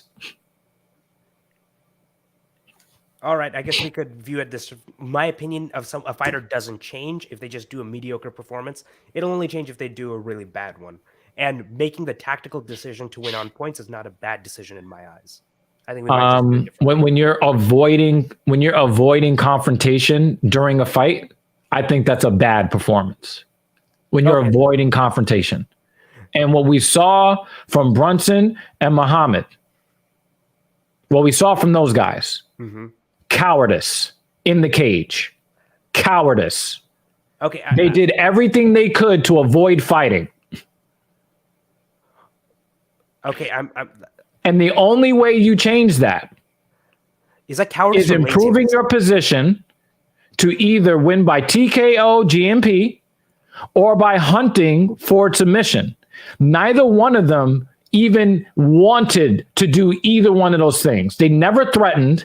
They never tried to improve position. They were running out the goddamn clock. That is shameful. So would you characterize this as cowardice or laziness? Because I feel like that's Cowardice. Cowardice. Cowardice. Because we're talking about professional fighters. They know how to fight, especially Bilal Muhammad. Especially him. What is his nickname on Twitter? Bully B. Bully B 170. Anytime you've ever seen him get in any cage and you look at the way he fights, he's a fucking fighter. Then you get in there with Wonder Boy and you want to lay down for 25 minutes. That's disgraceful. It's disgraceful. Okay. It's like if you're going to get into a gunfight and the guy grabs a woman and uses her as a human shield. You don't respect that. You shoot both of. I'm confused with the analogy. No, I'm talking about as a fighter. As a fighter, if you go in there with the express game plan of not fighting, it's dishonorable. That's why we don't like fighters that point fight and then run around the cage the last 5 minutes to avoid. We're like booing. Do you remember that fight with Chan Sung Jung and Yair Rodriguez? Yes. Remember that? And you remember how Korean Zombie was whooping his ass all around the cage. And then what made the crowd start booing? Wait, Yair Rodriguez, because that's the one where he went in and got hit with the elbow at the end, right? And that's the one where Yair Rodriguez hits Korean Zombie with that weird ass up elbow. Mm-hmm.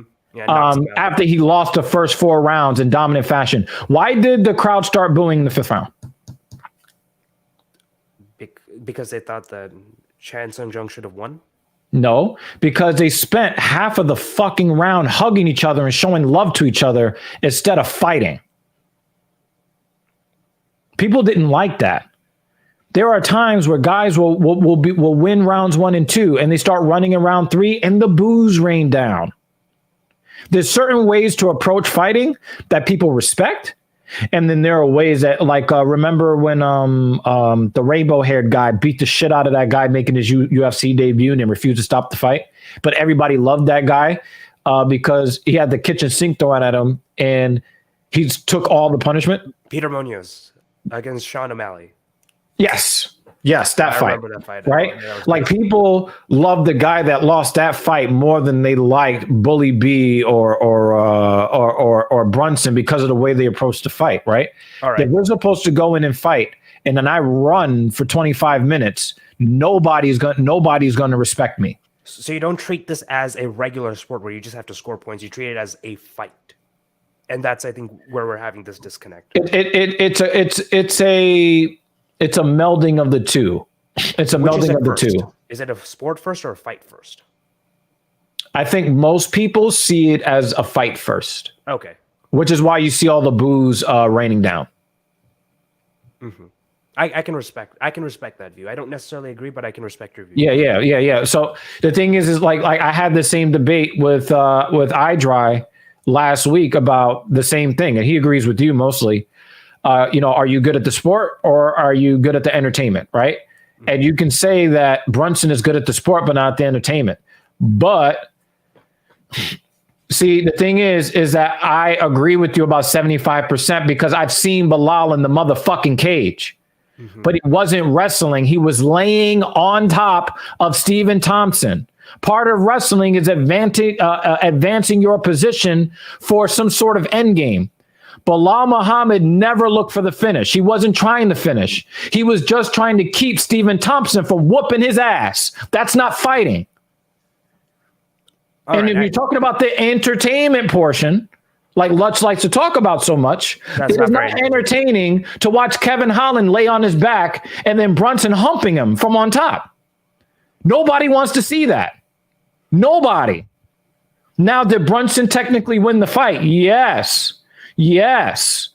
But my thing is, there's a difference between wrestling to win and then doing everything you can to not fight, which is why I use those particular examples. You've seen a lot of wrestling dominant guys, but you know what those guys do? They hunt for the TKO. I mean, look at what Cannonier did to Brunson tonight. He got in the top control. Did he wait for the fucking time to run out? No.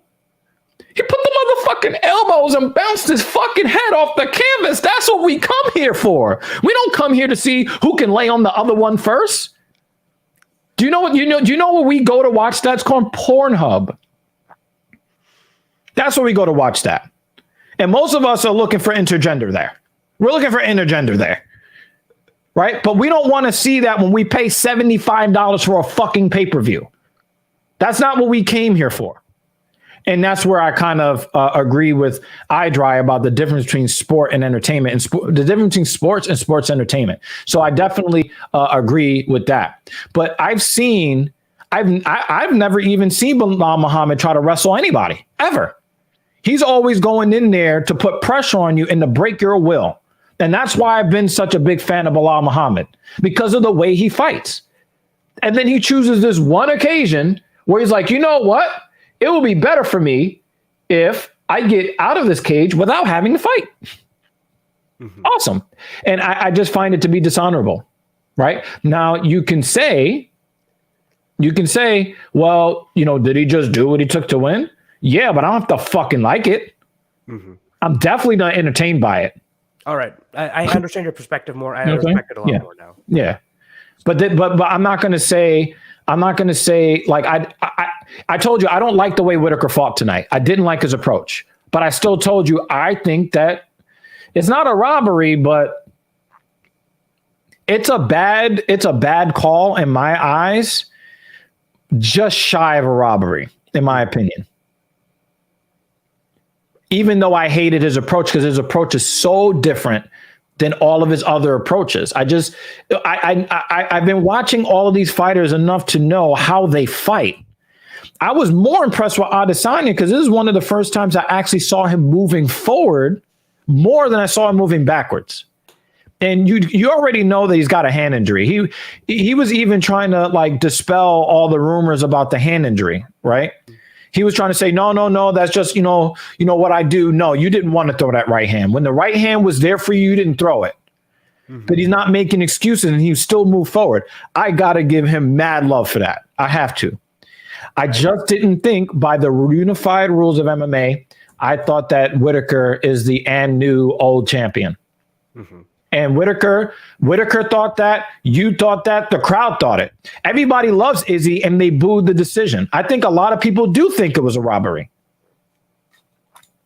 Question, do you guys think about championship belts changing hands in the case where the challenger is clearly avoiding confrontation, but do just enough to get a point more than the champ?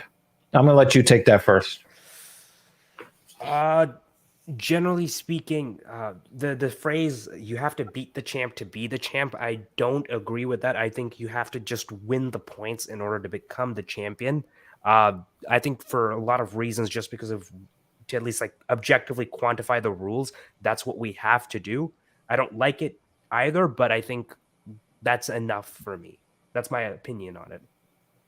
My opinion is, if it's the LA Lakers versus the Milwaukee Bucks and LeBron James is dunking on these motherfuckers, but the Lakers at the end of the game, they lose 115-90. You don't say, well, LeBron had the most explosive dunks, the Lakers won. right? So, and Giannis is out there shooting threes, and he's supposed to be in the paint. So we're going to give the win to the Lakers. No, you gotta score it on the points if your sport is going to have any kind of legitimacy. Mm-hmm. But at the same time, and this is more to Lutch's point where I kind of agree with him. This is entertainment, right? Yeah. And I do think that if you fight a fight like Brunson has been fighting, and iDry, Lutch, he brought this up earlier, and thank you for bringing this up earlier about what Brunson was threatening to do if he won the fight tonight. Mm-hmm. You know, he was going to lay on top of Adesanya. He was going to avoid fighting Adesanya to take the belt, and then going to retire. Right? Well,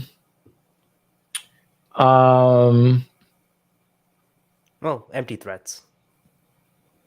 Fuck that bitch.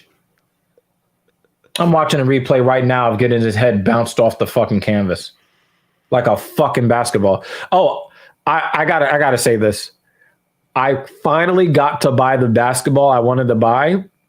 It is an official NBA game ball. They've been sold out since whenever.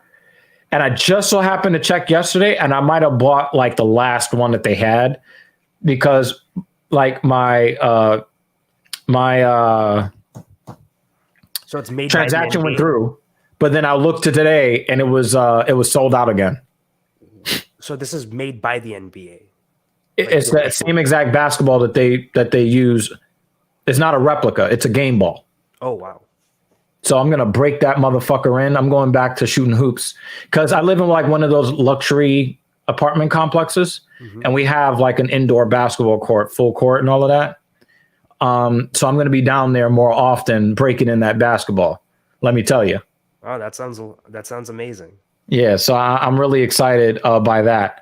But again, you know, and this goes back to what Lutch has been saying. This is sports entertainment, and there is no way that you're going to lay on people on the way to a championship. Dana would tell, if Brunson would have won tonight, Dana would have told him to go fuck himself. Didn't we see a fighter last year that was playing some kind of weird shit, and then he was talking about getting a championship fight, and Dana was like, hold your fucking horses, because he didn't like the way that he fought, even though he won the fight. That might have been at Hamzat Chimaev? No, it wasn't Chimaev. He loves Chimaev. It was some guy that was trying to just win on points, and he gassed out at the end of one of the fights, and he was talking about getting a championship fight, and Dana was like, I didn't like the way you won. He basically said that in the post game, in the post fight press conference. No. The problem with it is, all right, Jimmy Dean, if you're watching porn, right? If you're watching porn, right? And man, he's half of the gay porn viewership right now. Now, if you're watching porn, right, and the chick doesn't want to take it in the mouth, doesn't want to take it in the butt, technically she did porn, right? Are you gonna fap to completion on a chick laying like a dead starfish in Missionary? Technically, it's porn because she laid like a dead fish on the bed, right? Like she laid like a dead fish on the bed in front of a camera. Technically, she had sex in front of a camera, and technically, she did porn. But do you enjoy it? Is the fucking question. I don't know. I'm not saying. I'm just saying. So he said, I do watch hot, sexy eggs on a skillet. Yes. But so, you know, my thing is as a fan of fighting and a fan of the individual dynamics of each fighter, right? I love the way Bilal Muhammad fights, which is why I'm still a fan of Bilal Muhammad. I just thought that he bitched out against Thompson. right? Mhm. I wanted to see what was going to happen there if he was going to be able to impose his will, get inside, and dirty box. That's what I paid my money to see, in quotation, because I don't think that was on a pay-per-view. But that's what I was paying my money to see, right? So I was looking to see how Bully B style went with Thompson style, right? Mm-hmm. But what we got was, I don't want to fight you because I think that you're better than me on the feet, so I'm just going to lay on you. And I've never seen him do that before.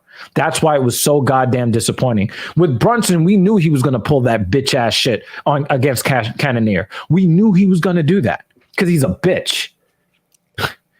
I mean, why do you not like him? Because he's a bitch. And why is that? Because of the way he approaches fighting, even outside the cage. Yeah, he's annoying and all that other stuff.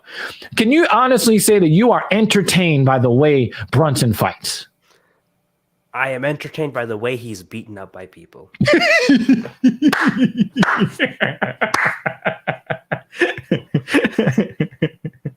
I can say that very confidently. and that's the point that I'm making. I just find it to be dishonorable. And that's not what I want to see. So I can agree with everything that you said, except the part of calling them cowards. I feel like that's a little. I'm talking about cowards. I'm talking about cowards in a relative sense. Because there's no way that you can be a coward by going into a cage with 4-ounce gloves and letting them lock the door. But I'm talking about in the context. I'm talking about in the context of not just professional fighting, but the type and style of the professional fighter that these fighters are, that we know them to be. Their bread and potatoes, what brought them to the UFC. Do you think that if Brunson fought this way in the regional circuit where he just laid on people on points, do you think Dana would have ever signed him? Probably not. He could have gone 33-0 in the regionals, but if Dana goes to watch him or sees tape on him and he's laying on people for 10 minutes, 15 minutes, 20 minutes, just laying on them, right? Dana would be like, fuck that guy. We've seen guys win firefights in the Contender Series and not get contracts. Why? I don't know what goes on in Dana White's mind. No. I'm talking about the Dana White's Contender Series. Yeah. So I don't know why they don't get the contract. They don't give them the contract because they don't finish them. He gives them to finishers. When guys go to decision, the only prayer in the world that they have of getting the contract at the end is if, like, they pull a Max Holloway on a guy. Where they've got 10-8s among the 3 rounds. But generally speaking, the majority of guys that win by decision in the Contender Series have to come back a year or 2 later to the Contender Series for another shot. But they're not giving, it's the finishers that get them. You get what I'm saying? Because Dana knows what people are watching for. They're not looking to see how well somebody can lay on top of somebody. And Brunson, even if he would have won tonight, if he would have laid on top of Cannonier like he did in the first round and would have won, do you think that he would have been next for the title? No. Dana would tell him to go suck his own dick, which I'm sure he does anyway. The post-fight press conference has started, so we'll see who's right. Yeah, and I'm going to go watch it. All right. So I want to. I know most of the people don't know Anirudh. Anirudh Garg is just a wonderful dude that has his own channel. The dialectic. I didn't get that right. I was like, I know it's something dialectic. No, it's just the dialectic. Yeah. We're gonna put the link to his channel in the description after the fact. We're also gonna put iDryB. We're gonna put him and a link to his channel in the description, and only the channels because I'm really lazy and I'm tired and I got to go to bed. But all right, just one more thing. If you do watch Lutch's iDryB, where he interviews me, I'm writing a book on masculinity. We kind of touched on some of it, but I'd like to continue that conversation we had about. You're writing it or you wrote it? I'm publishing it right now. Did you finish writing the book? Yeah, the book is done. I'm designing the cover right now. Oh, okay. So you wrote the book. It's written. It was written. Yeah, Okay. I'm publishing it right now. But Okay. yeah, I'd like to continue that conversation one day in the future. So everyone keep an eye out for that. Yeah, we're gonna have a bunch of TSPs where we get all of you guys to talk about various things, especially when we talk on touch on certain topics. We're gonna be looking to get certain people on to talk about certain things because that's a large part of what this channel is, and so we would love to get your perspective on a lot of these things. All right. In that case, I'll be signing off. Thank you for having me, Dr. Evil Genius. It was a pleasure. This fight Yeah, it was a lot of fun. amazing. The night was amazing. And you know what made it more amazing? Derek Brunson getting knocked out. Brunson got his head bounced off the fucking canvas. I'm happy that you're happy. So I want to, of course, thank Anirudh for coming through. I want to thank iDryB for hanging out. Thank Mrs. Evil for doing her thing. And I also want to thank Captain Paul for not doing his job on yet another one of our MMA shows. So for the entire cast and crew, this is Dr. Evil signing off. Y'all have a wonderful night. See you on the next one.